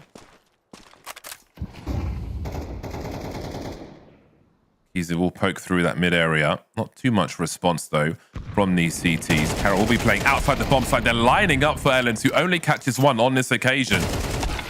That forces an awkward duel here for Carol, who delivers great stuff. She moves into the deepest angle she can find. and that will buy time for her teammates to rotate and trade that frag. Wonderful stuff. That was really important movement after that last frag that she got there. Really important. Great detail there from Brave Bears. Carol has actually been relatively clutch, and a lot of it does come down to that kind of split-second decision-making. But we're also seeing them be a lot more reactive off of what's going on the rest of the map, and it really does make a good change from what we saw on their T side, where they seem to kind of hesitate, to not want to commit to anything, to kind of second-guess their decisions. Should we commit to this? Should we do something else? You know, are we kind of over-committing? This time around, we're actually seeing them make those calls very early on, like, we need to move, and the whole team does it. It's not disjointed like we've seen previously. Swing and a miss from Scarlet. Want to keep these rifles away from these pistoleros as Mel gets her bell rung, but Ellen's again with that multi-frag, saving the day there. Keep these numbers up, and that's exactly what they will do. 3 is enough. They're closing the gap, Brave Bears. They're closing it promptly, but I think their problems will become more problematic as Masitas are on the AK-47s with plenty of grenades. This is the big potential difference maker. This is where everything could get turned on its head. Now, Scarlett's got an open hand. We'll see what she can kind of make happen with that. That's such an important proponent on a map like Dust 2. You really want to be getting the full value out of that AWP. You don't want to kind of let that go to waste, which is true on every map, but this one, it kind of is exacerbated somewhat. Oh, awkward. Going for a second one as well, Carol. No respect being shown there. That's wonderful. Brave Bears having success on this CT side. Urgency suddenly rising for Masitas, who find themselves with 2 players left. There is life in the old dog yet. In the Brave Bear yet. 4 on 2. Carol repositioning to stop a flank. Yeah, I might have been able to hear that sprint up mid. Either way, there's not much here to be done.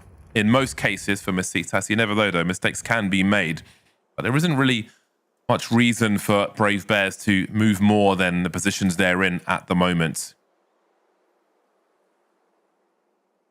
Comeback early in this second half then. Perhaps not what you were expecting after the action in the first, but Brave Bears came to fight.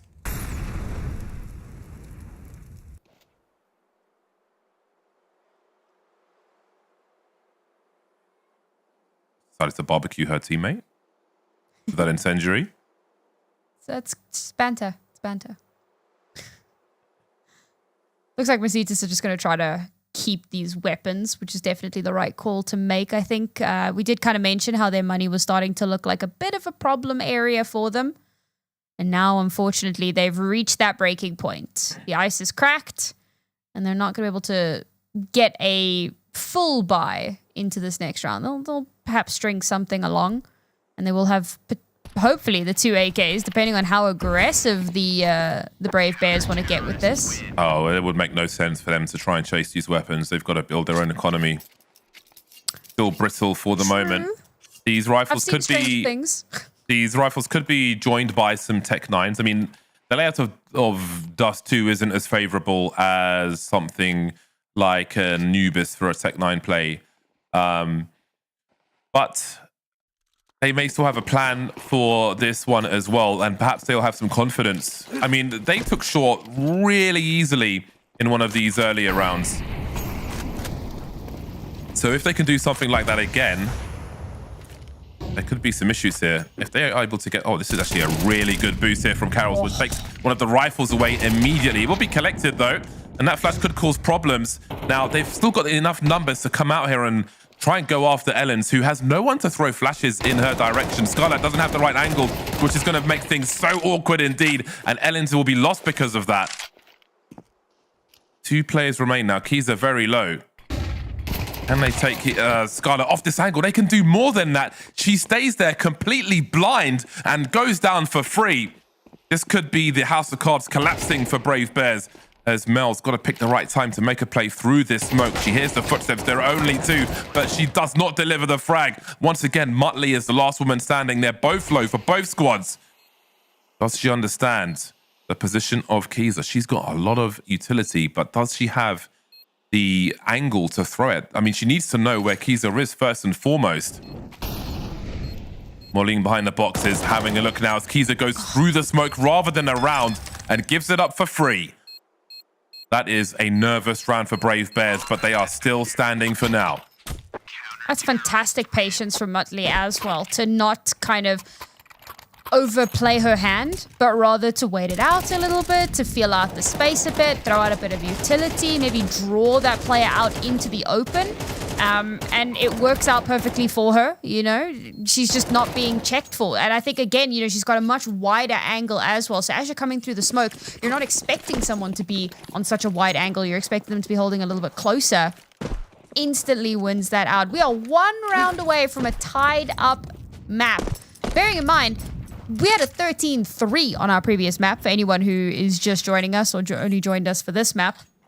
So for the Brave Bears to have battled back into this in such a profound way, very impressive. And it's that mental fortitude that I spoke a little bit about before our first map. It's good to see that they do have that. This is an interesting scenario here because Scarlet is by that car position. And with that smoke up, the T's could be in the pit, although maybe they'd expect a bit more utility.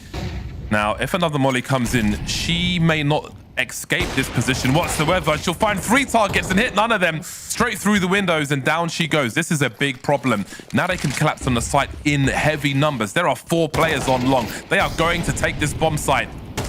And now Brave Bears have decisions to make. Their money is low. They're going to have some problems here. They will no doubt lose Mel. They've got to save the rest of this. They can't look at this more or further. They've lost 1 too many rifles there. Dire situation. That's really rough for them. They had to land something. Muttley still having a look. It's 1 versus 4. Going for the hero play. Maybe encouraged by that grenade. No smoke for the bomb. There is a flash though. But ultimately, it's about the rifle. Going for the trade frag immediately. Oh, she rings the bell, but doesn't quite get the frag. I think she thought she'd done the job there, but not quite. A noble effort from Muttley, but unable to get the job done there. Muttley's got 9k though, so she can spread the wealth a little. But we'll see if there'll be any shortcomings in that buy.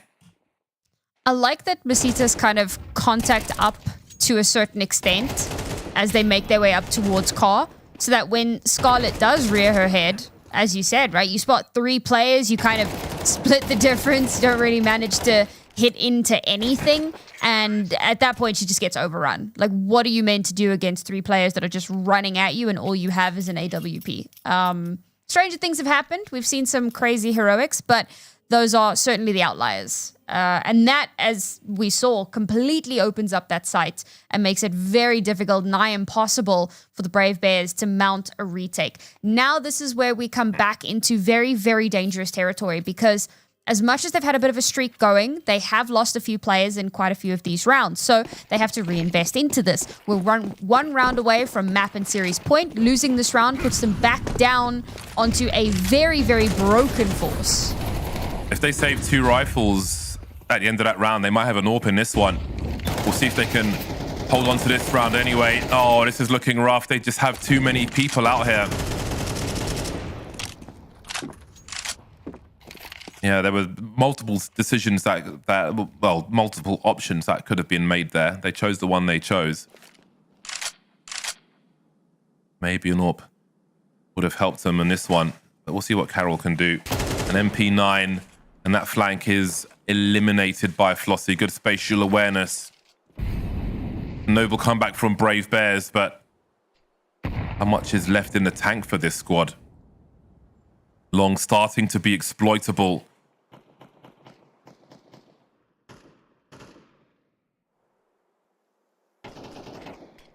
Waiting to die, I think these 2 are. It's going to be very hard for him to deal with this. Muttley looking in the right place, but again, ringing the bell, but nothing more than that. Mel needs a miracle, which she will not receive, and we find ourselves at match point for Masitas. You know, this is something that we've kind of spoken about, just kind of getting back to your point about if they've managed to save some weapons. In the ESL Impact scene, that does appear to be something that does lack for quite a few of our teams, where they don't opt to go for the save. They rather, you know, try to fight for it. And unfortunately, The repercussions of that clear as day. Now, as mentioned, very broken force into this, 4 MP9s and a Deagle, and that's all they have to somehow make a miracle happen here. I mean, from the short position, they can hear all these footsteps on long. They've got to get these B players rotating over to the bomb site. They've got short-range weapons, and Mel's got a Molotov that, you know, can maybe delay, but we've got Hail Marys on this bomb site, and I think that was their best opportunity, which has now disappeared. Solo plays in the last round here for Brave Bears. Scarlet finds herself the last one standing, last one to fall. Mesitas pull away towards the end. They found weakness towards long, exploited it, and come away with the victory. And it's a tough one, I think, in that round with that bye. You know, it's a bit of a Hail Mary because you know that you're kind of last chance saloon. So I think that it would have been really great if they perhaps taken more advanced position and really taken advantage of those MP9s. But let's face it, you mentioned it, long was an issue. If they had reinforced short, they would then have to find themselves in a position of retaking on the A site, and that would have been difficult in and of itself because you've already allowed positioning for Mesitas. So unfortunately, that round, very much a foregone conclusion. But for Mesitas, they're going to be feeling incredibly good because perhaps they were starting to sweat a little bit as that round or that map went on. First map, a 13-3 victory for them. And on the second map, they concede a lot of rounds, far more than they would have been comfortable with. But ultimately, they will take their very first win of this season. So huge congratulations to them. And for the Brave Bears, well, it looks like it's back to the drawing board. Yeah, I mean, we've finally got a good showing from them in that second half of Dust 2. But again, there's plenty of learnings. They're a new team. They're looking to build a stable base, and there's plenty of evidence for them within the vacuum of this best of 3 to look at and improve on, change things for the future, learn where their synergy needs to be, and just, you know, watch the demos back together and say, okay, what are our options in this scenario, compare it to what other teams are doing, and grow from that, basically. So absolutely, the whole world is ahead of them. Absolutely. I mean, it's their oyster at this stage, and they've got so much to learn. And I think that that's one of the things that's so important about this. Remember that cash cups are no longer a part of our ecosystem. So opportunities for practice are far more limited.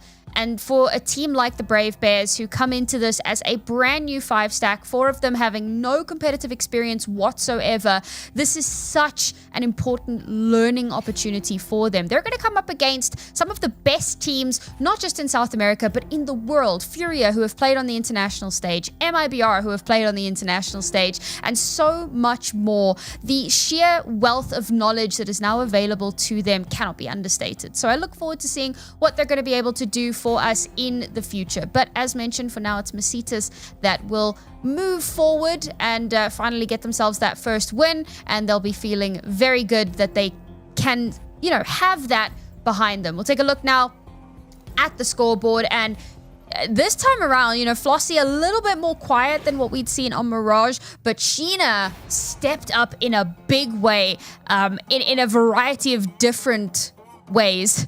10 assists, 5 entry kills. She really did feel like the jackknife of this team for this map. Yeah, she essentially, on the CT side, she stopped Brave Bears from being able to do a standard default on Dust 2 because she was through short A on basically every round, holding it down, fighting. Sometimes she had support, sometimes she didn't, but either way, she was getting loads of frags in those positions. And that was just that became the round in many rounds for Brave Bears, where, all right, China's trying to kill everybody from that short position. We can't even take short. We can't even, you know, the one round where they did take short, they offered the A fake and went over towards B and so on. But practically every other round, China's just standing there fragging people, and that was the story of that first half. Well, let's take a look at our Kadia player to watch. We did mention her a little bit earlier on in the broadcast. We're going to bring her up again because she was so consistent throughout the last 2 series. And of course, it's going to be Kiza just fragging out all the time, creating a lot of opportunities for the rest of the team, having those clutch moments, and also being a supporting pillar. We kind of mentioned that at the end of Mirage as well, but she really does fill a lot of roles here on the roster. So I'm really happy that we get to highlight her here for our most valuable player. Yeah, it was a good all-round victory for the squad, but Keys is always one to watch when Masitas are playing. She often, if not always, delivers for the squad and certainly did a great job today, as per usual. Always a dependable pair of shoulders on Keyser. Yeah, absolutely. Looking forward to what they're going to do with the rest of the season. But I know what I'm going to do with the rest of my evening. Unfortunately, folks, we are unable to do an interview this evening, so that's going to be us wrapping things up here on the South American broadcast. But remember, this is not where the action ends. We will take a little bit of an extended break, but when we return, we're going to be heading into North America. Before we do that, of course, we're going to touch on our standings. I always do this. I get so ahead of myself because I'm so excited for Can't North believe America. you've done this. I do it all the time, James. I'm surprised you haven't made fun of me yet. Have I not? I thought I did that Not straight yet. away. Anyway, this table's. I don't think there's any huge surprises here. I think this is looking as it should. MIBR, Furia towards the top. Oplano doing a solid job as well. Catching up to do in terms of the scores, and I'm sure they're capable of doing that should the opportunity arise. So yeah, things are shaping up as they should, as is reasonable, I think.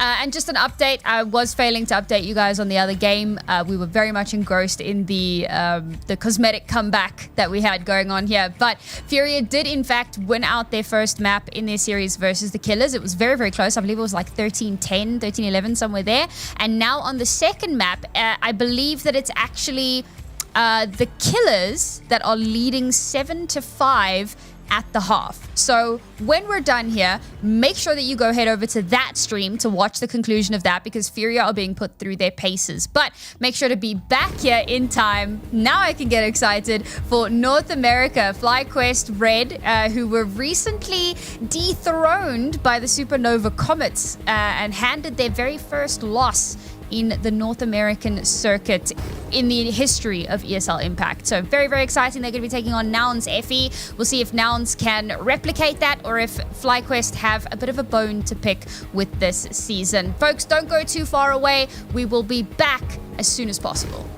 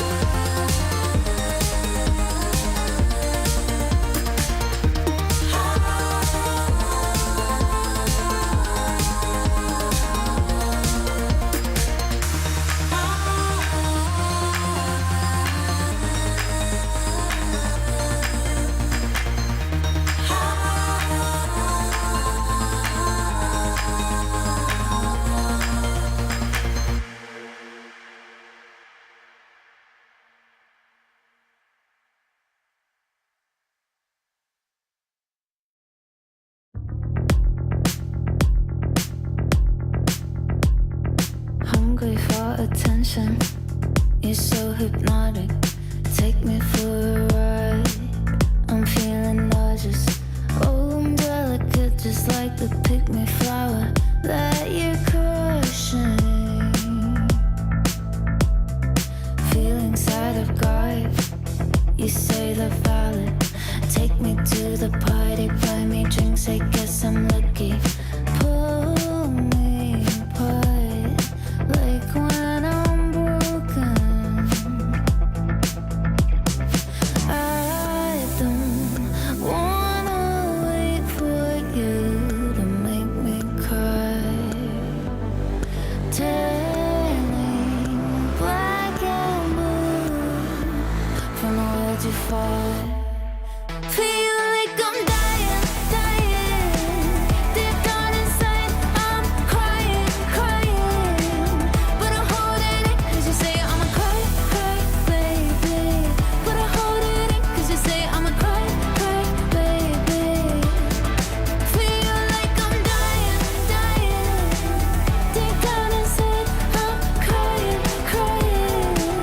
But I'm holding it, cause you say I'm a cry, cry, baby. But I'm holding it, cause you say I'm a cry, cry, baby.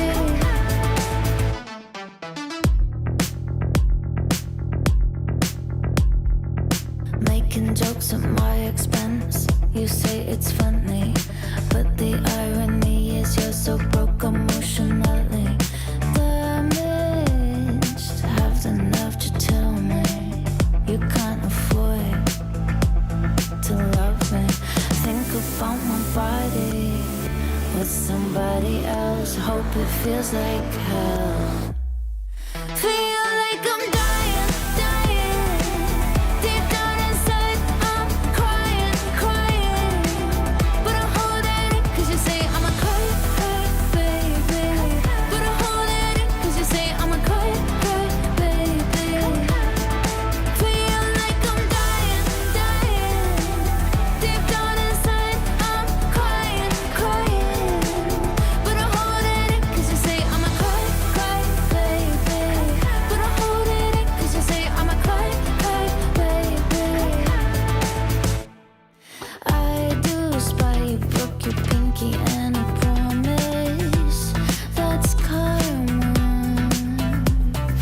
Turning black and blue from the world you fight. Feel like I'm dying. Deep down inside, I'm crying, crying. But I'm holding it, cause you say I'm a cry, cry, baby.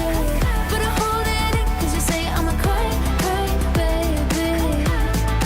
Feel like I'm dying, dying. Deep down inside, I'm crying, crying. But I'm holding it, cause you say I'm a cry, cry, baby. But I'm holding it, cause you say I'm a cry, cry, baby.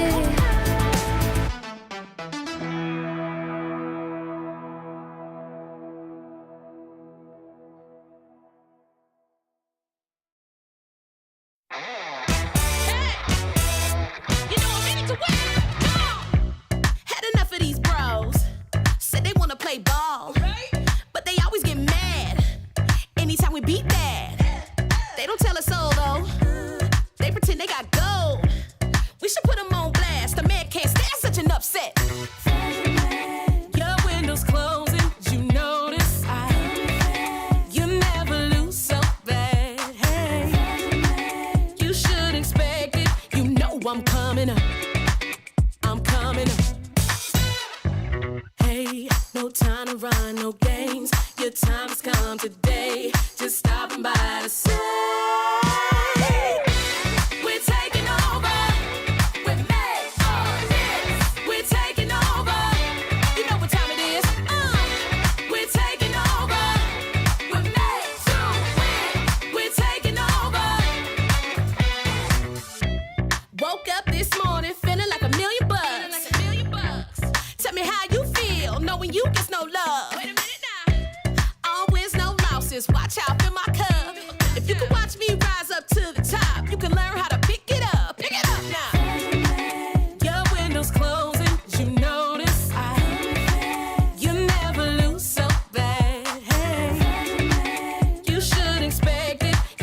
I'm coming up. I'm coming up. Hey, no time to run, no games. Your time has come today. Just stopping by to say, hey, come on. We're taking over. We're made for this. We're taking over. We're taking over. We're taking over. We're made to win. Yeah, yeah. Say what we made for. We're made for this. Yeah, yeah, yeah. Hey, say it again. We're made to win. Say we're made to win. We're made to win. Hey, we're taking over. We're made for this. We're taking over. We're taking over. We're made to win. We're taking over. We're made for this. We're taking over. We're taking over. We're taking over. We're made for this. We're taking over. We're taking over. We're taking over. We're made to win.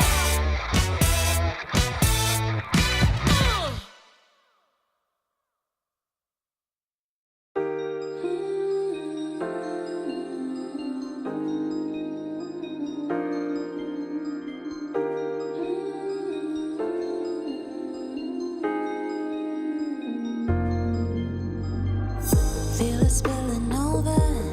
You've gotta cry just a little. Cry before you let it go. Gotta take a moment, then move on. Leave the past behind you.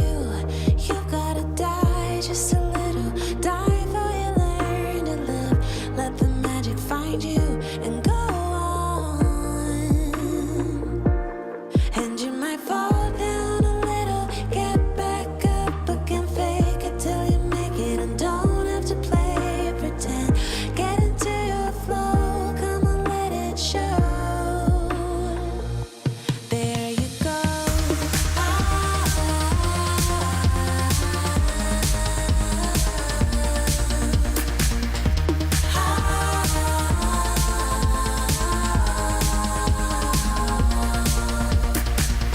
Feel the fire burning. You gotta hurt just a little. Hurt for you heal the pain. Soon the winds are turning. Let it rain. And you might fall down a little. Get back up again. Fake it till you make it. And don't have to play pretend. Get into your flow. Come on, let it show. There you go.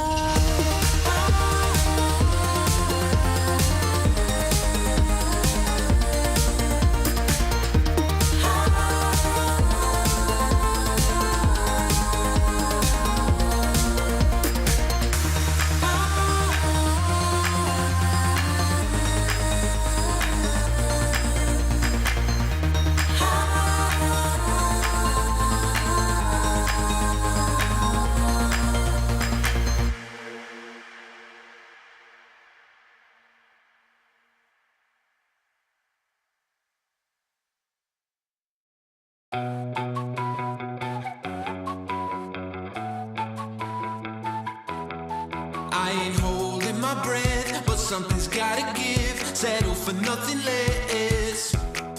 Gotta go, gotta get. I take it as it is. The game is never ending. We never signed it to life, but we're here for the ride. So hold on tight. We're moving fast and time don't slow, so we gotta let go. We already know we're just living for the good times. Nothing better than the good times. Stay living for the good times. We're living for the good times.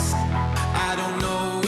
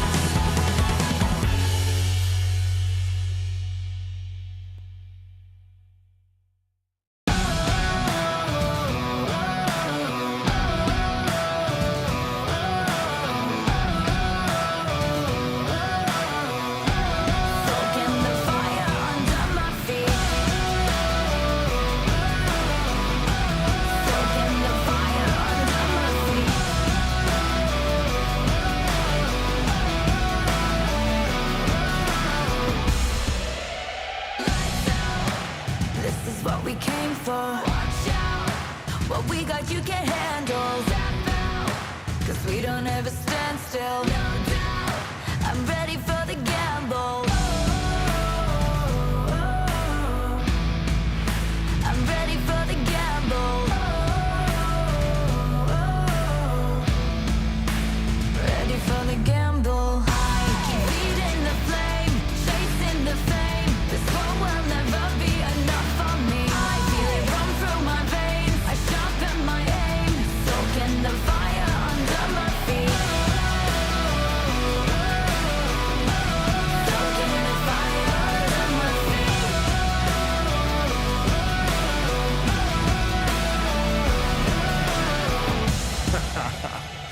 Yo, I switch, I swerve, wonder how I have the nerve. Leaving the heat on the track, too hot and I'm lighting the match now. Blasting off our rocket, grab the mic just to drop it. My Fahrenheit is shocking, amazed, dazed by the sense of grade. Come now, don't be phased, follow the trail I blaze. First place, no second to waste. Pyromaniac, fanning the flames, burn the brightest they've ever seen. Giving armor that third degree on the kerosene, and I smoke them out. Fire away, counting down. 2, 1, ready for the gamble. Keep feeding the flame, chasing the fame. This war will never be enough for me. I feel it run through my veins. I sharpen my aim, soaking the fire under my feet. Lights out, this is what we came for. Watch out, when we let you can handle. No, we don't ever stand still. No doubt, I'm ready for the gamble. I'm ready for the gamble now. Ready for the gamble. Reach out, top out, lights out, lights out.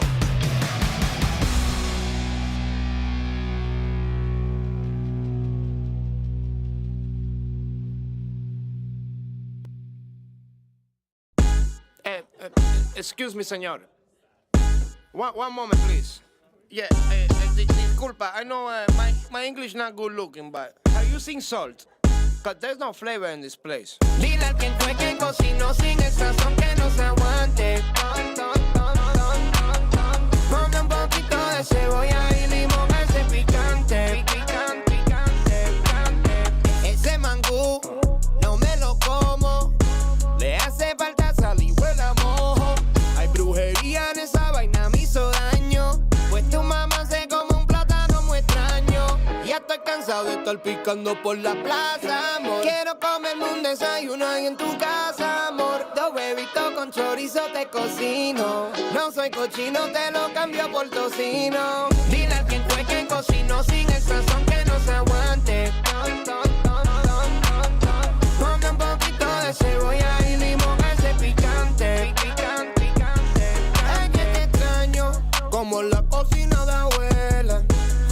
O la empanada de tu vieja. La nena dulce como la miel de abeja. Hacho, me muero pa' comer si tú me dejas. Diablo, nena, que tú sí estás fuera liga.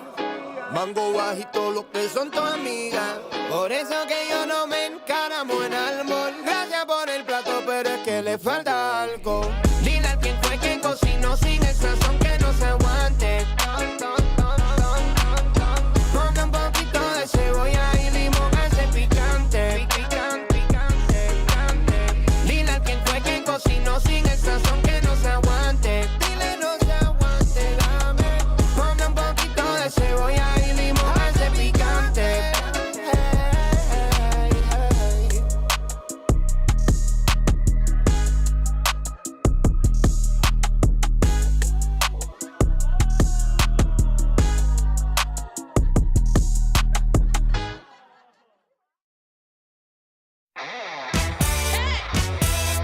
You know I'm ready to win.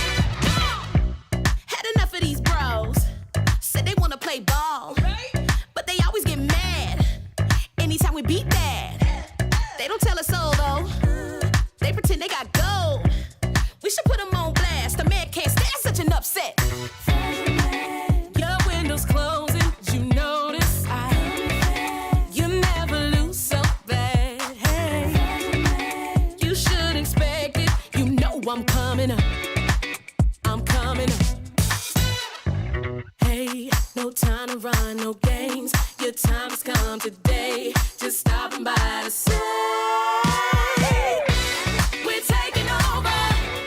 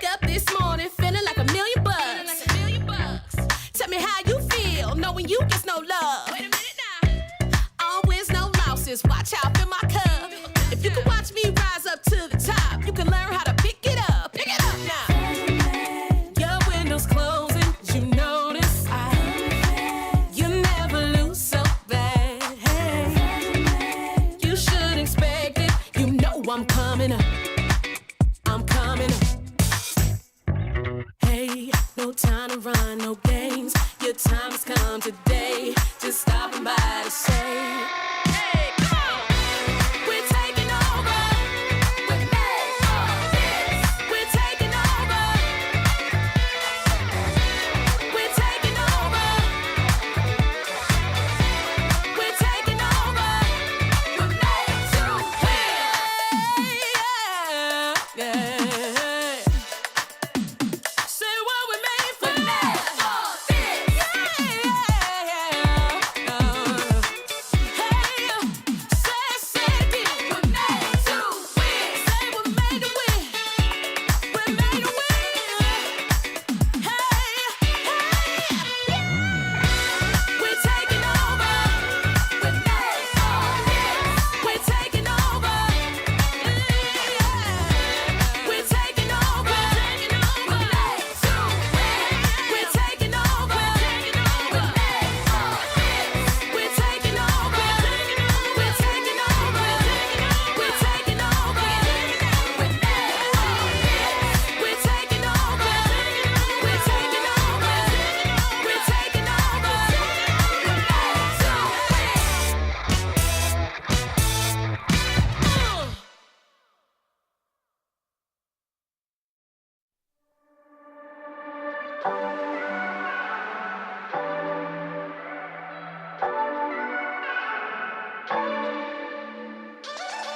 Do it so effortless. Don't try to mess with it. They try to reference it. Wanna say they invented this. I know you can't resist. Trying to be like this. Don't even take the risk. Walk away, walk away, walk away. 'Cause I got everyone wishing they had what they're missing, but no, never know. Guess I got it simple. I'm not like the people you know. People you know. Make it look easy. I bet I'll make it look easy. Don't try to fake it to be me. Just 'cause I make it look easy.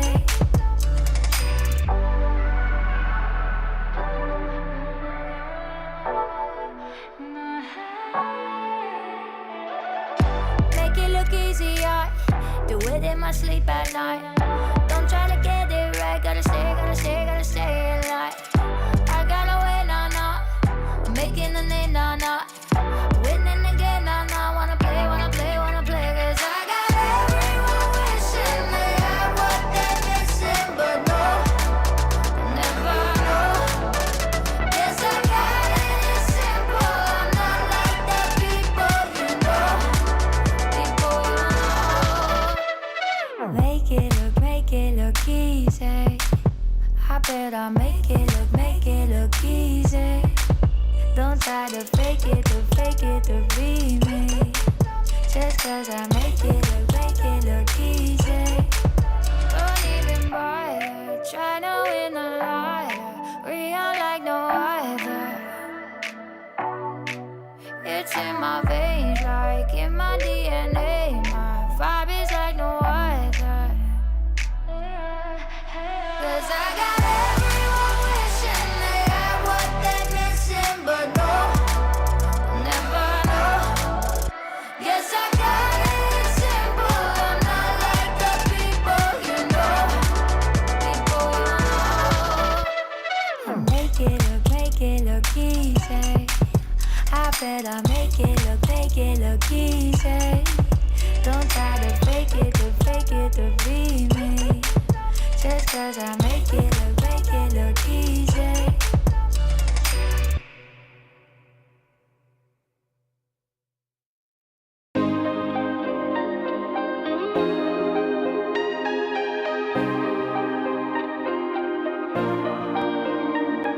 Street lights turned on hours ago. You've been here 3 nights in a row.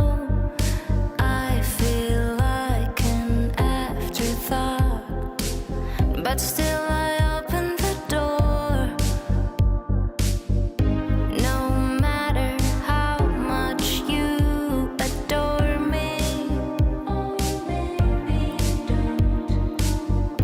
right before the dawn is when you leave.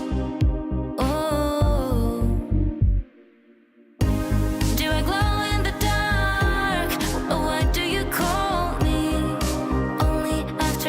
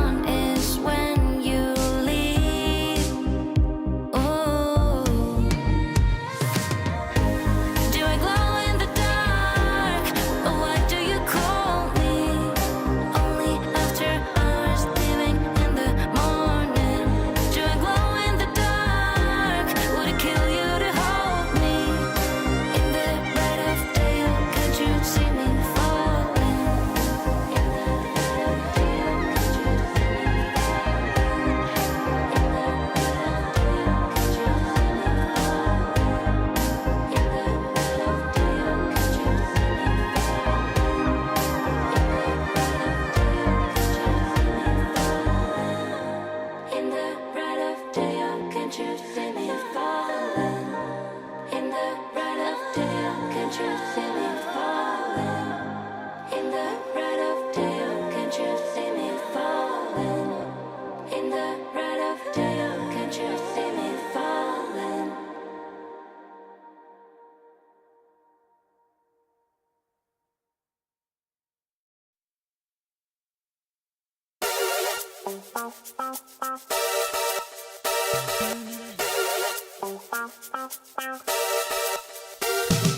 Cut me out like a photo from a magazine.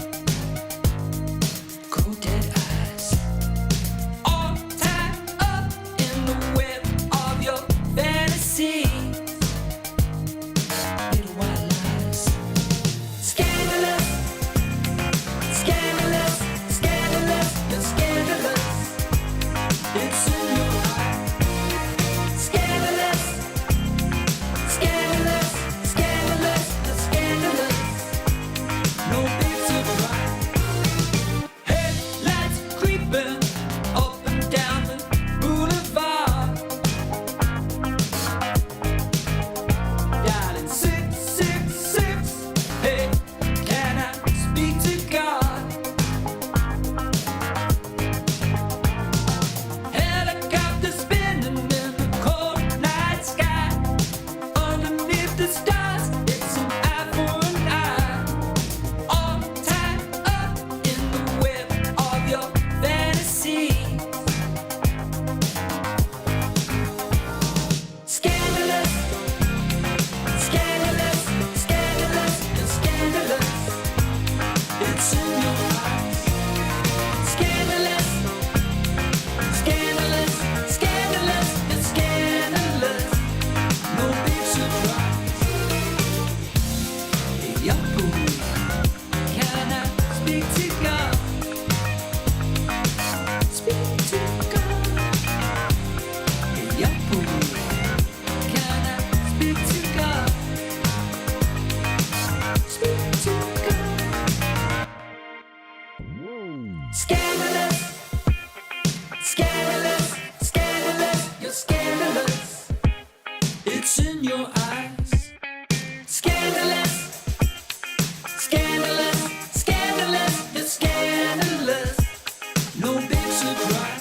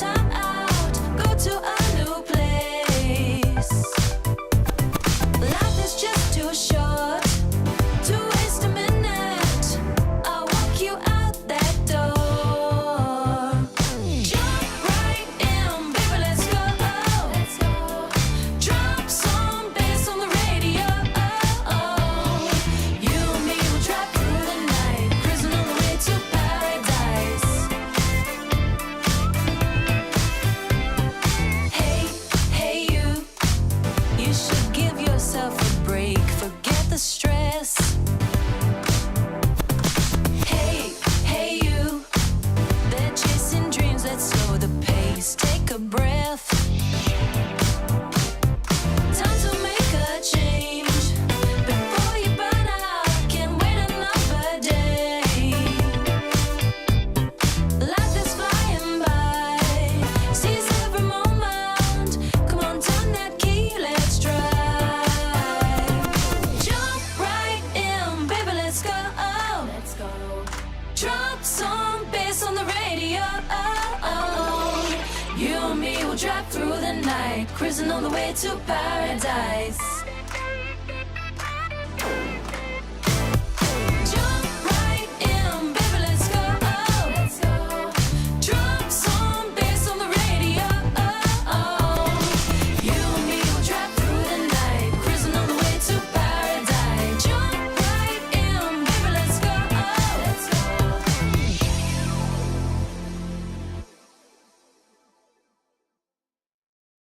You called me the other night. Don't you know I've got no time? That's it, I'll never ride for you and I. Don't you call me babe? Thought you had a chance dropping DMs on my page. You can stay outside, you can park it on the pavement. Waiting, I don't need a man that's cheap and basic. I'm ranking. Back up. I don't need another suitor, babe. Man up. Put your pouting on a Twitter page, yeah. And I advise you to take a deep breath, cause you gon' hold it till the colors in your cheeks left. Whoa, child, I don't mind. You can follow if you like. Just know I got no time. Now for you and I, now for you and I. Call me if you like. Don't expect me to reply.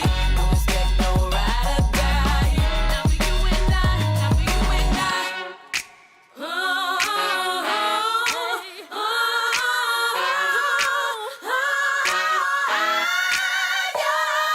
What makes you think I want it when I treat you like a ghost? Take this man home, everybody else already knows I'm the only one I need, you're the one that needs to grow. I ain't playing, boy, turn around and walk it out the door. You've got to go. For the love of God, for the love of time. Watch, baby, I don't mind. Just stand home, yeah.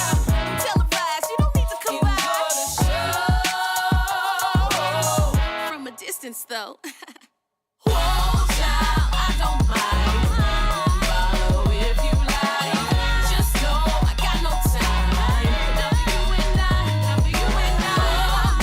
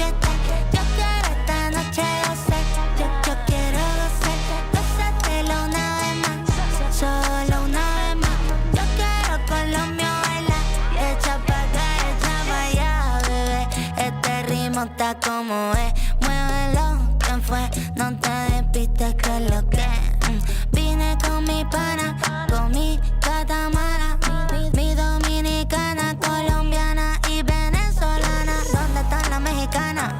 Muévelo, muévelo, no veo a mi boricua. Sacúdelo, oh, oh, oh, oh. El ambiente está fresco, el ritmo lo siento. Aquí se prendió el party, vente a mover el esqueleto. Yo quiero gozar, gozar, quiero gozar, gozar. Vívetela, vívela, vívete, vívela. Pues solo quiero disfrutar, la vida disfruta. Vente para mí, deja la pena, déjala, déjala, deja la pena, déjala, déjala, deja la pena. Y vente pa' acá, vente pa' acá, echa pa' allá, pa' acá, pa' allá, acá. Ya, really, de lunes a viernes pa' librar los fines. Pásame un shot que cobra estos chiles. La paso bien gastando los miles. Con mi combo no te metas. La familia no se toca, se respeta. Con mi combo no te metas. La familia no se toca, se respeta. Aquí estamos todos happy. La rutina siempre contra mí. Me relajo, cero estrés aquí. Vente a la fiesta, vente al party. Vente al party. Los carros en la calle suenan pi, pi, pi. La pasamos bonito y el juego siempre puesto en la TV. Yo quiero gozar, gozar, quiero gozar, gozar. Vívetela, vívela, vívete, vívela. Hoy solo quiero disfrutar, la vida disfruta. Vente para mí, deja la pena, déjala, déjala, deja la pena, déjala, déjala, deja la pena. Y vente pa' acá, vente pa' acá, echa pa' allá, pa' acá, pa' allá, acá.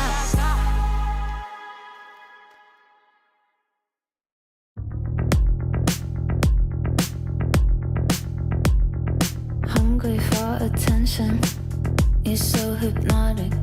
Take me for a ride. I'm feeling nauseous.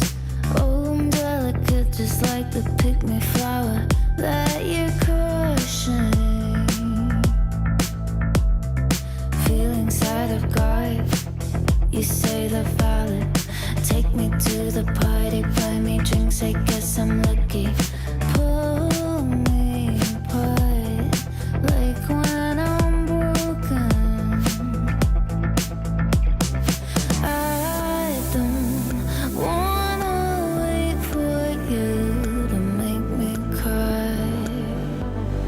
Turning black and blue from nowhere to far. Feel like I'm dying, dying. Deep down inside, I'm crying, crying. But I'm holding it, cause you say I'm a cry, cry, baby. But I'm holding it, cause you say I'm a cry, cry, baby. Feel like I'm dying, dying. Deep down inside, I'm crying, crying. But I'm holding it, cause you say I'm a cry, cry, baby. But I'm holding it, cause you say I'm a cry, cry, baby.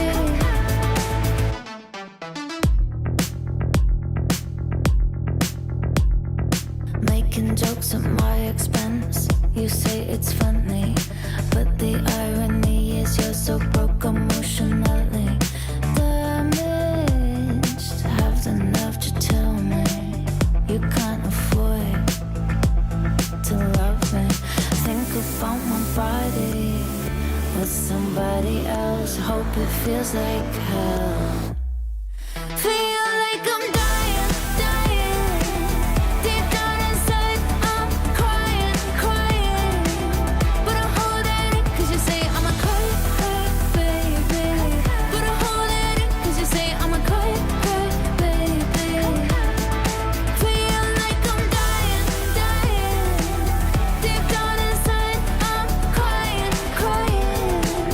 But I'm holding it, cause you say I'm a cry, cry,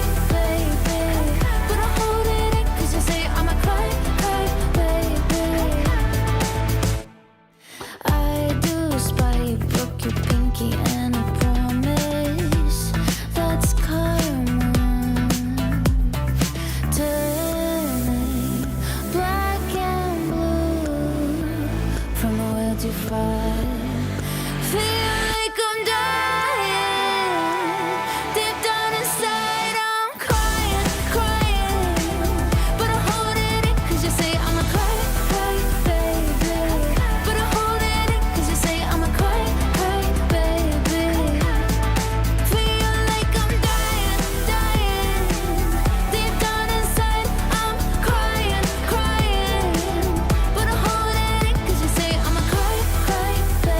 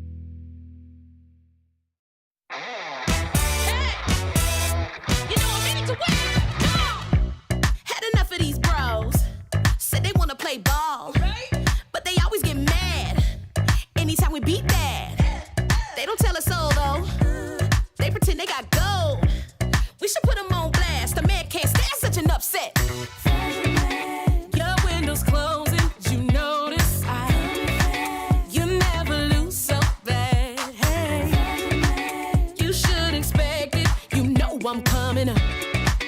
I'm coming up. Hey, no time to run, no games. Your time has come today. Just stopping by to say we're taking over. We're made for this. We're taking over. You know what time it is. We're taking over. We're made to win. We're taking over. Woke up this morning feeling like $1,000,000. Tell me how you feel knowing you get no love. Wait a minute now. Always no losses. Watch out, fill my cup. If you can watch me rise up to the top, you can learn how to pick it up. Pick it up now. Your window's closing, you notice. You never lose so bad. Hey, you should expect it. You know I'm coming up. I'm coming up. Hey, no time to run, no games. Your time has come today. Just stopping by to say, hey, come on. We're taking over. We're made for this. We're taking over. We're taking over. We're taking over. We're made to win. Yeah. Say what we made for. We're made for this.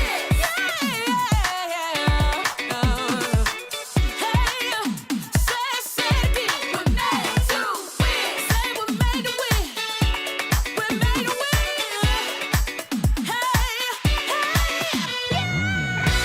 We're taking over. We're made for this. We're taking over. We're taking over. We're made to win. We're taking over. We're made for this. We're taking over. We're taking over. We're taking over. We're made for this. We're taking over. We're taking over. We're taking over. We're made to win.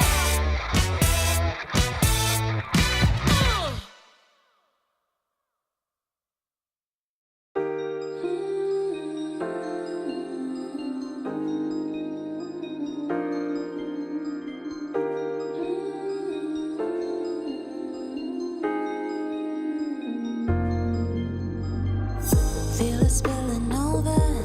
You've gotta cry just a little. Cry before you let it go. Gotta take a moment, then move on. Leave the past behind you. You've gotta die just a little. Die before you learn to live. Let the magic find you and go on. And you might fall down a little, get back up again, fake it till you make it, and don't have to play pretend. Get into your flow, come on, let it show. There you go.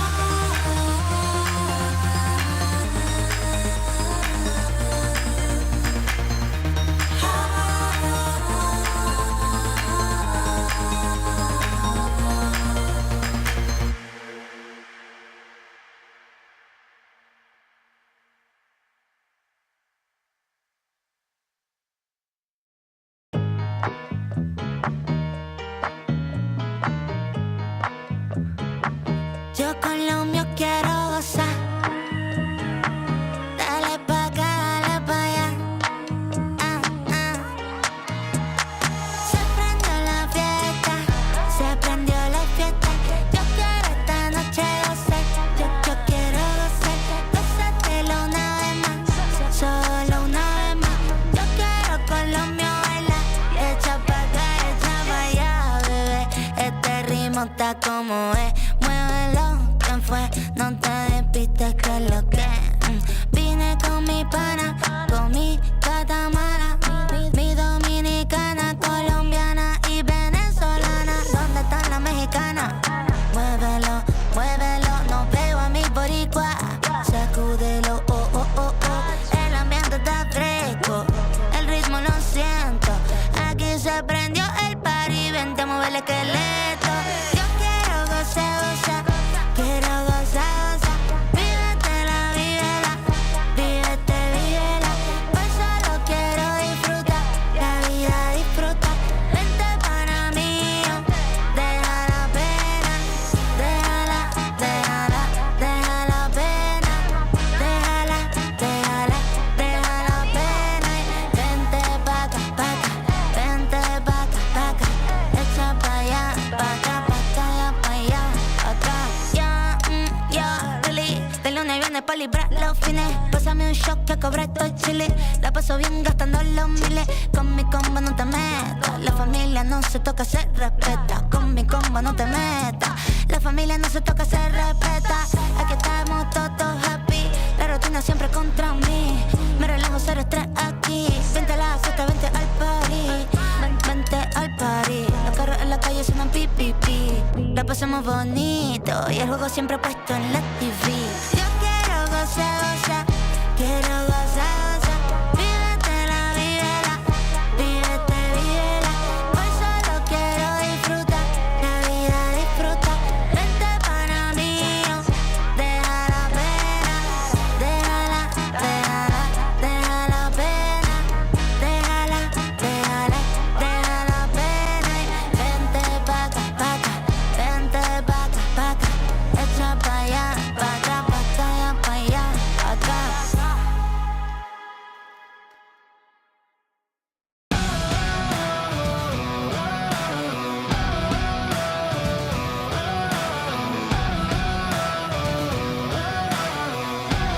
Soaking the fire under my feet. Soaking the fire under my feet.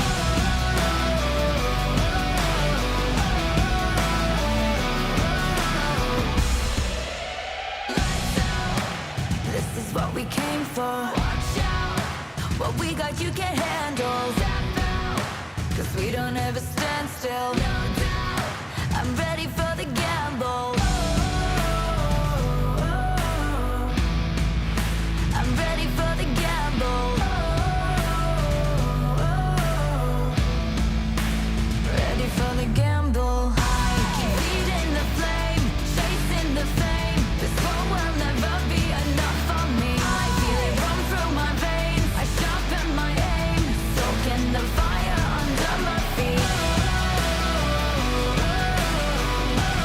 Soaking the fire under my feet.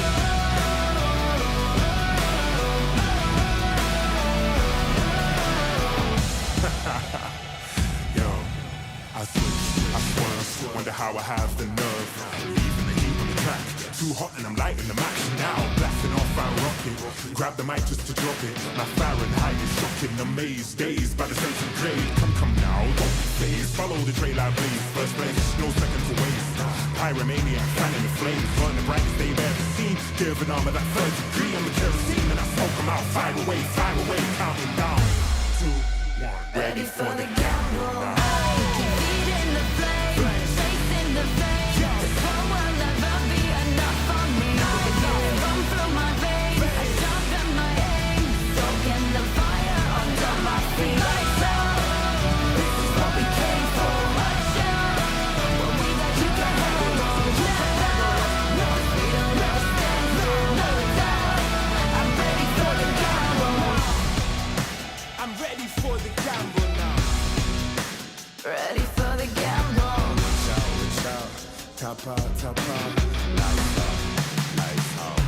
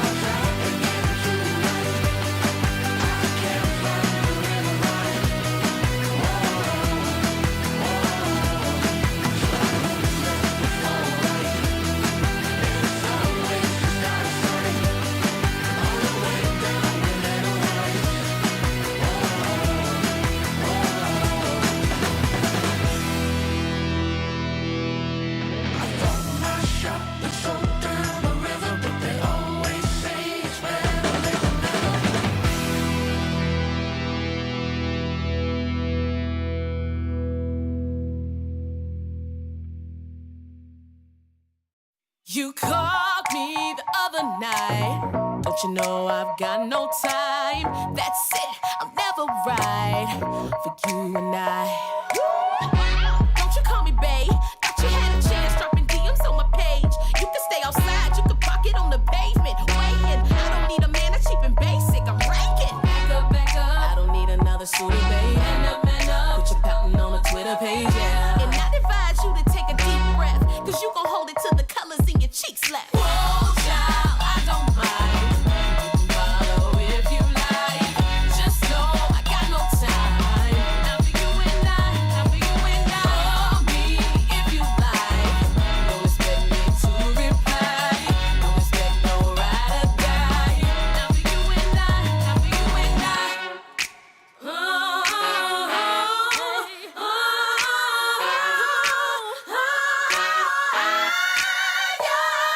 What makes you think I want it when I treat you like a ghost? Take this man home, everybody else already knows I'm the only one I need, you're the one that needs to grow. I ain't playing, boy, turn around and walk it out the door. You've got to go. For the love of God, for the love of God. Watch, baby, I don't mind. Just stand home, yeah. Televised, you don't need to come by. From a distance, though. Whoa, child, I don't mind. Follow if you like. Just know I got no time. Not for you and I, not for you and I. Call me if you like. Don't expect me to reply. Don't expect no ride or die. Not for you and I, not for you and I. Love, I need to keep this from the mirror on the wall. I'll never let her fall, no. Yeah. The only time I need to keep it mine. I'm never playing games. I'm trying every day, yeah. The only love I need to keep is from the mirror on the wall. I'll never let her fall, no. I'll never let her fall, no. The only time I need to keep is mine. I'm never playing games. I'm never playing games. I'm trying every day, yeah.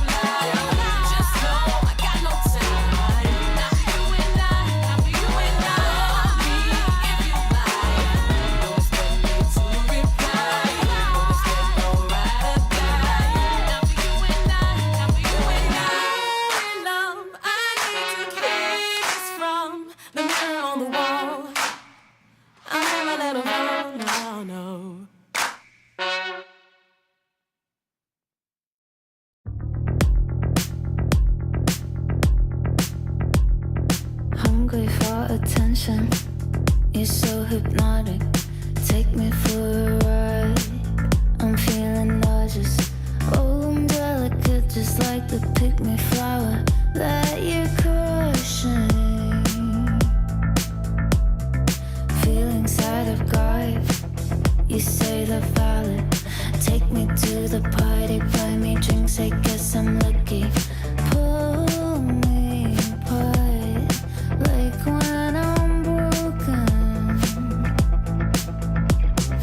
I don't wanna wait for you to make me cry.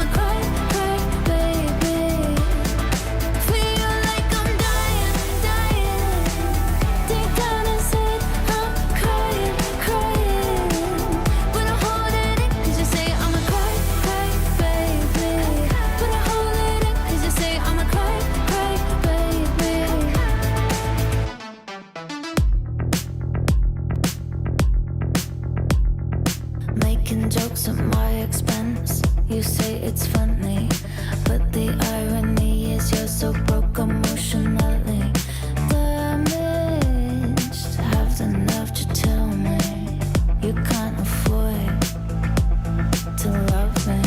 Think about my body with somebody else. Hope it feels like hell.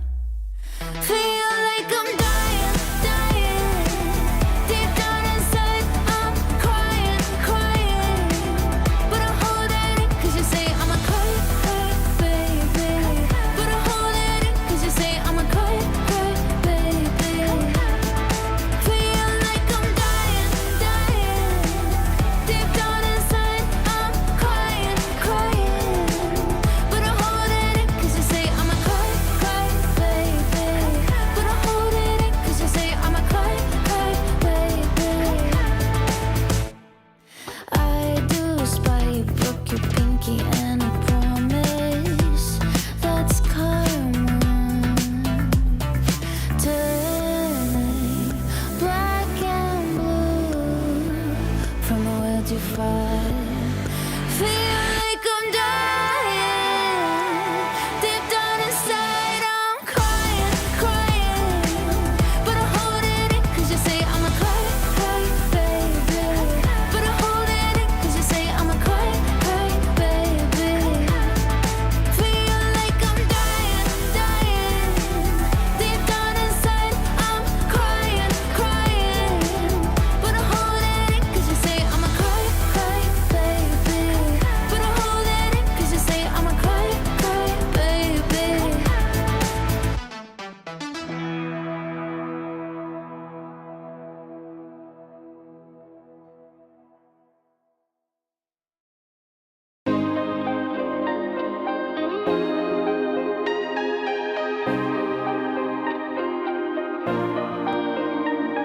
Street lights turned on hours ago. You've been here 3 nights in a row. I feel like an afterthought, but still I open the door. No matter how much you adore me, right before the dawn is when you leave. Oh, do I glow in the dark? Why do you call me? Only after hours leaving in the morning. Do I glow in the dark? Would it kill you to hold me? In the bright of day, oh, can't you see me falling? In the bright of day, oh, can't you see me falling? In the bright of day, oh, can't you see me falling? Midnights are my only hope to see you, but it's not enough.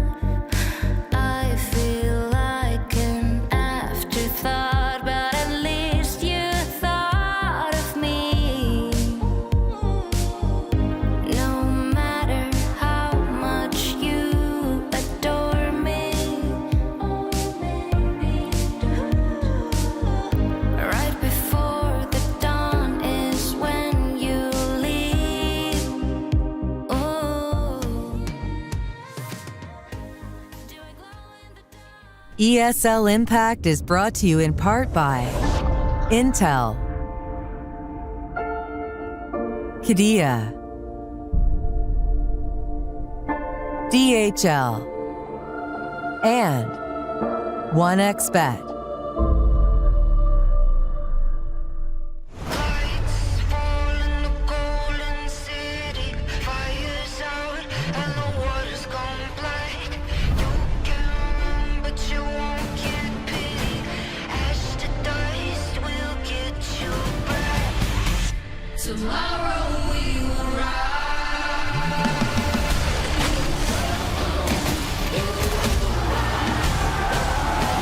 Tomorrow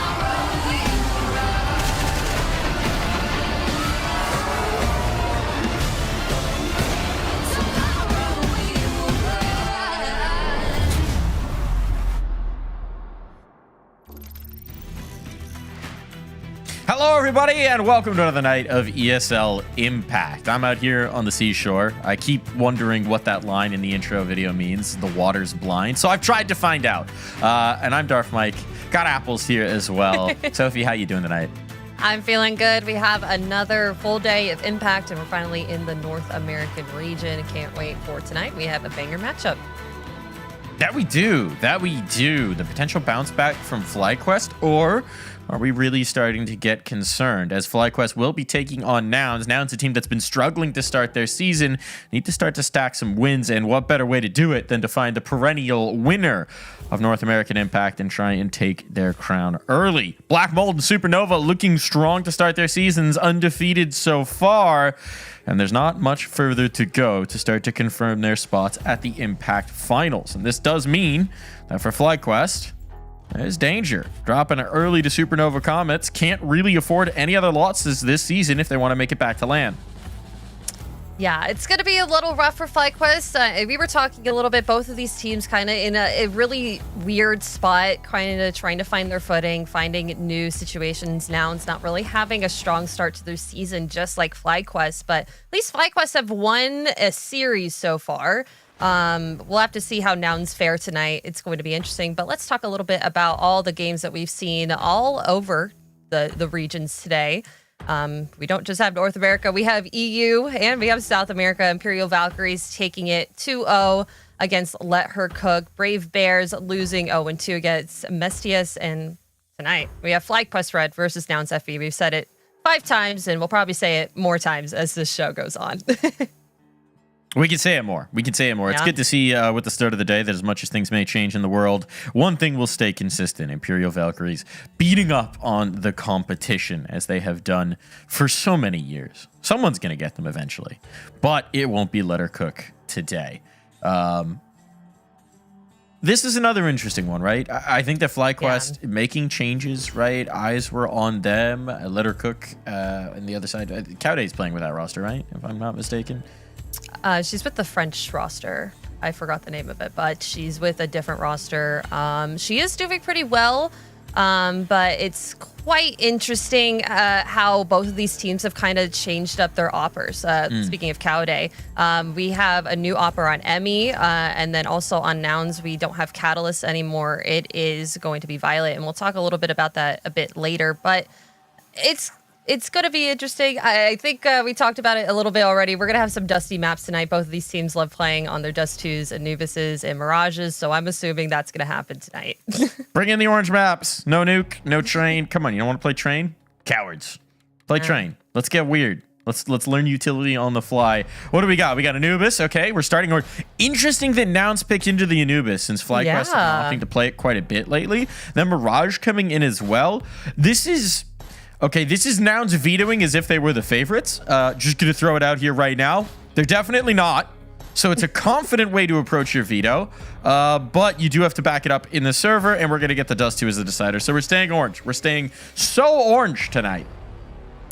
I think it's interesting that you bring that up, that Nouns are vetoing like they are the favorites. I mean, you do need to have that confidence coming into here, and now FlyQuest not being on the right foot. They've kind of been on their left foot, not playing too well, not really playing together. A lot of confidence getting in the way of FlyQuest, I would say. I mean, this could be a really good ego boost for Nouns if they're able to take that first map away from them.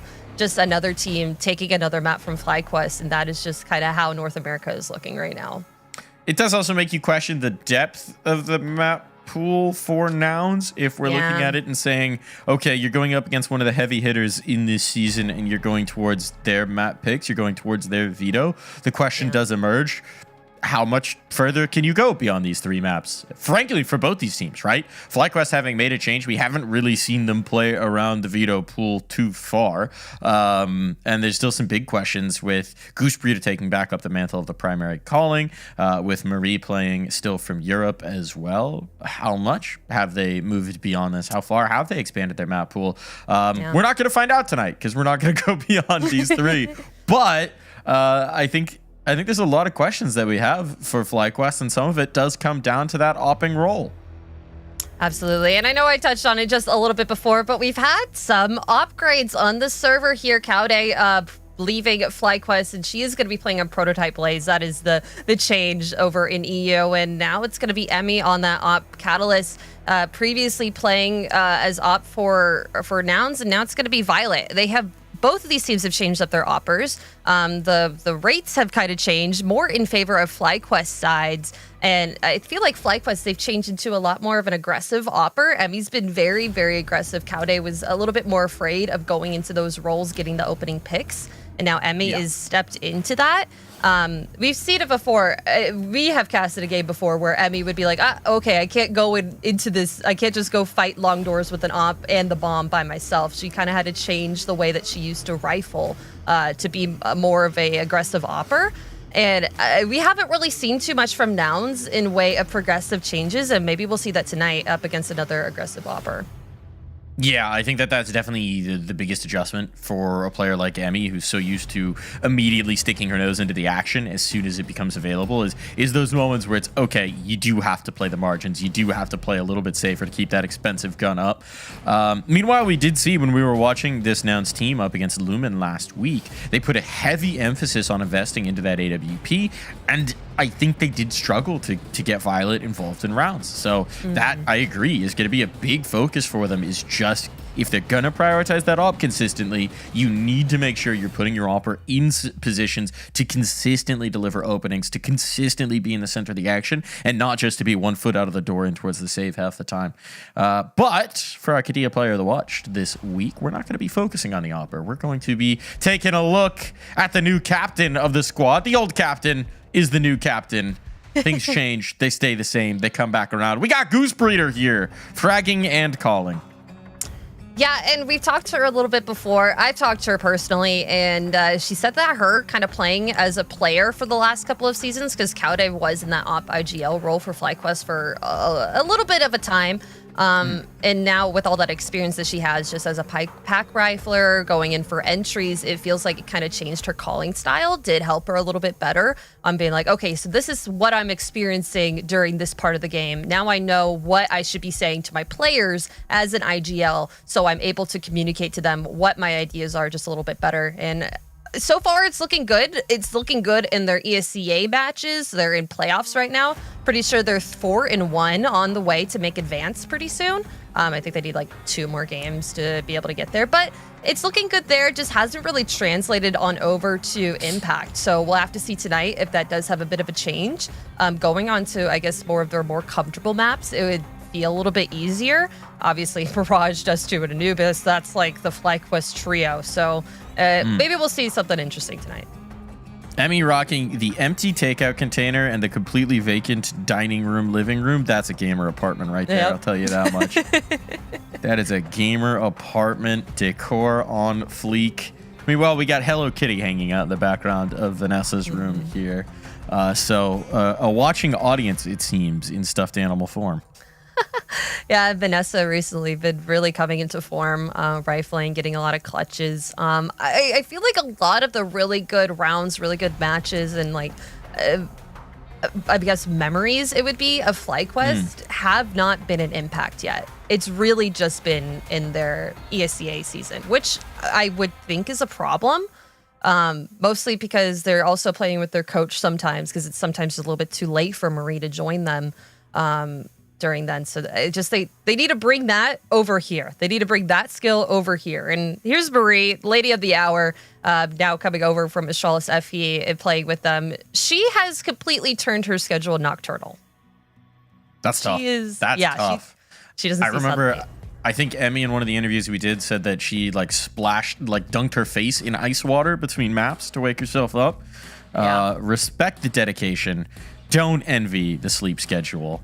And of course, the ping as well going to be a challenge. FlyQuest, no strangers to playing with someone on Euro ping, but definitely a challenge for a young gamer. So an added element of difficulty here.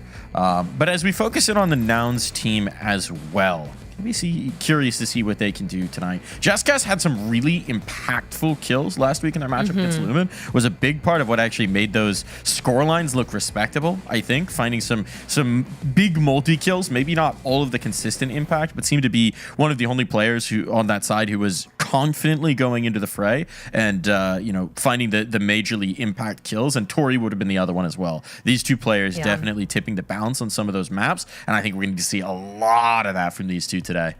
Absolutely. Like, they were the reason why that scoreline were so close. There were a lot of little heroic situations that Nouns had to kind of have some of their players step up for. And with Lumen, their entire team is so strong that it didn't feel like on that side that they needed to have any heroic action. Like, it was Nouns. They had to have JessCast get a multi-kill or a 1v3 clutch to finally win a round on CT side of Anubis, which is not really what you want to see too often. But I do want to say one thing. It's interesting that they don't have Nuke, because I know for a fact that they are scrimming on Nuke. It's good to know. It's good to know. Yeah, curious not to bring it into the map pool, but they're not going to. And based on the pool that we've seen, based on what we've seen so far from these two teams in this season of Impact, I'm confidently going to be predicting FlyQuest. Curious to see if Nouns can make me wrong. I'm gonna agree with you there. I feel like FlyQuest, this is going to be another game that they can add on to a tally just to get them a little bit closer to that top 3 of Ghost Gaming, Black Mold, and Supernova Comets, and just kind of give them a little bit more confidence underneath their wings. However, if it does not go their way, that's going to be really good for Nouns, but also really bad for FlyQuest. I think that's almost completely guaranteed that you're out of the finals. Yeah, based on the way that this season's been going, we're projecting pretty heavily, right? But with how strong Black Mold have been looking, with how strong Supernova Comets have been looking, with the danger that we've seen from Lumen as well, and with Ghost waiting there in the wings, this feels like it might be the most competitive season of North American Impact yet. And so going down to 2 losses early on, it sounds harsh. It doesn't disqualify you. But if we're doing our projections, it's your percentage gets pretty darn low. So important win to take here for FlyQuest if they can, and for Nouns, if there's any hope of this season, you got to do it here and now. Down to 3 losses, you're playing for moral victories. Aggression down middle, I like this. Get assertive, get wild. Everybody pushes on through. It doesn't mean they're going to completely concede the bomb plant. We've seen this before from Nouns. It's unorthodox, to say the least, but does get them into a numbers advantage here. With the bomb now planted down. Double fight in towards CT from FlyQuest. Interesting way to fight this. And now, the rat from Violet, unexpected. Marie will be able to deal with that. Dispatch 1. Goose dancing around the glyph pillar. Looking to finish this round, and she will indeed. I think they've seen that a lot from Nouns, actually. Last week with their game on Lumen, there were like 3 rounds where they just full sped down middle. With Glocks or nothing. An interesting idea for how to approach pistol rounds. I will say, maybe choose a different path if you're going to go for the all 5 push something. Maybe push not the same spot every time. Just a thought. Yeah, and I think at this point, it must be predictable. Oh, okay, this is something. Here we go. This is something different. I will say, if there's one thing that we saw from FlyQuest and Anubis that is cause for concern that they particularly struggled against in their matchup against Lumen in particular, it was A main aggression. Vanessa was consistently getting bullied on some of these aggressive peaks, some of these flashbang plays, and that is one potential vulnerability, because if you lose this position on the map consistently, that's a cause for concern. Vanessa plays this very far back for the most part. It's not a bad idea here, but does carry some risks. Vanessa going to be able to handle them well. Eventually gives up her life, but 3 kills found. Well worth. Benari is the one gun. Can you get away? No, absolutely not. Definitely creative from Nouns. Vanessa able to hold down the fort. Doing pretty well. Maybe we'll see something different here now that rifles have been bought up. Utility has had its way around the server, and FlyQuest just looking to keep this bank alive. 2-speeder upgrades to an AK. Vanessa's going to take that MAC-10. It's like full A-rush here. Going up through rugs. Just a molly to stop them. 2 players in camera. Vanessa gets flashed in. Nade. Ooh, and a molly to slow them down. Tori up from heaven. Able to find 1. Actually, that's Ash that's able to find 3. Very quickly traded, and Dowds have very quickly made this a 3v2. It's recoverable still. But the limited utility is going to make it challenging. They got to shoot their way out. Emmy and Bibian still with control in towards Canals, but Emmy's got to get her hands on that bomb. It'll be recovered. So smoke holds up long enough to allow that. And Nouns are totally focused on this. At some point, the timer's going to have to go off in their heads that this rotation could come through Canals in towards B. But for the moment, at least, FlyQuest aren't shifting up. They're just going to allow that time to tick away. Allow that doubt to enter their minds and see if maybe Nouns try and go for an info play back in. It's coming. Here it goes. Info play back in. Lunari doesn't round the corner. Making some noise, though. That's going to prompt the peak, and now Emmy's got one. So numbers evened out. A little bit of util picked up to maybe try and get this bomb planted, but you need to keep guns out for the moment. And now it comes down to the 1v2. Not expecting the swing from the left. Didn't expect all three players to still be there on site, but Nouns held their nerve, held their patience, and now they hold a round win. Definitely well played by them. But I feel like that early round aggression just to dwindle the numbers away from FlyQuest. FlyQuest was not expecting that at all. Like the flash into A main and moved into sight, but it was just the nade and smoke that kind of slowed down FlyQuest. They're like, all right, maybe there's just one player in heaven, but it's Ash that was so close that was able to get a 3K on them. I mean, with the Krieg. Yeah. All right. If you're an op and you can't afford an op, it's kind of like an op in that it has a scope on it. A little bouncy, right? A little bit. Not exactly what you want to be spraying with. I mean, rolling back the years a little bit to the Krieg meta. It is the easiest spray pattern once you know it, but it is the most unorthodox. Marie just narrowly misses the nade smoke. Gonna throw back her own. A little bit of chip damage, but not too much to be excited about as FlyQuest just setting up their utility over on this A site. Only Tori there to defend. Yeah. Tori braved a little bit of damage just to take this space. Just to get back in. Goose. Oh, missing a prime opportunity here, but still putting that threat in the middle approach in towards their mind. With that lurk now, they got a pretty good idea. And with util behind this, this time, FlyQuest can make their way in towards a bomb plant. Got to refresh that heaven smoke. Going to try and take the space to fight forward. And with this mid control, it's just tough to get going into this retake. Violet really needs to hold this line, but lack of aggression here going to cost them. In the meantime, Bibian's gone in and cleaned out heaven. And this is big trouble on for Nouns. Quick cleanup, though. Out the camera they can go. Emmy with the Krieg holds the line. So worried with this A main aggression.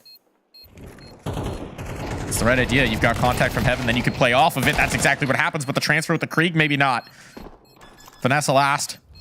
There's no kit on this for Lunari, so as soon as the pull-off comes on, that's going to be the round. And the kill to boot. Nice played from Vanessa.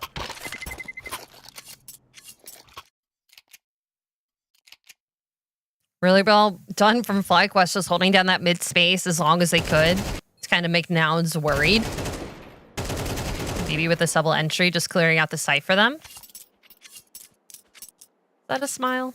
That felt like a smile.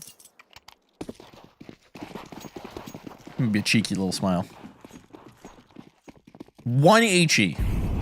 Where do you put the 1 HE when you have only the one? Yeah, good question.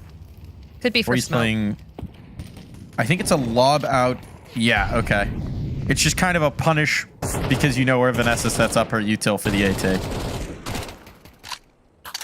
Does have its impact. I don't know that it's really going to tilt the scales in this round too much, but it's a nice idea. You throw to that direction, it might actually be a little more effective. Ooh, 5-7s. Doing a lot of damage here. I mean, just trying to hold on to B main. This was doing a little bit too much for Nouns right now. They're holding down the site. FlyQuest with a lot of utility still left can flush out these CT players, but Violet's getting very close to the smoke. Oh, she's just picking up the Mac 10. Not the biggest reward, especially without armor behind it, but it's something at the very least. If Violet could get a kill, that would net a nice kill reward to getting towards that AWP in the next. Here's the cleanup. As long as Vanessa clears her corners, should be fine. But they're setting up util. Maybe not expecting this tight angle from Violet. Small is in towards Glyph, and they're going to overlook. They're going to overlook, and never mind. Bailed out by Marie. Always nice to have someone watching your back. It's Tori and Ash just waiting in canals here. Waiting for someone to peek E-box. This would have been really, really good if they pushed up just a little bit earlier. Then could have sandwiched the CTs or sandwiched the Ts just a little bit easier. With their team on site. Just played a little bit too far back. Waited a little bit too long to get information. Can't fault them too much. Hard to do much of anything at all with the unarmored pistols. But they at least make FlyQuest think about it a little bit. Are they going to beat them? No point saving. One extra kill, well worth. Even if you don't make it away with your life, that is money. Even costing FlyQuest. And the op comes out for Violet. So this is what we were talking about. As soon as it's an option, it's prioritized. Need to see Violet get active here to make that op have impact early. And that was such a saving kill for Murray. Could have been bad.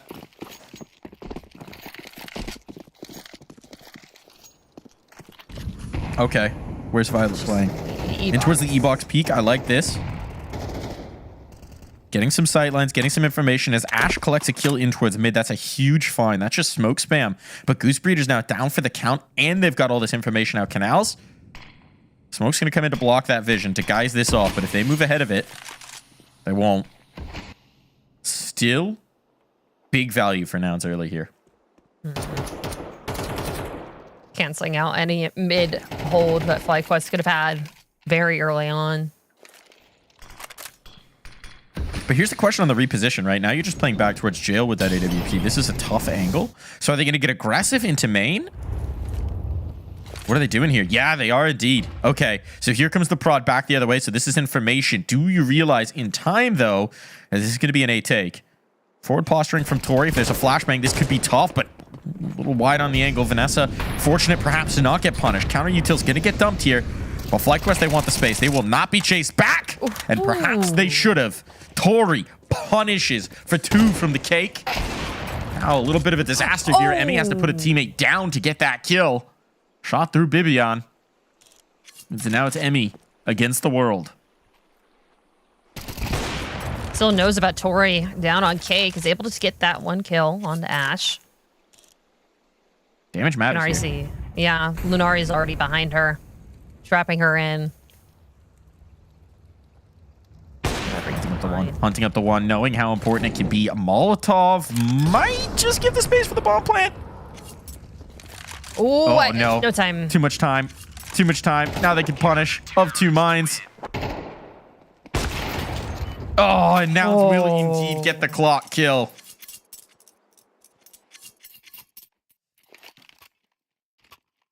Really well played from Nouns that round. That opening pick kind of put FlyQuest in an interesting situation, obviously. Goose Speeder going down early, not having any mid control. It felt like they didn't know where they wanted to go, and then they decided a little bit too late after Tori got that double through A main. But now, fast through mid, Tech 9's in hand. Flash should keep Ash off the angle. Molly's going to come back. Oh, no Molly, actually. Just going to let them through. Molly in through camera. I like this one.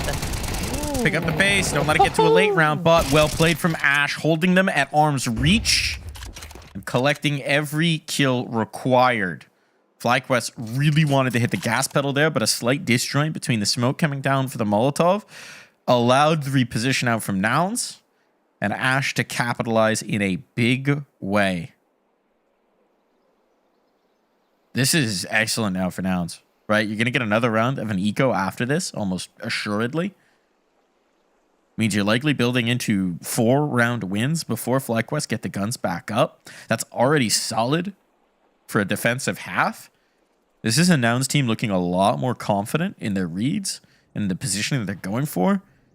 And it feels like maybe the players are in their heads a little bit less and they're able to capitalize on the mechanics as a result. Absolutely. Vanessa going to walk right into all of them here. Able to grab one. She can expect Ash and Violet here.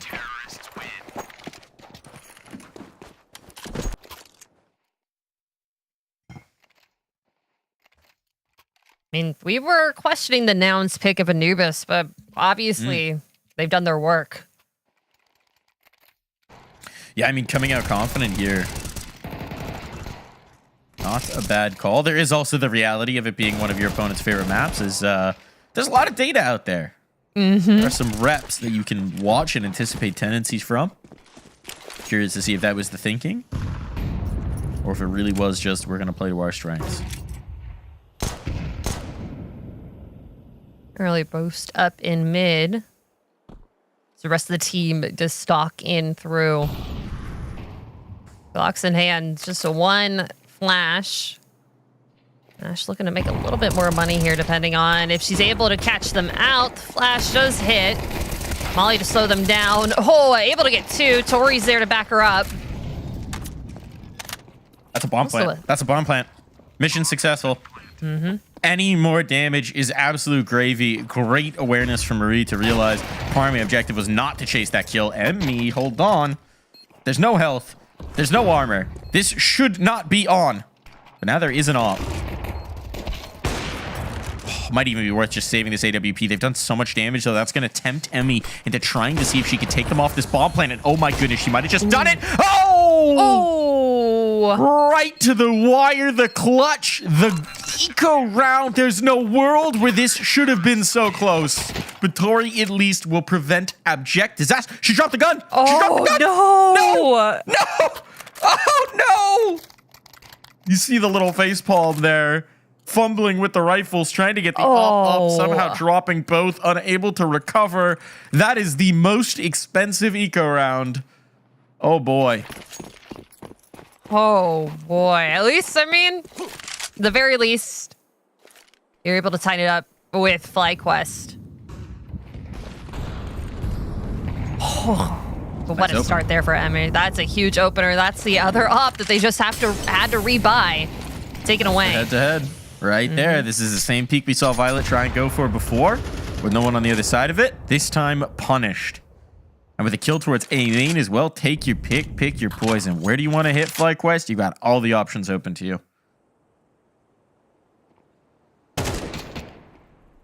Double push out B main. I don't mind this idea from Nouns. You have to take control somewhere on the map. So if you can isolate a fight with Marie here, gives you a chance to even up the numbers, but they've missed the presence going towards A main. They will condense on Marie. This should just accelerate FlyQuest in towards A. They've seen everybody.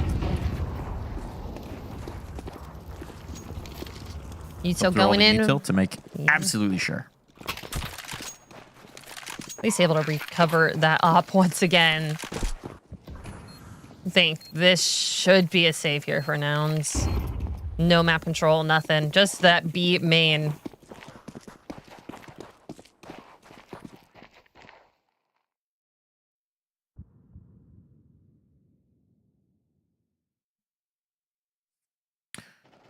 We'll fly through action here.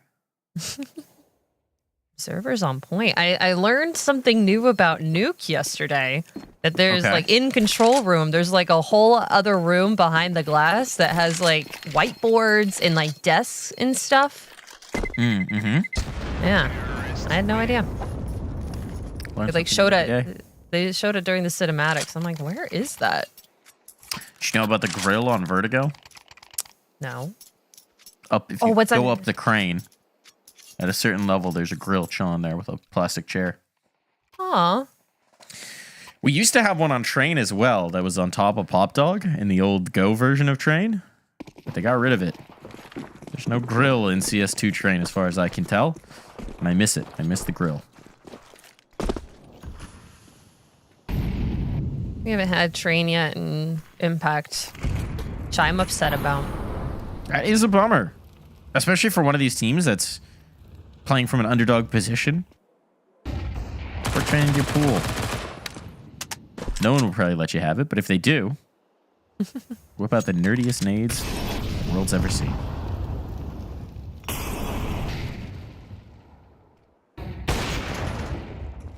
Tori tight to the ankle. Oh boy. There you go. 1-2 punch. Tag off the op. Frag off the 5-7. And Vanessa down early means that now the second element is gone here for FlyQuest. It's going to be the full hit here in towards B with a rifle in the hands of Lunari. This is potentially workable. Reinforcements are coming. Violet's rotating that op on in. FlyQuest need to go while these smokes are still up. Flashbang easily dodged. But the trade is there. Spacing's good. And Goose with a follow-up kill in towards Cave now gives them a position to fight from. Bomb's going to be down, but Ash slips into the tucked corner by Glyph. Control E-box is huge. There's the spot on one. They don't know. They don't seem to know. Ash has been given free reign here on the site. No one was watching. And a peek in towards CT is punished by that op, so it all falls to Emmy now to police that defuse. They're going to bring in the numbers. They're going to bring in the smoke. Emmy, you better have a line here. This is the first shot. Hits the second. Ooh. Pulls them off the defuse. They've just got to stick it, but now losing track. Collecting. No, between the two. Oh, boy. Defuse successful and a kill to boot.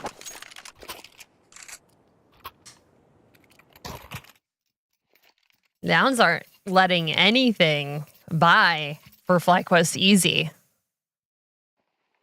And they had the spacing going into B main. They had everything. They had the first couple kills, but not clearing the entire site, letting Ash be there over in dark. I mean, sure, it was smoked out, but very easily maneuverable to get around and grab herself a rifle. That peek in towards CT. I understand the urge, but you know there's an op alive. So it's an ill-advised decision. I mean, focus, just letting the player slip out. Glyph, no vision from that from the B main player is tough in general. But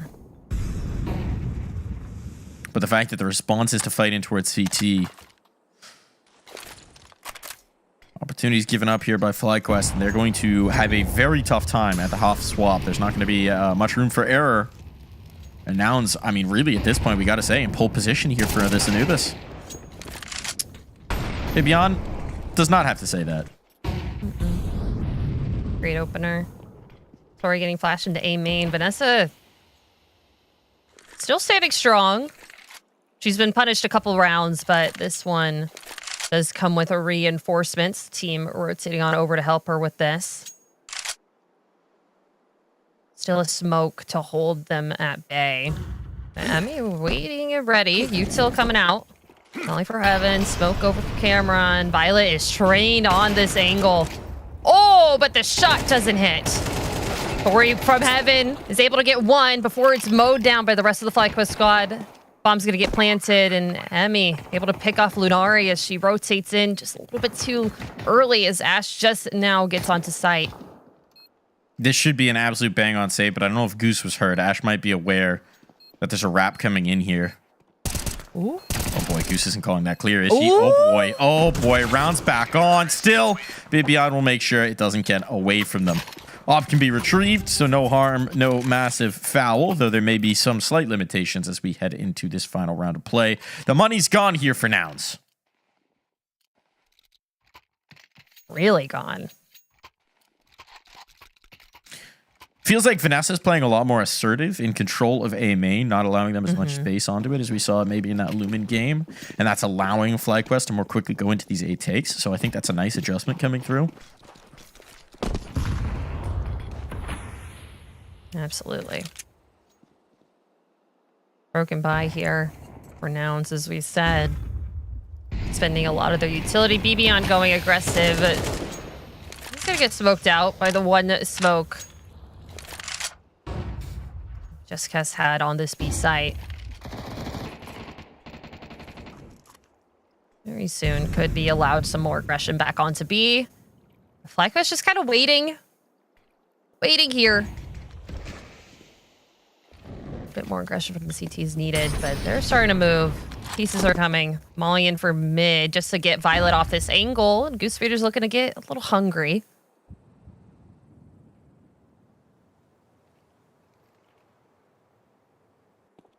I feel like Nouns are playing these pieces very, very well. Separating them, not going full into mid with pistols. Bibian looking to disrupt that. And the MP9's going to win that battle. That's an AK picked up. But Goose Feeder on the other side is able to find her entry into mid.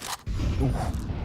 Scout's not going to do too much. Man. This could be tough here. Deagle, though, connecting. Eventually, the kill does come through.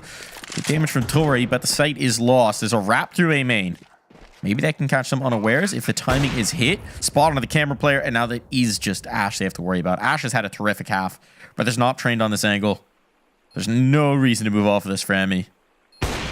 And the jiggle's going to be punished. A lead for FlyQuest, but far from substantial as we swap sides.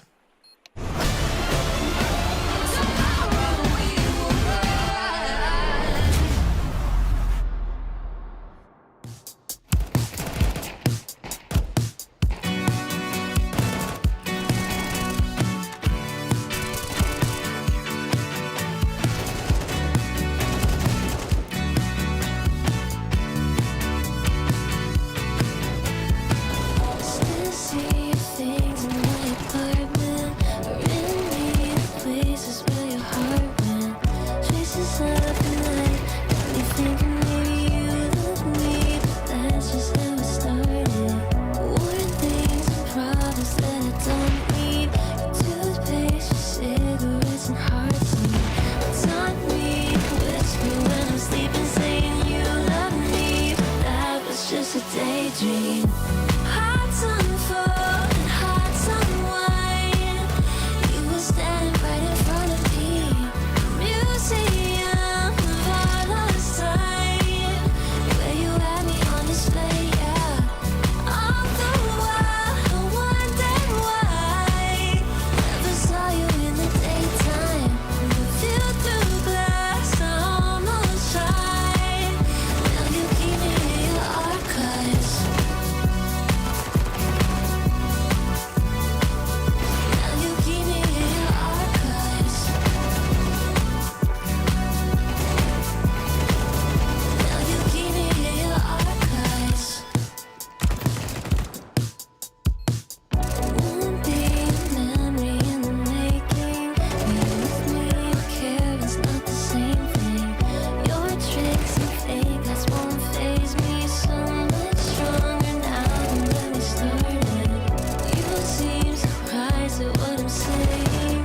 Your eyes wander like you're playing some game that I'm not a part of. Saying you love me, but that was just a daydream. Hearts on fire and hearts on wine. You were standing right in front of me. Museum of our lost time, where you had me on display, yeah. All the while I wondered why never saw you in the daytime. You flew through glass, I almost tried. Now you keep me in your archives. Now you keep me in your archives. Now you keep me in your archives. Now you keep me in your archives. Now you keep me in your archives. Tomorrow we will rise.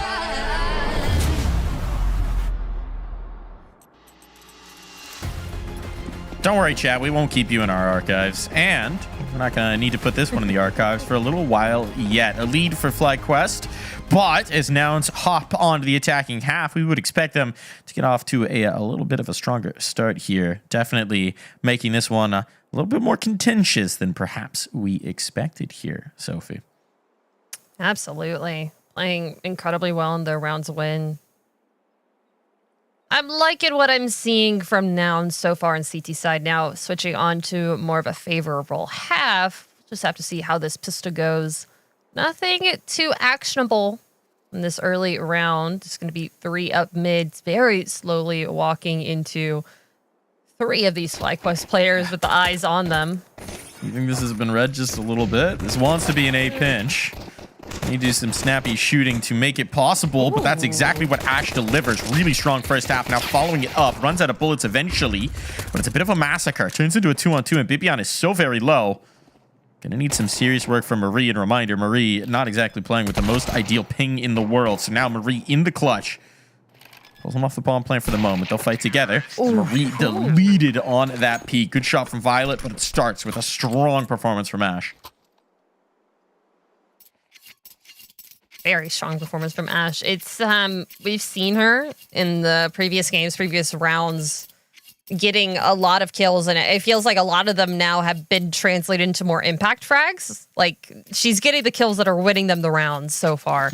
Her and Tori still playing very, very well together in tandem. But Silent more on Jessicast's side, but maybe we'll see something different now that we're on T side. I think that's probably fine as far as Jessicast is concerned, right? You're trying to set up Tori, Ash, Violet in positions where they can have massive contributions. I think that honestly, Jessicast topping the board last week at times was probably more an indication of how things were going wrong for the players who were supposed to set up to be the stars here. So I would imagine you're not too upset about seeing your teammates soaring on high. Provided they go towards A, this should be easy as. And now as more players get spotted trying to funnel out of E-Box for the fight, well, it will, in fact, be easy as. Coming to help the fight. Lots of damage from FlyQuest, though, with these USPs, but they are very, very low. Just a little bit of some dinks.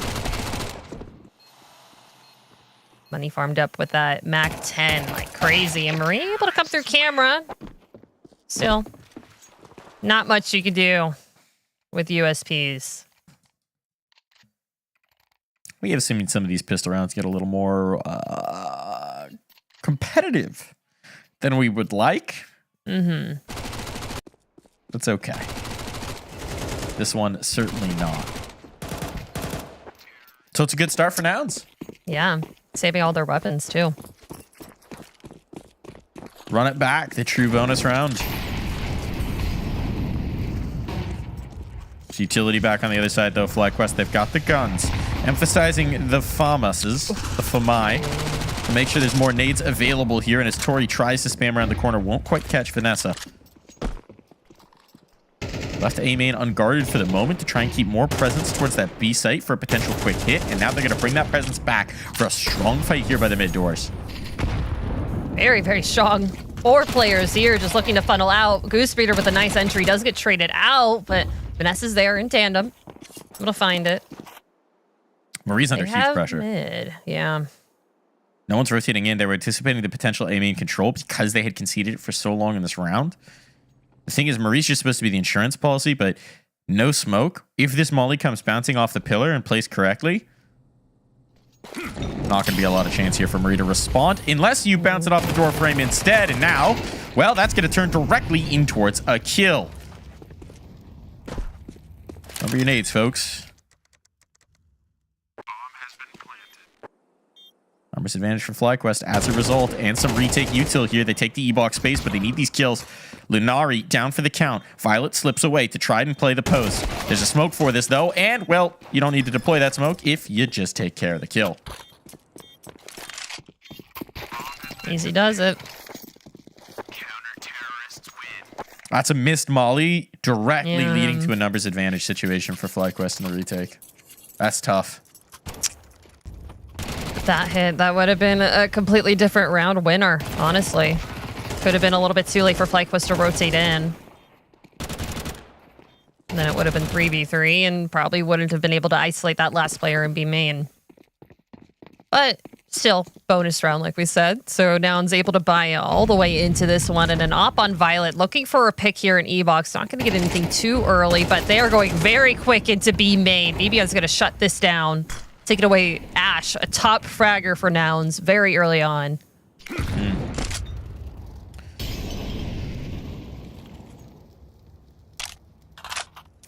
Still throwing util out just to kind of keep that presence there over on B. Yeah, clearly worried about this hit. Nouns are going to need to take some space towards mid quickly to actually capitalize on this. Going to do so. At some point, the idea has to come back into their minds. Emmy's aware of it. And now as the smoke comes bouncing around, There should be alarm bells ringing for FlyQuest. The problem is this nucleus of B players can't really do anything to help out. Nice early kill for Emmy. Important one to find. Like to get a reload off here. 10 bullets. And this stall out may just have given enough time for teammates to come back through. So that's information gained. But look at this. The battle back in from Bibian, trying to get here quickly. Vanessa buying time. They've forgotten about her. They've discounted the position. Vanessa able to catch. And that sets up Marie for the backstab as well. And Vanessa will finish it all off.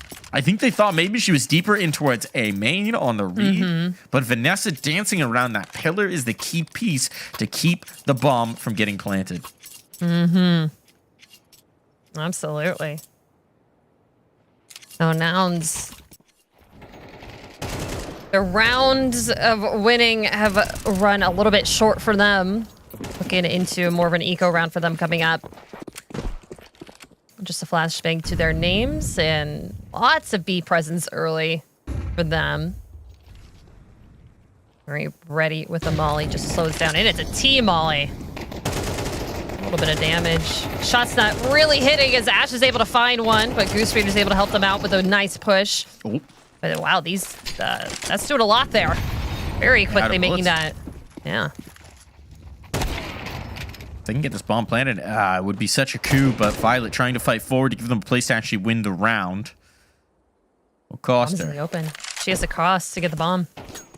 HEs would end this. Bullets certainly will. Those HEs come in a little late, though. Are you able to take the edge? Ooh, I like this from her. Might as well. Maximize your opportunity. Question is, does it come through quick enough to still catch them by surprise?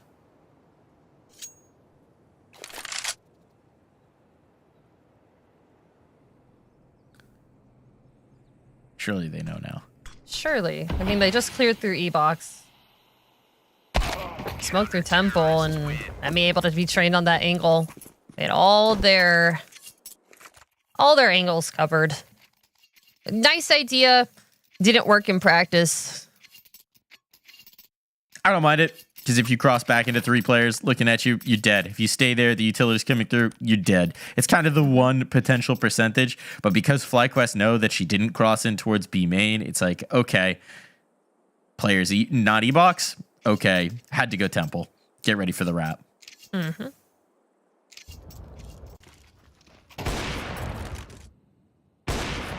They got that bomb plant. It would have been a really good, just full pistol round from Nouns. Unfortunate, but they are going to be able to get rifles into this one. FlyQuest to find double digits and looking pretty strong so far. CT side, not slowing them too far. Slowing them down too much on this map. The Krieg for Lunari. Is the Krieg coming back? No. I see it. I see the Krieg and the AUG so much in Impact. Yeah. Oh, very quick B main presence there. Tori out of the gate very early. Violet not timed to be able to get that trade. Ash is trying to capitalize on this, going in through E-Box, finding one of her own, but BB is there, and that nice flash. She does get blinded herself, very narrowly is able to get into a hiding position to grab herself another kill. This is the ace on for Bibian. Low HP, but you know they're going to give her a chance to hunt it up. It's just Violet on the other side, and through the smoke, timing near perfect. There's the punish. So ace at the very least denied. Bibian had the opportunity, couldn't quite close, and this does actually open up the possibility of the round. Maybe a little hungry to get that big highlight.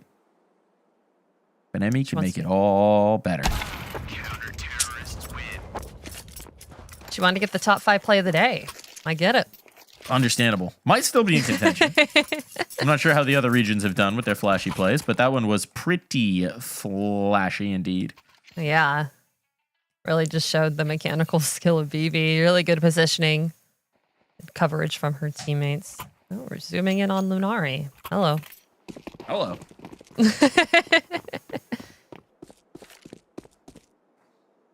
We've yet to see a full pistol rush from Nouns on their T side yet. Something down mid. deco.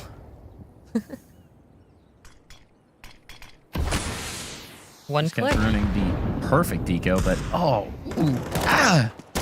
that's a meaty nade. Spam for the smoke, good too. Not the kill, but that's a lot of damage. There's the kill. Rest of Nouns just kind of walking around, trading the bomb back and forth in mid as these kills come through for FlyQuest. It's a nice way to reward your high ping gamer. Mm-hmm. Smoke spam kills. The ecos. Smooth those numbers out a little bit. Mid presence could be a problem, and indeed it is. Goose Breeder losing track of the positioning there just a little bit around the door, digged on down. Now these A players are under threat, but that's a great way to mitigate the threat. Vanessa holds on to the position A main, and now they've only got one direction to worry from. And Emmy posted on the angle, patient for the second swing, and it all falls to Jesscas. Gun can be Able to pick had. up an AK.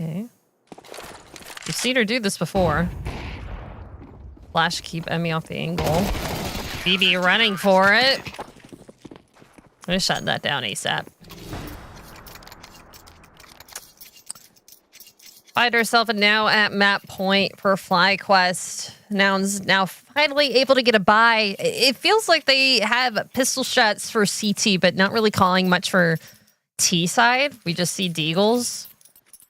Nice openers, but it kind of falls short. Like nothing rushing. Like maybe instead of investing into a deagle, just get like flashes and just flash yourself into A main. Try and get a bomb plant, just a little bit more money for yourselves. Violet has a decoy. Oh boy. Babion's been loud about this. There should be a great deal of awareness for it. Snop it subtle. Bibian calling them out. Good damage done. And if for whatever reason they forget about Bibi in this corner, that could be a big problem. Mm-hmm. Ash is not clearing it. Oh boy. They have to know. They don't know. They jump They do across. not know. Now they know. Now they know, certainly. Ash going to be able to get that kill, so that's a massive find, but it's only the first step, and Vanessa and Goose mounting a strong defense. The Tori cannot stay alive. Bomb now dropped. Player's not in position to retrieve it. Yeah, Marie's Control right down in about towards Canals. Marie could just end this round. Oh, snappy shooting from Violet. It falls to Emmy to clutch this up and end this map.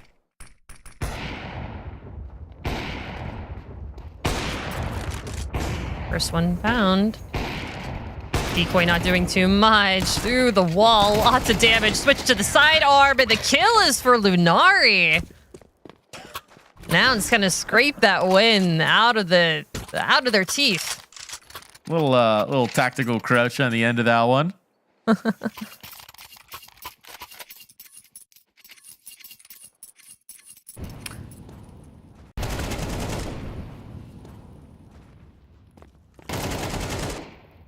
Maybe a little too eager to end it. I like the ambitious play call from Bibian. You know, just trying to throw an absolute knockout blow in the chaos. It's something that we hadn't seen from FlyQuest. So change of pace call, not a bad idea.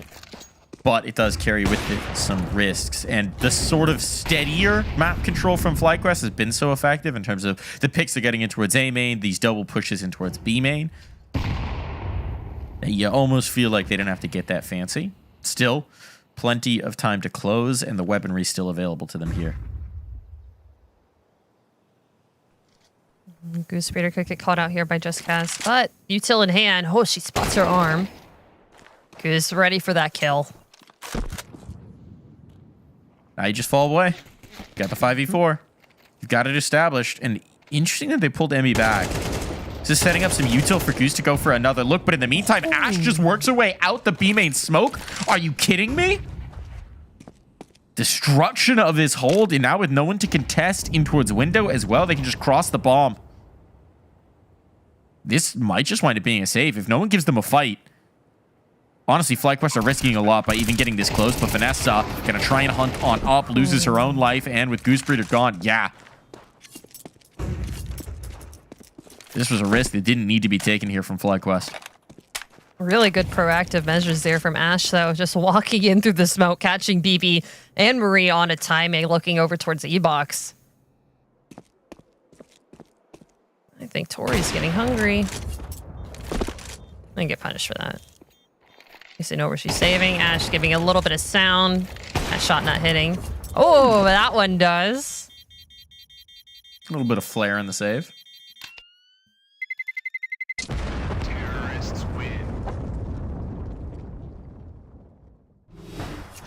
Gonna need some drops here. They could facilitate it. Emmy can drop 2. Yeah. Or we could see the half buy. Try and make some sort of creative play around the alt. Give yourselves a premium chance with all the guns and all the util. They're discussing it. Timeout for it. Saw an immediate buy, then sell from Vanessa. So trying to figure out how to manage their economy most effectively, as Nouns have put them in a position where there's a lot more stress than you're maybe thinking. This is the first time out of the map for either team, right? I think Nouns had a timeout during their CT side, but I think only just one. Could be wrong there. Sounds about right. We did have that nice stare into Lunari's eyes as well, so. Yes, that is true. First one from FlyQuest, certainly. Yes, absolutely. So Sheikh Zula maybe getting active in the comms. Yep. And that did lead to the full invest, so they opted for it after taking their time to consider. How do you activate? You've shifted Emmy over to get aggressive LP main. This is the changeup. This is what you're throwing at them. And there's players on the other side. There's Violet just on the other side, but it's going to be Emmy who strikes first. Massive scout to take early on. Violet deleted. You brought the fight right to her and asserted dominance. The trick now is to move the op around, right? Because now they've got a good idea of where the numbers are stacked up, so it's a good response from now to take this mid control and try and pressure A. Better if your nades don't get consumed by the corner. But it's not a catastrophe just yet. Double smoke in. Here's where we see the nerves, right? You're wasting smokes. You don't have a ton to spare. And a counter smoke's nicely timed here from FlyQuest. They realistically need to come through this because at this point, Emmy's starting to do that long rotation to hold in towards Temple and make sure they can't get away. And I like the response from FlyQuest. Take A main. Jesscast hasn't moved into this space just yet. Sorry, it's Lunari.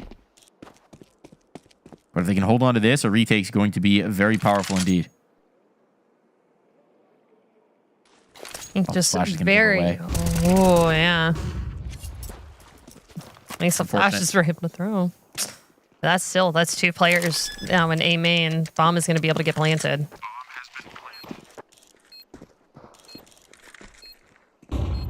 5-on-3 retake, though.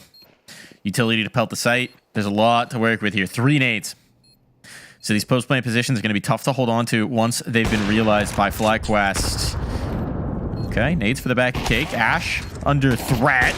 Emmy finding the first. The dominoes starting to fall here, and Jesscast will be the last to do so. Defuse on, nicely played by FlyQuest. Take a pause, breathe a little bit, change up the point of aggression, and seal the deal on an Anubis win.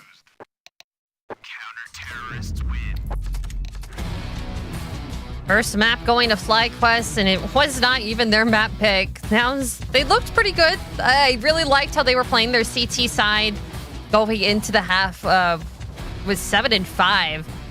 But FlyQuest just able to pause, get their talks in, get their ideas in order, and it all worked out in the end. And now we're going to go to Mirage, a map that I'm very confident on FlyQuest to be able to close it out here. So we'll just have to see what Nouns has for us in store on that side. But still, congrats to FlyQuest for the first map win. Yeah. I think that for Nouns, it's a little concerning. You get out of the first half, frankly, good. That's very, you're very happy with the 7-5 split for your CT side of Anubis. You win the pistol, you convert off the pistol, we're all tied up, and then we just see FlyQuest assert themselves. Once the guns come out, they start to dominate. Need a few more ideas there, maybe, on the Noun side for the attacking half, and I am worried that that could be a trend that continues through into Mirage. We didn't really see the battles in A main push. I feel like we saw a lot more B main aggression there from Nouns. they weren't kind of taking away that space from FlyQuest as easily as we have seen it done by other teams against FlyQuest. Could have been something that they could change for the next time if they've decided to work on Anubis just a little bit more. Like, that is something that's a weak spot for FlyQuest. I mean, obviously we've seen Vanessa be able to take a little bit more control on it in this map. But that is something that if you're able to get the right utility, right timing, that is a big plus that you can have against them. So that's my advice to Nouns on Anubis. I feel like that would be a good one to take. Yeah, I'm curious to hear if they recognize that as a weakness. It does feel like if Vanessa was playing more assertively today, that definitely helped out quite a bit. Also, when we look at the head-to-head that we highlighted in the beginning of the map in the pre-game, the opping head-to-head, Emmy was very confident in going for some of that aggression, very effective at it as well. And we saw once again that Violet struggled when that aggressive opping was coming her way. I mean, that last round highlights it nicely, but it was also just the case throughout the map, frankly, right? When you don't always have the scopes going up against each other, but when they did, Violet was getting pressured more often than not. Yeah, and I mean, was able to come out of that battle victorious most of the time. Looking at this scoreboard, I do want to talk a little bit about BB on 6 entry kills in comparison to Ash there with only 5. Ash getting 25 kills. I feel like those two players head to head. Maybe we'll see a little bit later, but I feel like those two players had a very similar playstyle on their T sides. BB on very close to getting an ace that one round, but Ash was kind of a difference maker. A lot of the rounds that Nouns were able to win on their T side, able to get really good frags up in the middle. So was Tori. Jessica's a little bit more silent this game, but you said it a little bit during the game. Like, sometimes you don't need everyone to be firing on cylinders if other players on your team are doing the same. Yeah, I mean, for Bibian, the number of rounds in that first half where she just full swung in towards E-Box and deleted a player, that kind of killing prowess is going to open up so many options for you on Anubis around the map. So definitely impactful round, or impactful map as well, with those 6 entry kills, making life a lot easier for her teammates. But you are going to feel bad for Ash, right? Some dominant individual play, some dominant rounds in particular, but unable to bring it through all the way. And that's just the nature of business sometimes. It certainly is. I think that if the individual mechanics are as on point on Mirage as we saw them here on Anubis, we do still have the chance for Nouns to try and push FlyQuest here. Absolutely. And we do have a head-to-head for this game, just to look at two players that were playing very similarly. I've said it already, but it's Bibian and Ash. They both had very similar playstyles on their T side. Ash being very, very aggressive, but just Bibian coming ahead of that battle, like you said. Entry kills, doing very well on BB. I feel like that was more entries on CT side, getting aggressive in E-Box, like you said. But like you said, not to say that 3 times in a row, but Ash being victorious in a lot of mid-round clutches as well. Just not able to close out the rounds in tandem with Tori. Look, you can just keep saying I'm right about things. I'll never get that upset about it. Like you said. I say some good things sometimes. Right? The trick is to just say a lot of things and then only remember the good things. Oh, okay. I like keep that. swinging, all folks. Right. It's a big sample size. You're bound to get some things correct. We are going to be headed into Mirage, though, and we've seen the Mirage out from both these teams, right? And it's been a little bit concerning for Nouns, and it's been pretty encouraging for FlyQuest. So, are we feeling some kind of way about this? I'm feeling good for FlyQuest on Mirage. This is their bread and butter. This is their toast. This is their English breakfast. This is everything that they wake up in the morning to do. It is Mirage. So I feel good for them. I feel good for them on this map, and I think this could be taken 2-0. However, Nouns did surprise us on Anubis on a very, very aggressive first half on their CT side. So maybe we'll see something interesting. I'm excited. I would like to see Nouns do something cool and get a map win, take us to the third one. We haven't really seen too much of Dust 2 on North American Impact, so that could be fun for FlyQuest to be pushed there. And still, that's another map that you're taking off of FlyQuest. That's more round differentials in the end of the day. And at the end of the season, I think that does factor into your way of being able to get requalified into next season. So still would be good for Nouns, but I feel like it's going to be FlyQuest. Would be immense Problem is for FlyQuest, all the win conditions are hitting. Bibion's running all over the place, killing people. Emmy ain't missing with that scope. And the rest are looking confident and strong. We'll find out if they can close this in 2 when we come back.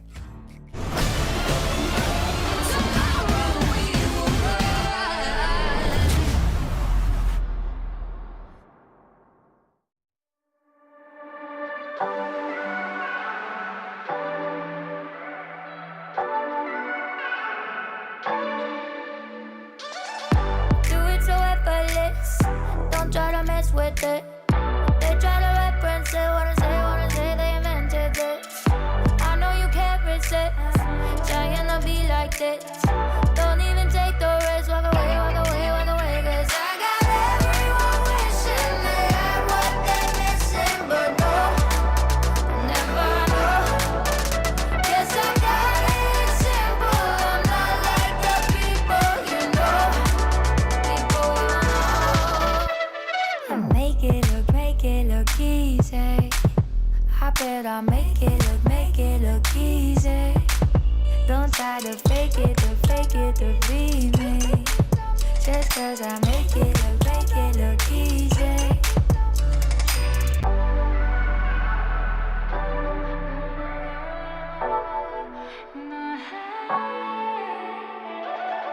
Make it look easy, I do it in my sleep at night. Don't try to get it right, gotta stay alive. I gotta win, nah. I'm making a name, nah. Winning again, nah. Wanna play, 'cause I got everyone wishing they had what they're missing, but no, never know. Guess I got it simple. I'm not like the people you know. People you know. Make it look easy. I bet I'll make it look easy. Don't try to fake it to be me. Just 'cause I make it look easy. Don't even bother, try to win a lighter. Real like no other. It's in my veins, like in my DNA. My vibe is like no other. 'Cause I got everyone wishing they had what they're missing, but no, never know. Guess I got it simple. I'm not like the people you know. People you know. Make it look easy. I bet I make it look easy. Don't try to fake it to be me. Just 'cause I make it look easy.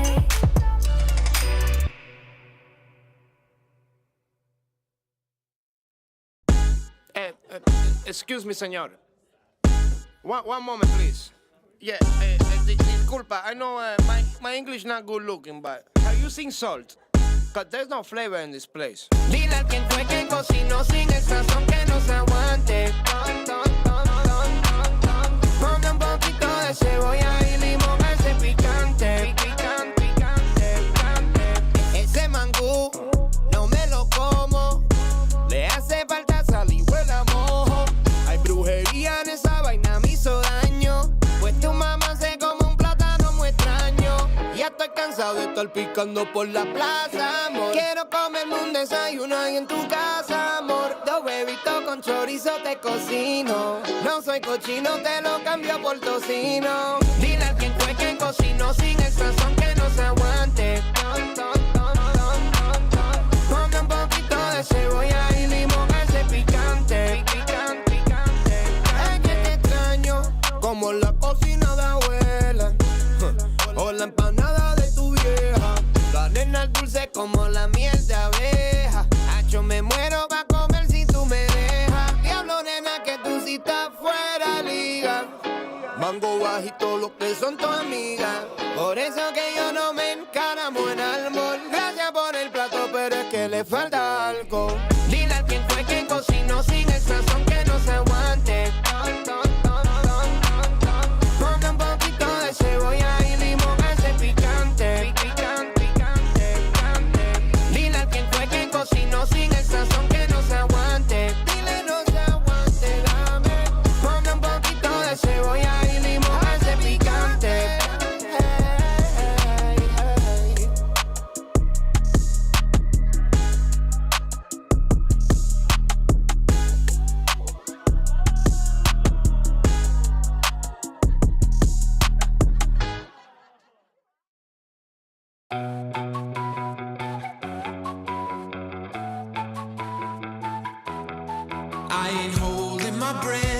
something's gotta give. Settle for nothing less. Gotta go, gotta get. I take it as it is. The game is never ending. We never signed it to life, but we're here for the ride. So hold on tight.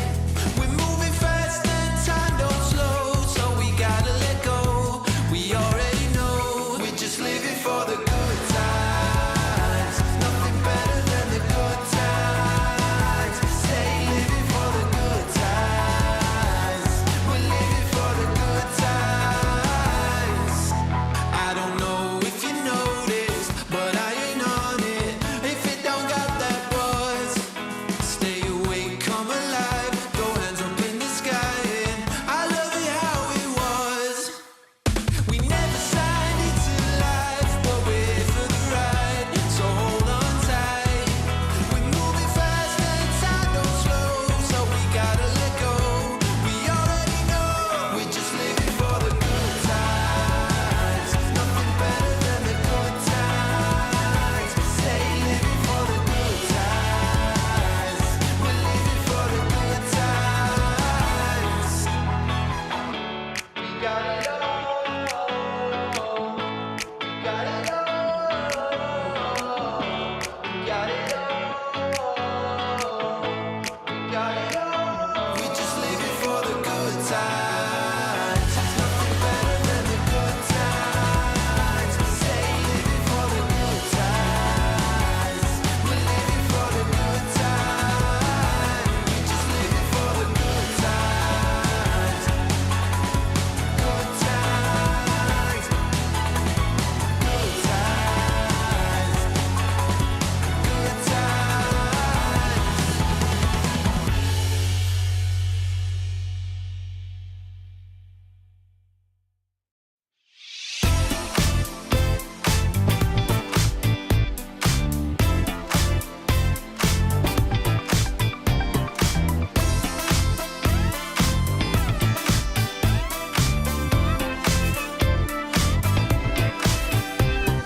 Hey, hey, you look so tired, I'm worried. You know it's true. Hey, hey, you been working too hard lately. Keep pushing through. Need to get away. Take some time out. Go to a new place. Life is just too short to waste a minute. I'll walk you out that door. Jump right in, baby, let's go. Tomorrow we will ride.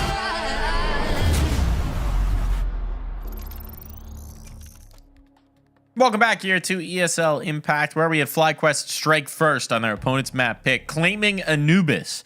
Now we head to Mirage, comfortable territory here for FlyQuest, and Nouns in big trouble.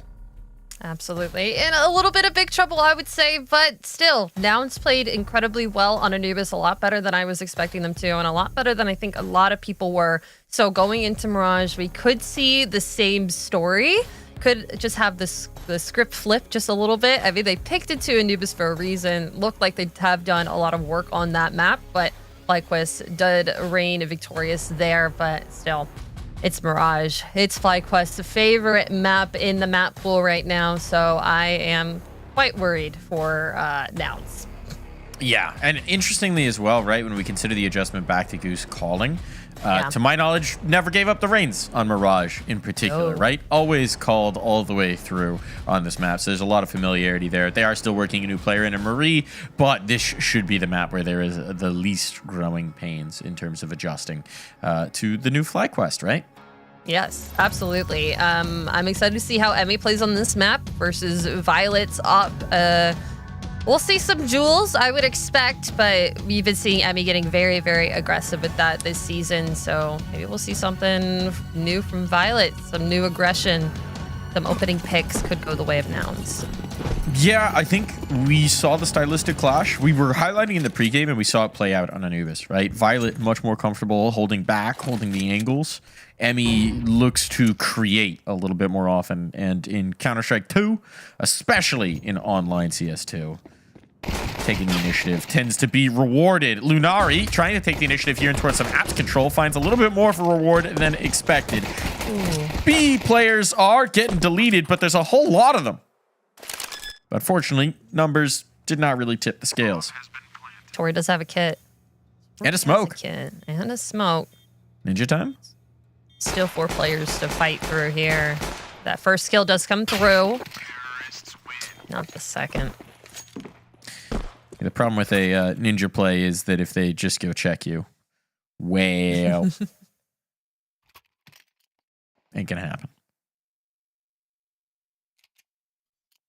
Do you have an update for the other game going on in the region? Mega Juniors right now winning against Lumen on the second map of their scoreline. Yeah, Lumen got the first one, but Mega Juniors still playing really well. 7-3 against them, and they're playing on Anubis.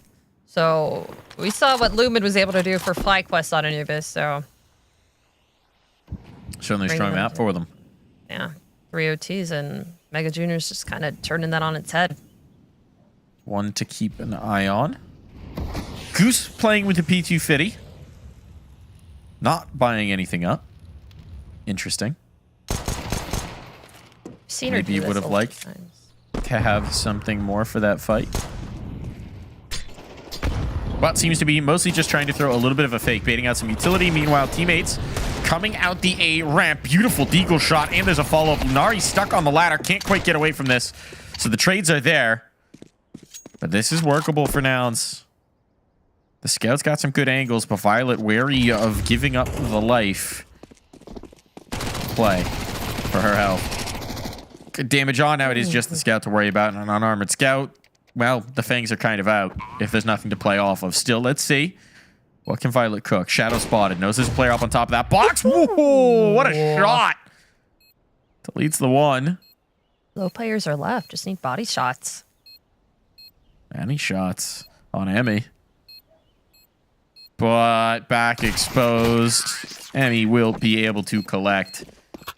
Good attempt. Keeps it interesting. Nice shot.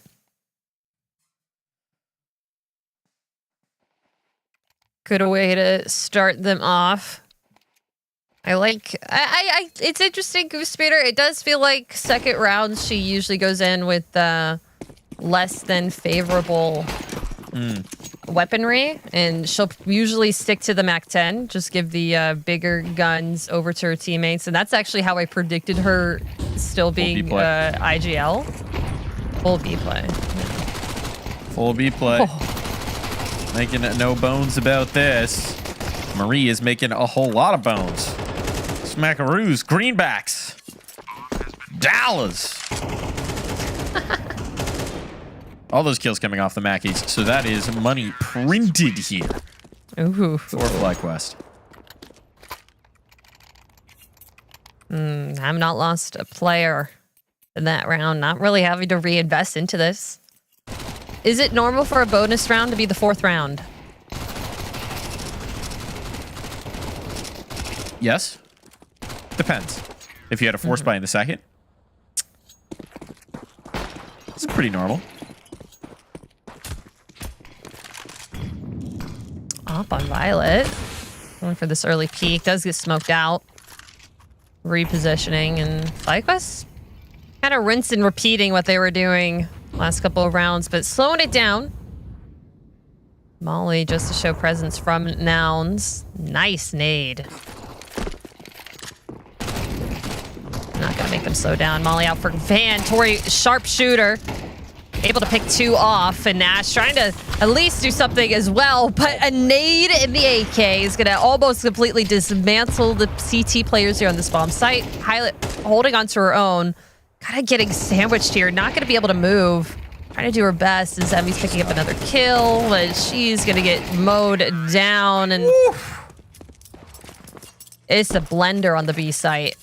That was fast and furious from Emmy and Goose. It's like, okay, should we try and stick this bomb and play the post, or do we just brawl straight forward? Knowing that you have that op stuck at empty, it's a good decision made. I think it was a snappy response from the player in towards the market door, but Response just a little too quick from Goose on the site. So, 4-0 for FlyQuest. You were right that was the bonus, and now it's just all gravy, baby.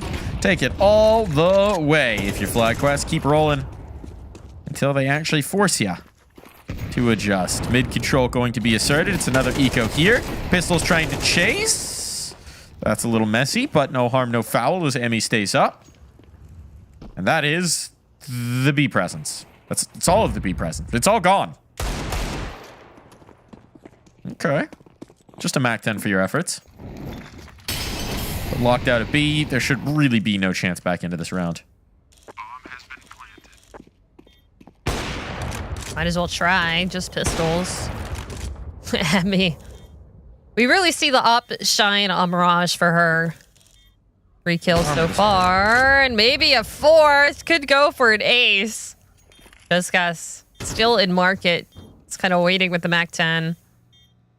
Looking to possibly get... Oh. It's just no reason. There's no percentage in this. You're not winning this round. The kill's not going to make a difference. You're not getting the defuse.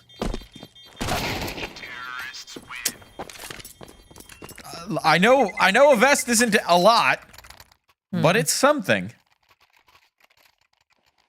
I feel like a Mac 10 is also something as well. Well, depending on where you're going, you could just like go push under with that. Or just go up mid. All right, double ops picked up as the solution here. So if you were to anticipate double ops on CT, we've got Ash picking up a secondary. Maybe one overlooking down apps just because of how much aggression, and that's where Violet is going to go. Yep, that's a pick. That's an opener. That's nicely done. That's nicely done. Okay, so you set up the secondary up a ticket that allows Violet to be a little bit more free in where she wants to take her fights. Very nicely done indeed. Mid control's going to be conceded, but FlyQuest actually aren't going to take it. It'll work. PB up from the underpass, and that's a massive kill to find for Lunari on the smoke fade. Vanessa down and out. I think that now FlyQuest have been totally rebuffed on the start of this round. Need to find some picks. Need to find something to make this just a little bit easier to work. Maybe I gave up audio cues. I think those would have been heard by JessCast. Not 100% on that. At least now Certainly they would be. Aware. Yeah. You're just trying to bait is a little bit of attention. Yeah, and that was good. Able to get the first. Ash, that secondary op. Closing one out. Lunari going to get mollied out of position. Eyes on another player, but Goosebeard able to find that one. Now Ash really the only player here on this site. BB looking to make something out of that. Oh, what damage. Oh, not able to complete it. Back to the AK. Back to the AK. A little more effective, especially with the low HP player. But Violet has never moved. Providing oversight here from the catwalk. Going to be able to get the final kill as well. Started the round off. Ends it to put Nouns on the board. And with that double op surviving as well, the economy can build.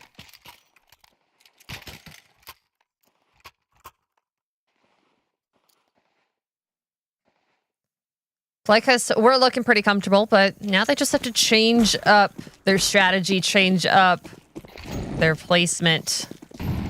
5 rounds T-side. Pretty strong. Violet going for a very, very aggressive ramp peak here. Beyond knowledge of this, just kind of sitting back and waiting for any walk down.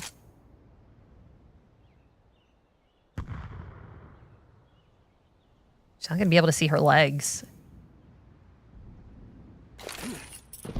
It's still coming out. Feel like this is going to be a good one. She's able to grab BB.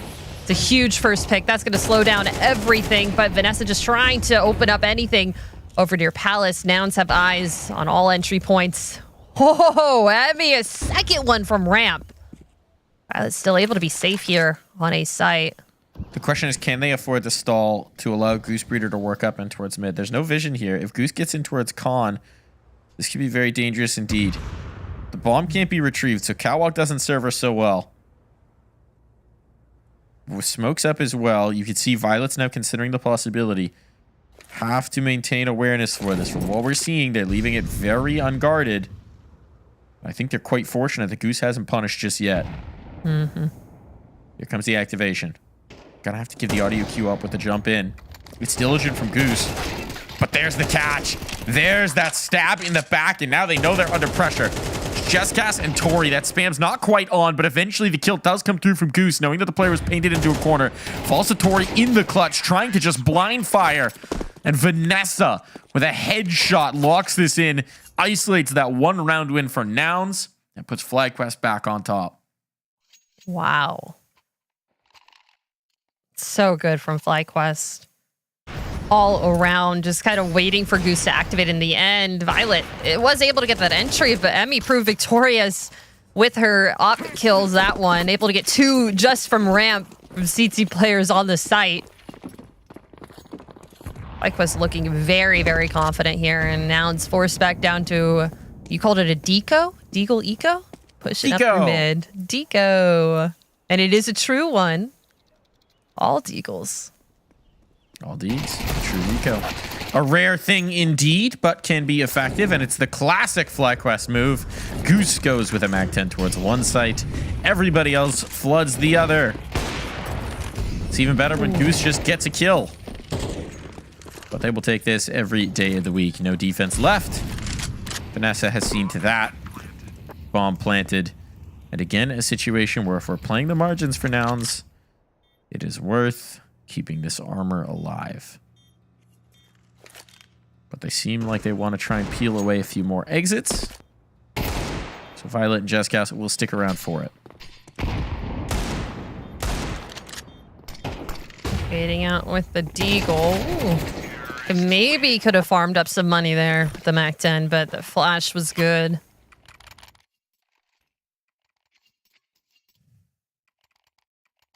FlyQuest Masterclass. Masterclass indeed so far. Little resistance has been shown.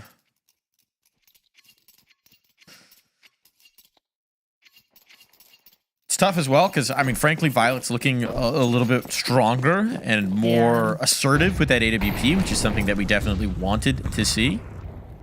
Look at this. Again, getting aggressive up middle. I like it. I like it. Get that op into the action early. Take your chances. Take your shots. Take risks. Misses the catwalk jump, I believe, but still. Put your op in position to impact the round early. Problem is, even when they've gotten those opening picks, it is somewhat tough to translate.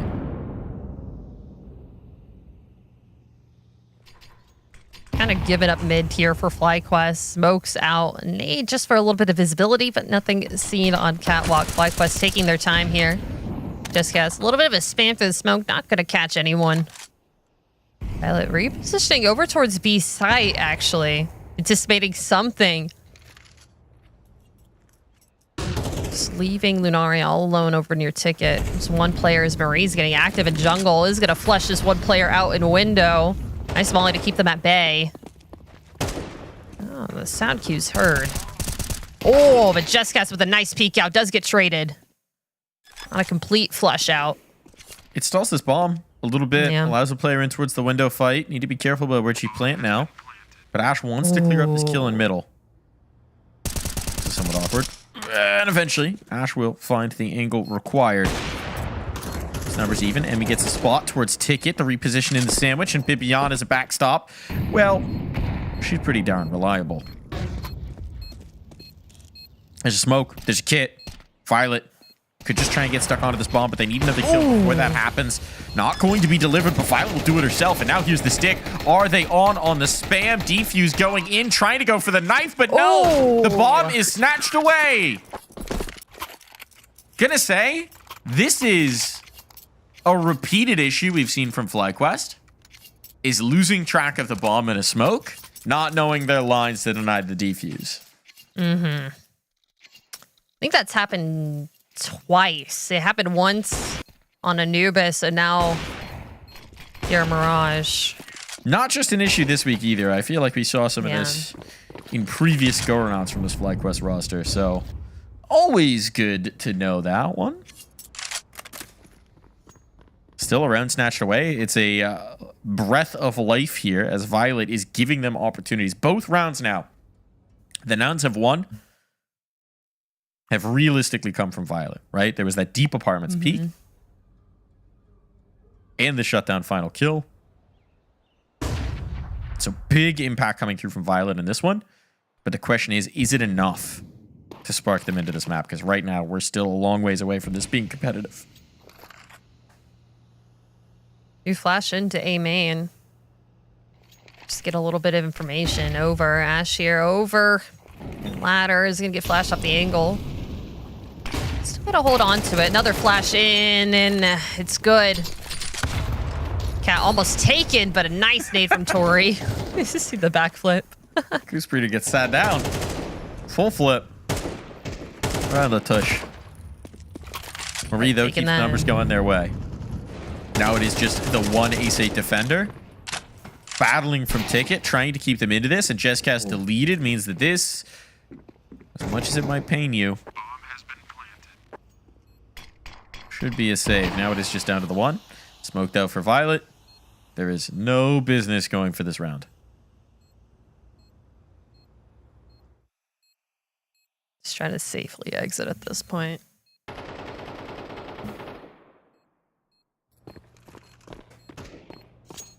I want to see the double op again for Nouns, but I realistically not going to happen with how the rounds are winning. Yeah.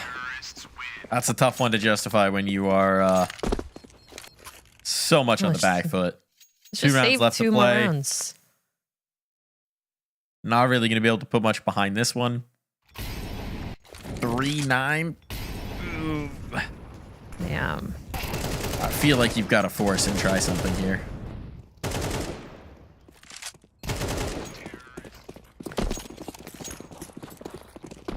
They will go for the deco. 5-7 P250 as well, so they're going to try and play for the last, but barring being able to convert here on the pistols, even if they can win that last, it just doesn't feel like enough, does it, Sophie? No, it does not.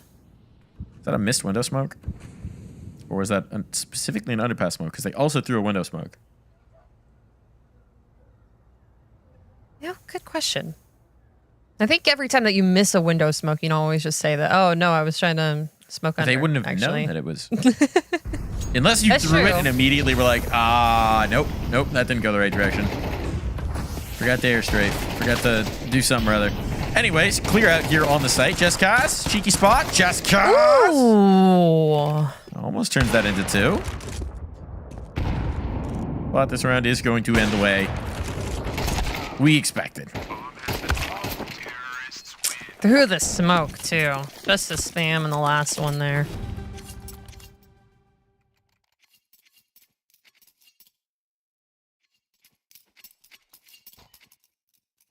Update on the other series happening in North America once again. Pretty sure that is Lumen winning 11-9 on Anubis. Getting back into form against Mega Juners. Do have full buy here for Nouns. Rifles, and a nice opening pick for Violet. That's what got them the round win last time. Could be able to get them now if FlyQuest don't know how to capitalize off this. That has completely slowed down their B hit once again. BB out of contention. It's a good job pulling the plug, though, and bailing out, right? Because there were 3 players stacked up in towards B early, including that op from Violet. You were hitting a strong site. Instead, now Marie starts to work a little bit, or sorry, that's Goose starts to work a little bit of underpass control here. Smoke to give her some room to operate. It's interesting, that smoke presumably is meant to look like a fake missed window smoke. And Ash up top here is seeing all this utility get set up. Position might be unexpected, but Goose has slipped the net. Goose has slipped past. And though the trade will come in, the kill on the catwalk player is huge. Now they know there's a player pushed top mid. That means there's one less here available to defend A. Flashbang into this peak could be lethal, but instead, right now, they're just taking it dry. There's that flash. There's that execution. The trade's there. So they'll stay fighting here for Nouns. And the collection from Ash is massive. No smoke in towards Con. Means that bomb's dropped. Now they're in big trouble. Oh, missed shot for Emmy. It's been every round. Violet gets the opener. They're able to win, and that's 9-3 half for Nouns versus FlyQuest Red. We'll be right back after a quick break.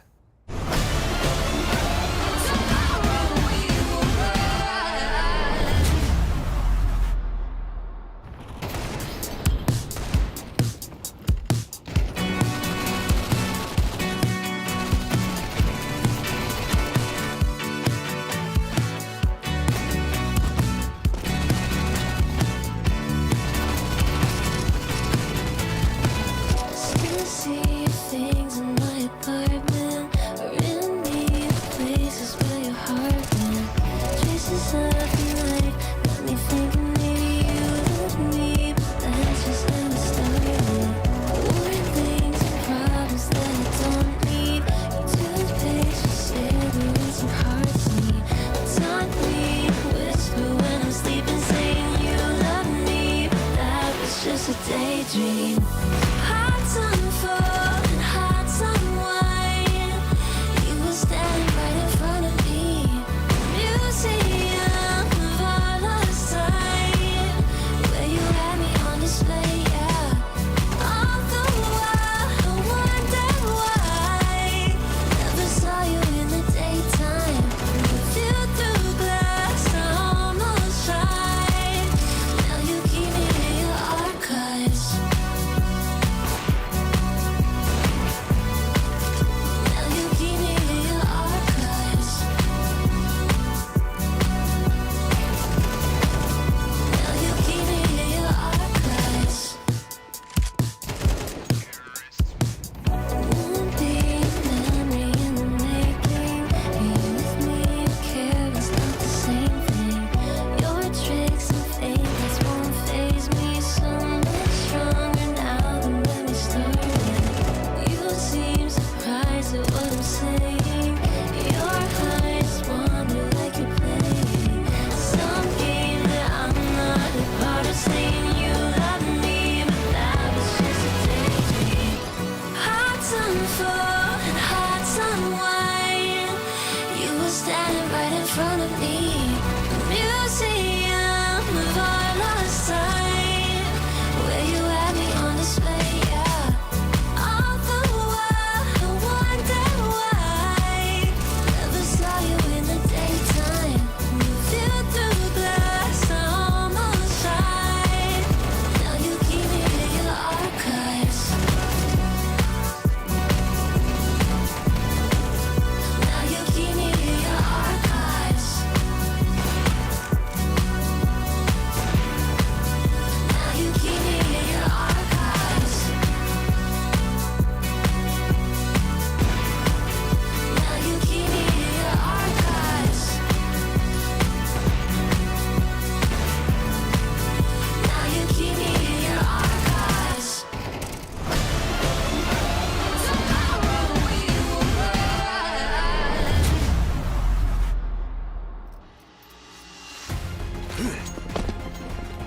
Might rise tomorrow, but you need to rise up today here on the Noun side because it was a devastating first half of Mirage, and they're staring down the barrel of a potential 2-0 for FlyQuest Red. Business as usual for FlyQuest, but Ash will try and upset that apple cart with an early pick here on towards Emmy.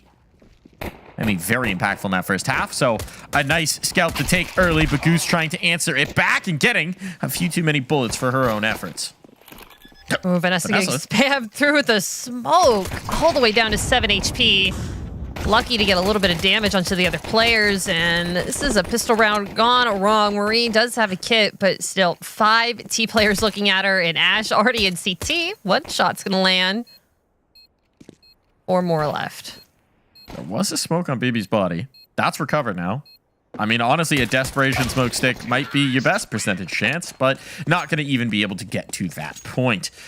Commanding here in the pistol round in the second half. It's kind of a rinse repeat of what we saw on Anubis, right? Confident pistol, converted. It was once the guns came out, though, that they had some trouble.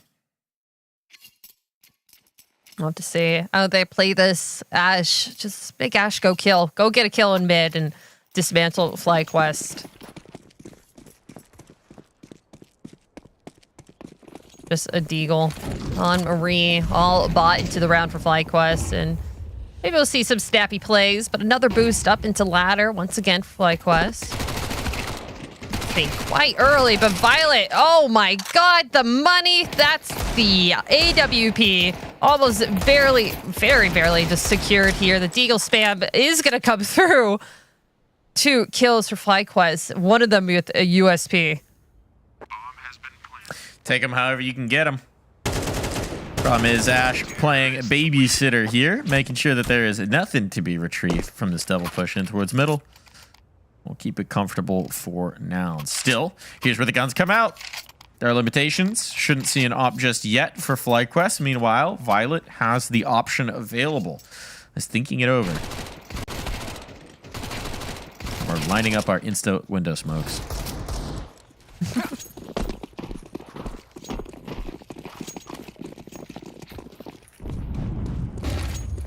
I want to see where Violet takes this. It's going to flash into mid, try and get a peek. Going into chair very early on. Nice, looking towards Cat. She's able to find BB. Goose going to take that as a chance to back away through the con smoke very safely.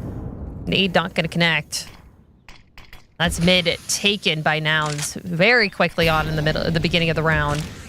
And this was the torchbearer, right? In the first half. Violet getting openers.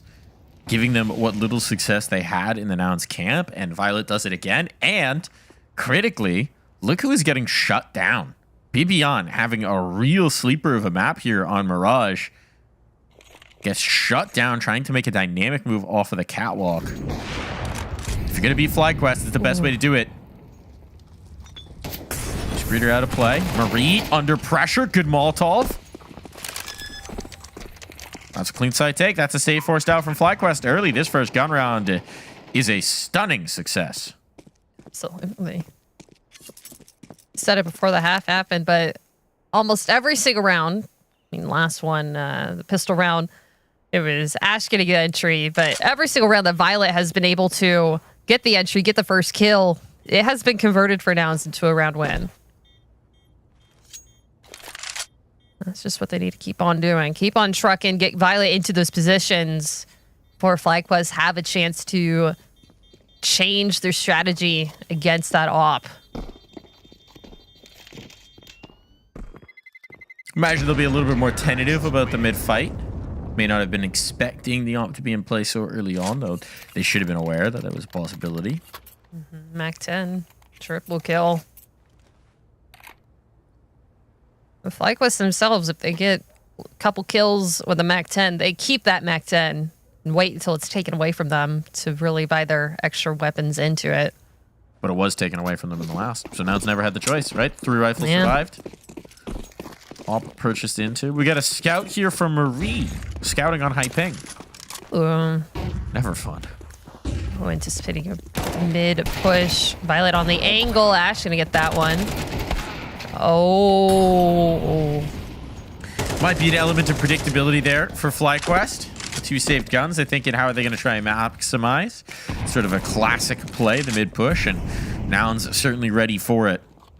Damage has been done onto Lunari and Jessica, so there's vulnerabilities here, but Goose trying to get aggressive with it. That's a rifle found. Oh boy. It's going to be worth saving forward. Might yet be able to tip the balance of this round. Might be hard to. She just has to get away here. Marie already in market position. A little too close to feel comfortable from the T's evacuating the site. Ash kind of lurking around, getting close, but nothing too aggressive quite yet. Marie just trying her best to stay alive. Goose is going to come in and join up with her over in T-Apps. They're getting hungry for this. Ooh, what a shot. Low HP player, but still well capitalized upon. Now they're afraid. Real reason to feed in here. So they won't. Though the bomb will collect another. So money, not exactly building, but they've got cash in reserve on the Noun side. Marie keeps the scout. Marie keeps the scout. I think I talked to them like maybe last month or a couple of weeks ago. Marie kind of testing around with having secondary op with Emmy. It's something that she's comfortable with. Obviously, the scout being the cheaper option of the two. That'd be nice. This was a team that really never broached the secondary op in their previous iteration, right? So having that flexibility gives you a little bit more versatility in how you want to play, perhaps. Mayhaps. Set up our classic smoke set here and towards middle. Window and con looks like. Marie is going to upgrade from that scout. No scout. I think that's a more prudent choice, especially with the ping. Yeah.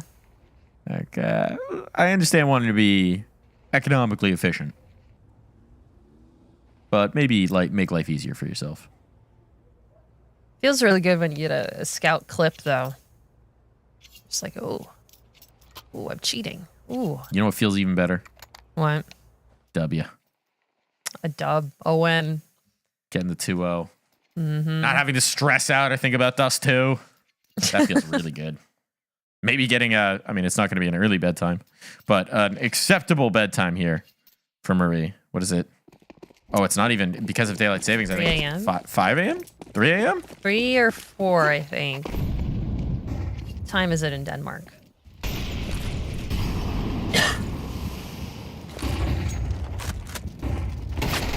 Same time it is for our production team. Nice opener. It's time for the frags to come through for Ash. Starting to have that impact we saw on Anubis as well would be good to find, but a battle towards top mid. This gives them the ability for the retake. They got no one back in towards CT, though, so this is going to be a little bit one-dimensional. Player into the window. That's Marie. Needs to harass and Harry. Another HE coming through. And a molly. Little bits of chip damage, but that molly, a little too deep. Catches the smoke. Does not blink. Privy to the two players that are now in CT. Ash is going to spam through the box, but the Goose Reader good for it. Lunari is going to trade him out. Violet with that off is going to be doing it. Now they're just sticking the bomb. The spam is good for Nouns. They have their lineups in tow. They're able to save those two weapons as well. That got very close. That got very close. Lunari with a good collection. It looked like Violet was thinking about the hunt early on. Maybe just thinking about the reposition towards Catwalk, but a little too late. Has the presence of mind to abandon that thought, come back to help the teammate with the fight. And now we got a game here, folks. We got a game on our hands. As FlyQuest are finding themselves stymied in this second half, and it's just not going to be a lot to work with here. And off in the hands of Emmy. Oh! And her rinse repeat from that duel on Anubis. Emmy walks forth and conquers. Completely shuts Nouns on their B take. Lunari looking for another entry in. Taking more space under. So the rest of the team is going to connect with them over in top mid. Take more space. When it was denied, just take more space on the other side of the map. But you can see FlyQuest have already moved all but one player over towards this A site. And Emmy gets a second one. Oh, boy. Saying in your head, how was she over there? She was just on B. Just took one of our players and now another one. So dynamic. Talking about maximizing the one gun. Keep that thing mobile. Mm-hmm. I'm not talking about Alabama. Mobile, Alabama.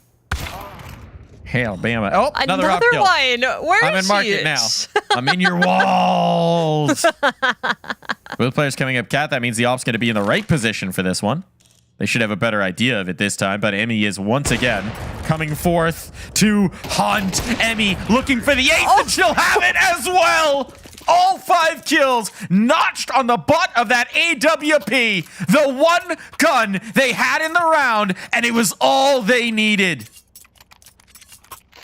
Wow. I saw a little bit of a smile on her face. I feel like She she should has be to beaming. be feeling good That's about dope. No, cool, calm, and collected. Don't let it affect you. Don't let it affect the next round. But that's an ace of a century. She Talk is about all putting the over team the on your map. back. Oh You didn't my even let one of your gosh. teammates shoot. I think the MP9 got a tag from under Belk, and that was the only other connection or shot fired by any FlyQuest teammate that round. Mm-hmm. That's crazy. Okay, trades early on. Vanessa out of play. Goose Breeder to follow. Emmy under pressure, and this time the Molotov takes most of the health out early. Can't be counting on back-to-back multi-kills from your upper. Someone else needs to pitch in.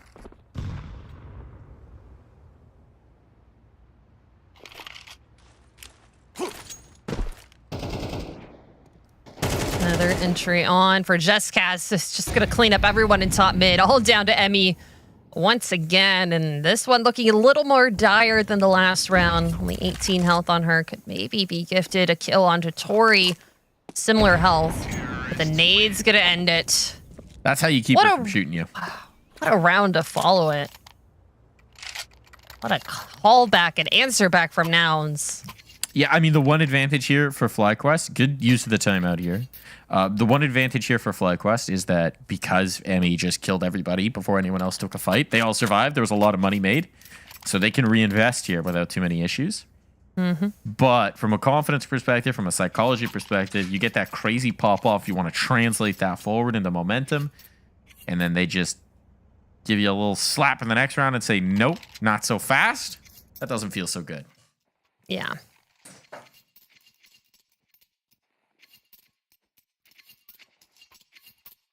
That's something that FlyQuest has talked about time and time again, just how to regulate emotions and energy. And it feels like even when they do lose around, they're able to kind of keep the energy up, keep things up. But after winning such a high level round and then losing the next without getting any kills. What's crazy is I don't know if Bibion's had a kill this half. I know that the first gun round where she gets immediately opt on Catwalk had 6. So your typical star performer going whisper quiet here is not so good. Vanessa, though, trying to pick up the slack. Does get the one. Traded out, gets the information at the very least, but with his palace control here for Emmy, this is going to be a problem. They're not expecting it. They were not expecting it at all. Now they're rumbled, and Goose can fly into the sandwich, and they'll chip their teeth. Bibion once again out of play. But on a 3-on-2 with control of that C4, it might just be enough. Ash has to create space for the squad. But how do you even get activated here? Tori's going to be moving ahead of it. And with this player still in jungle, Marie can put an end to this round. And we'll do exactly that. It falls to the clutch, and it falls to the op of Emmy. Only fitting. As now FlyQuest climb to 11.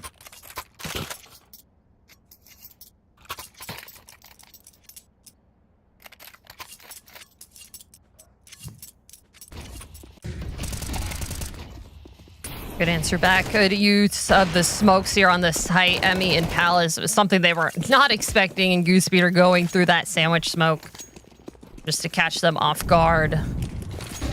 So you need to do. You need to disrespect their smokes when they're not expecting that. Oh boy. Speaking of. Ash looking for another entry in mid. Not granted one this early. Ooh! That's nice. That's massive. That is Eagle huge. shot. Just dropping the op. Molotov as well to confirm this. Bibion again going to be forced out of position, forced into discomfort. They try and take some space back towards a ramp, but it costs them a body in doing so. This is where you need a big play from Bibion. Usually so reliable for these. Is this the moment to explode for a multi-kill? Because this hit's coming towards B. This hit's 100% locking in on this site. Bibion going to start the party here. Dinked up, but sets up the trade. And now Utility can sail in, and Nouns are getting shut down, stymied here at Apps. They could not get out of the apartments. The only thing they sent out, well, was the bomb. Decoy as well. Goosebeard taking this time to reposition herself over towards Van. Violet getting tagged up just a bit. Now, sandwich at a spot. No bomb. Nowhere really to run. Except away from the site and away from this round, giving FlyQuest their 12th. It is a classic problem of the apps rush. Is if you get stalled out for any reason, bottlenecked, life just becomes very difficult indeed. Seems to be a problem for Nouns as well. Sometimes plan A is good. If they get rebuffed from it, the adjustment might take a little bit too long to get dialed in. Worth saving this AWP. As time expires, just don't die after it. Violet should be safe to bring an op as they try and battle for overtime. The 2-0 still queued up here for FlyQuest, despite a much better showing here for Nouns than perhaps we expected at the half switch.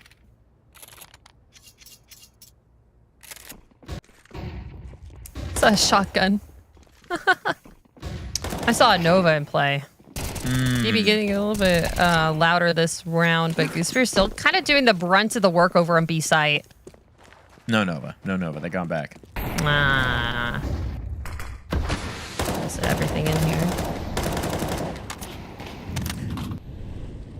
I want to get caught off from that Deagle too early. The op is still in play, and Violet is being interesting. Pretty aggressive. Yeah. Just kind of stalking in through under. Maybe expecting that aggressive apps peak, wanted to put the op in position for it, but going very quickly in towards the underpass play. Not what you expect. Might catch them off guard. It's Ash instead with the Deagle again to connect a D shot. Early on here, this is now 2 rounds where Emmy, who has just dominated this server, has been taken out by the hand cannon. Now Violet on the angle. There we go. Numbers advantage here, but it's quickly being traded back, and Bibiana is finding that damage. The op is low. Is she gonna see this? She is. On Vanessa. Teammate not close at hand. Has to be Vanessa to hold strong for the moment. Trying to set up util, give a little bit of cover, try and get some stall. Because if they overwhelm, well, it's Marie quickly to the rescue, but maybe not quick enough. Vanessa might not need a rescue at all. No damsel in distress. She's the champion of the story, but Violet still keeps this going for another chapter. Wow, she was very silent on Anubis with the op, with that op duel against Emmy, but she's getting her own. Not quite an ace, but a 4K that round. Buys all around that op and able to clutch it up in the end.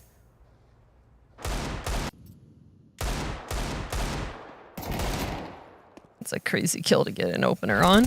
It is. It absolutely is. These Deegs giving a lifeline and then the op carrying it all the way. Violet really looking like a player transformed on this map. So much more assertive in the ways of taking fights. Certainly looking very sharp mechanically as well. It's an impressive showing for Violet. More of this, please. 2 more rounds of it, specifically, would get them into overtime and an eco here for FlyQuest. This should be the easier of the 2 challenges.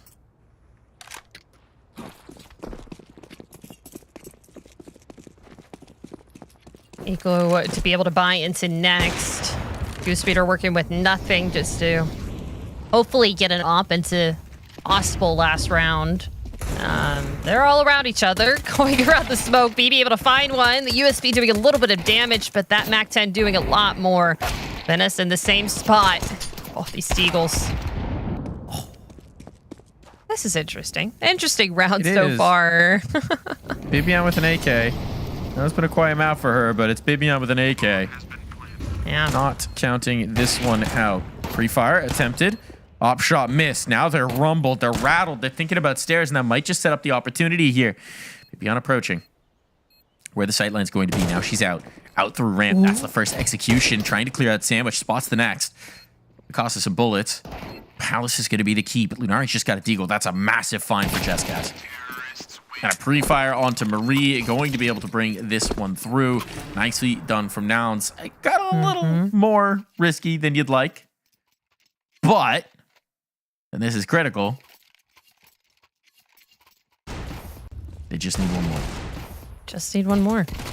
They just need one, and it's kind of been FlyQuest's kind of calling card for the time being. It's a little hard for them to close out games. Just getting to that 12 or 11 has really been stuck with them. A little bit harder to get to the 13th, but if you just repeat it in your head over and over again, we just need one more. That could be it. Sophie, no kit. No kit. No kit. Opting for a nade on Marie instead of just buying a kit. Bibian can sell the head armor and get No. kit. Mm-hmm. Not going to do that. Oh, Marie does get the kit up. Okay. So now they have it. I prophesized that. She sold the nade. A little bit of the adjustment, so at least there's one in play. It's good to know, but playing as the Van Anchor, if this becomes an A take, you do risk losing it in transition. Not going to be the case early on. Seems like they really do want to end this on B. Can understand the read. You have Marie, who's playing on high ping, and you have Bibian, who's less than her usual impactful self. But, having thrown a little bit of a fake, it seems like they're going to full adjust. I'm not really sure what they've seen on the Nouns camp. Something I didn't like. Apparently. Assuming they pulled enough rotates on over to B. With just a But if that little was bit your of objective, presence. why fake with all 5? Offer it. Yeah. They're keeping 2 over there. Throwing flashes back and forth. Oh, good smoke. Timely smoke. Thought Violet was going to get an opportunity there, but the op barrel gives her away. And now the pressure comes through, and an immediate execution. Violet, the tip of the spear, flashed through a smoke with the AWP. Unorthodox to say the least, and no teammates came along with her. Now out in the open. Didn't quite expect to find Goose, but Goose will find a kill in the underpass itself, and it's all falling apart at the last hurdle. Tori and Lunari trying to pick this back up and bring it to overtime. Blinded about to deal with. That's going to be Vanessa. One stuck out and towards mid. It has to be Tori. She'll get a chance at least to grab that C4, maybe. But already peppered up and crossing this towards a bomb plant. That's a big ask. We'll concede it for the moment. No punishing utility to pull her off of this, but escaping this box, that's too much to bear. Out of bullets, out of time, out of chances. The impact came when it mattered most for Bibian, and FlyQuest will take the 2-0. Sometimes it's all you need. You need the impact to come through in the end when the kills matter. She's able to close it out for her team. Bibian getting that last kill. Now FlyQuest winning this series 2-0. An incredible performance from all on the side of FlyQuest. And we are seeing some smiles here now. It feels like Emmy is getting a little bit more cheery here. Maybe you gotta just save that to the end. You can't get too happy, too excited about your performance in the middle of the game. You gotta close it out first. Can't be early celebration. You don't want to give away too much. You don't want to put all your eggs in one basket. It's all business. All business until you get that dub. But dub secured, an important one for FlyQuest. We highlighted it before. You have to get this win.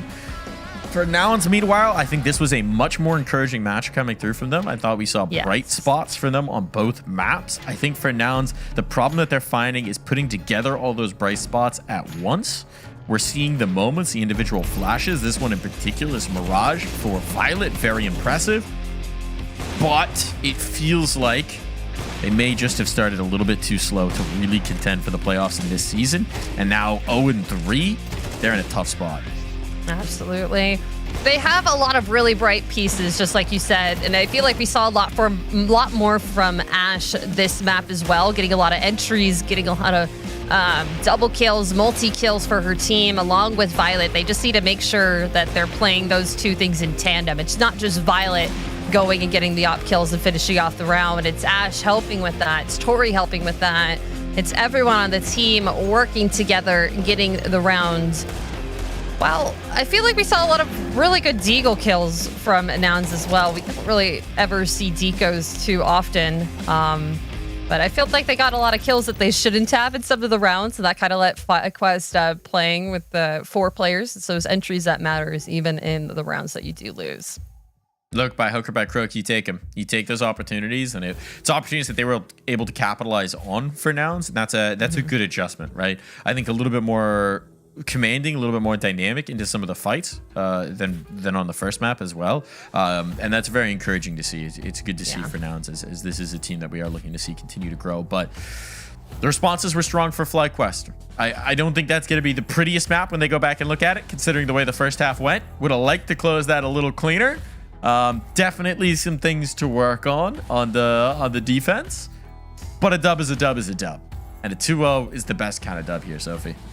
Absolutely. And I mean, they're playing against FlyQuest. They chose into FlyQuest's map pool, maybe taking a lot of, knowledge from how they've played those maps and learning it and trying to counteract that. We saw that on a lot of the rounds. We saw that through Violet, through Lunari, through a lot of these, but just was not connecting in the end. And FlyQuest playing victorious. Emmy with 24 kills. The entries on Nouns, though, 5 and 5, both for Violet and Ash. Like, they were going in and getting the first kills in mid, making FlyQuest stand on one leg, not fully suited, and making them kind of play a little bit harder. It was definitely not an easy game for them to win, but they were able to win it out in the end. Something you don't really see too much is all the assists as well on FlyQuest. 10 on Emmy, 8 and 8, both on Vanessa and Marie. Vanessa and Bibian, excuse me. We have a lot on Nouns as well. 9 and 8 on Ash and Jesscast as well. Lots of teamwork there.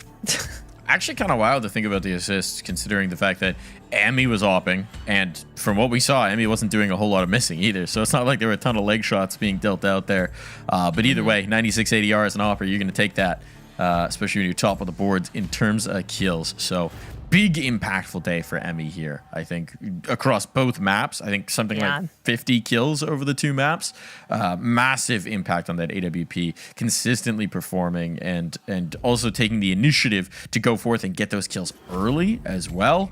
Not as much this map as we saw in Anubis, but still when it came through, they were massively impactful. But we saw that also on the Nouns side. Like, every round that Violet was able to get an entry or a first kill on CT side, they were able to win that round out. But it's time to look at the Kadia MVP, the player of the match. We said her name multiple times, and she also got an ace this one. It's going to be Emmy. I feel like she's truly coming into form on her upper. There was that one round where she got the ace. It just felt like she was all over the map. Like, all right, let me go here. All right, let me go here. And she finally was able to get in the right place at the right time. And it just feels like she's completely transformed. It looks so incredible from her. Feels like as soon as you give her that first multi-kill on the map, she can smell blood in the water and is just going to keep chasing. Just going to keep chasing, finding those openers, finding those closers. Really dominant performance on the AWP across two maps. Very strong showing here. Very impressive for Emmy, where, again, we're just scratching the surface of what Emmy can do as a primary op. It's a role adjustment. It's a different way to play. There's a lot of things to learn. There's a lot of change up to your game that you want to do as an AWP, and the fact that the results have been this promising this early on is massively exciting for the future of FlyQuest and for the future of Emmy as well. Yeah, and something that we talk about is the growing pains that FlyQuest is kind of suffering under, but so far from this 2-0, it's looking really good. And I think we have someone on the line. We have Vanessa here. Welcome to the show. Congratulations on that win. And how are you feeling after that one? We're feeling pretty good. I would say that we're just like really proud, especially because it's been really hard on Marie. I think that's kind of been our focal point, that the process of trying to get her into NA has been, a process, and she's, getting through it, especially being up super late to play these matches. So it's definitely been a mental test and a physical test, honestly, because she has to really stay awake and sharp. I think it'd be really hard for anybody to really feel their best mentally and like super sharp and focused at 5, 6 a.m. But she's been really amazing and super high spirits, and everyone's been really good supporting her. So yeah, I think we're feeling good.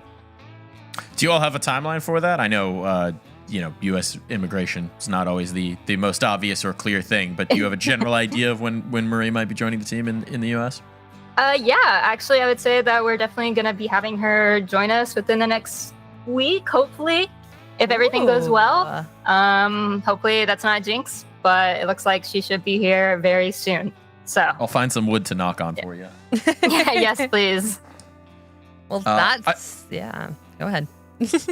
I'm just gonna butt in here. I'm ruining the ping pong effect here. I'm curious for you personally. You know, when we're watching you on the maps, a lot of the times you're sort of anchoring one side of the map, either lurking on the T side or anchoring down a map.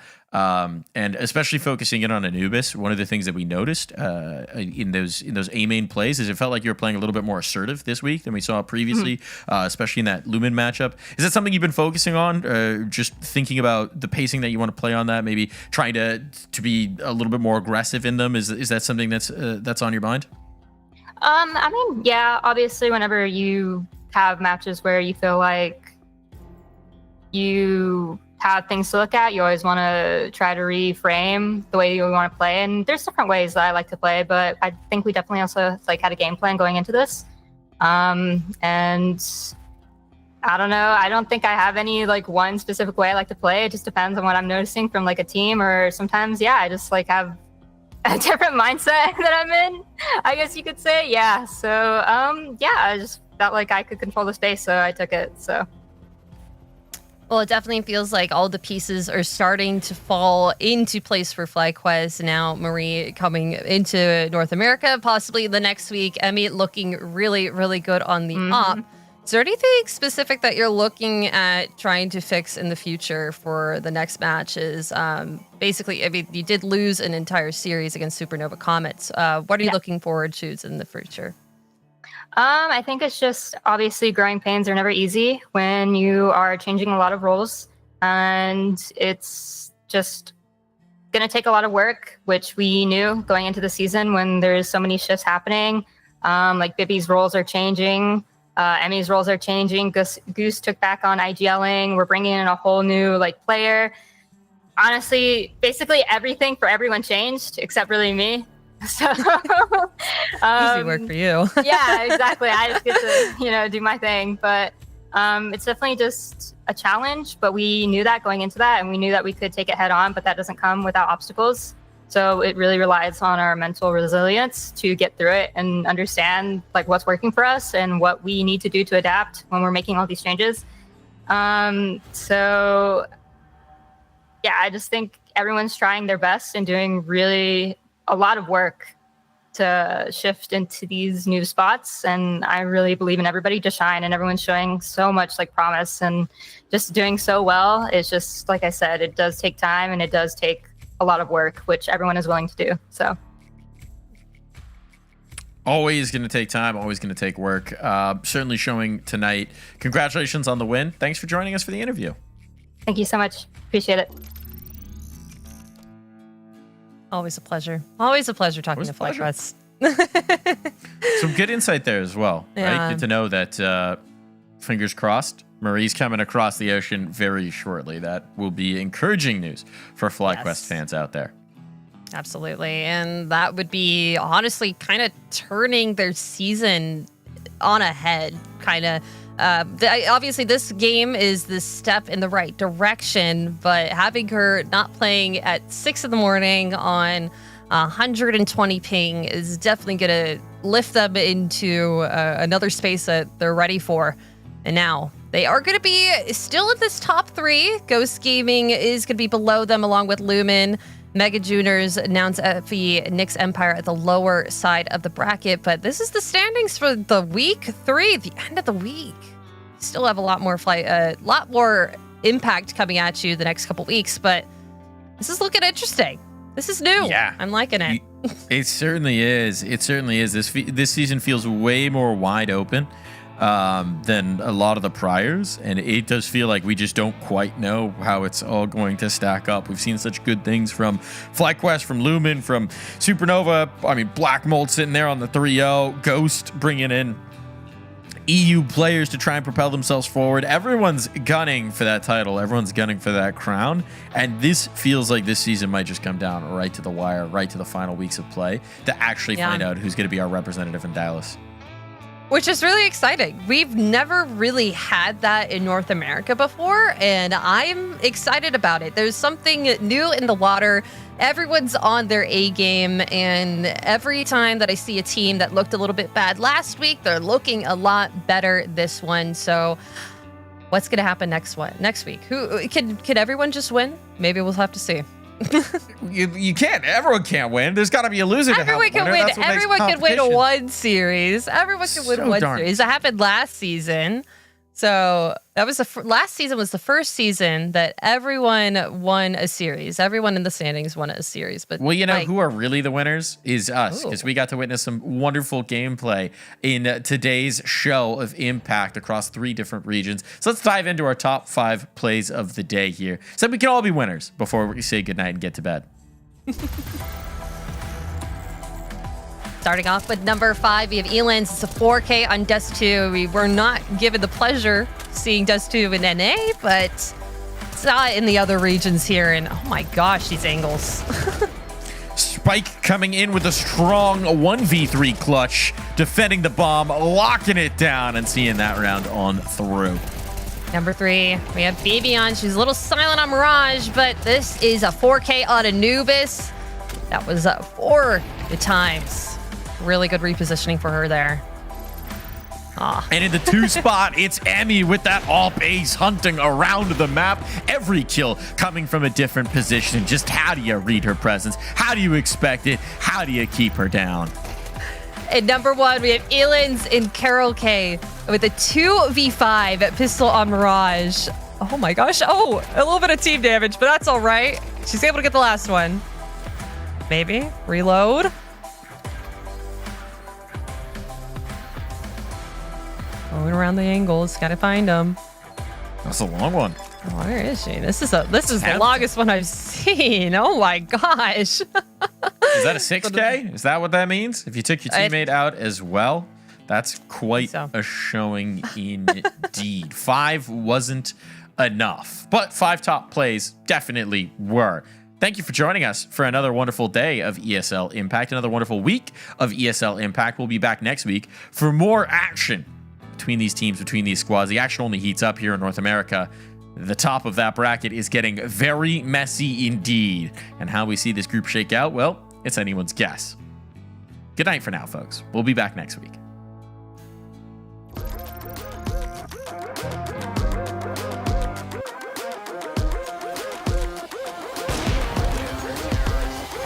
I believe it, I can see it. If it's in my sights, I achieve it. Ain't no leaving, no defeating. Show up, complete and repeat it. Every day, rule that game. I always go 100%.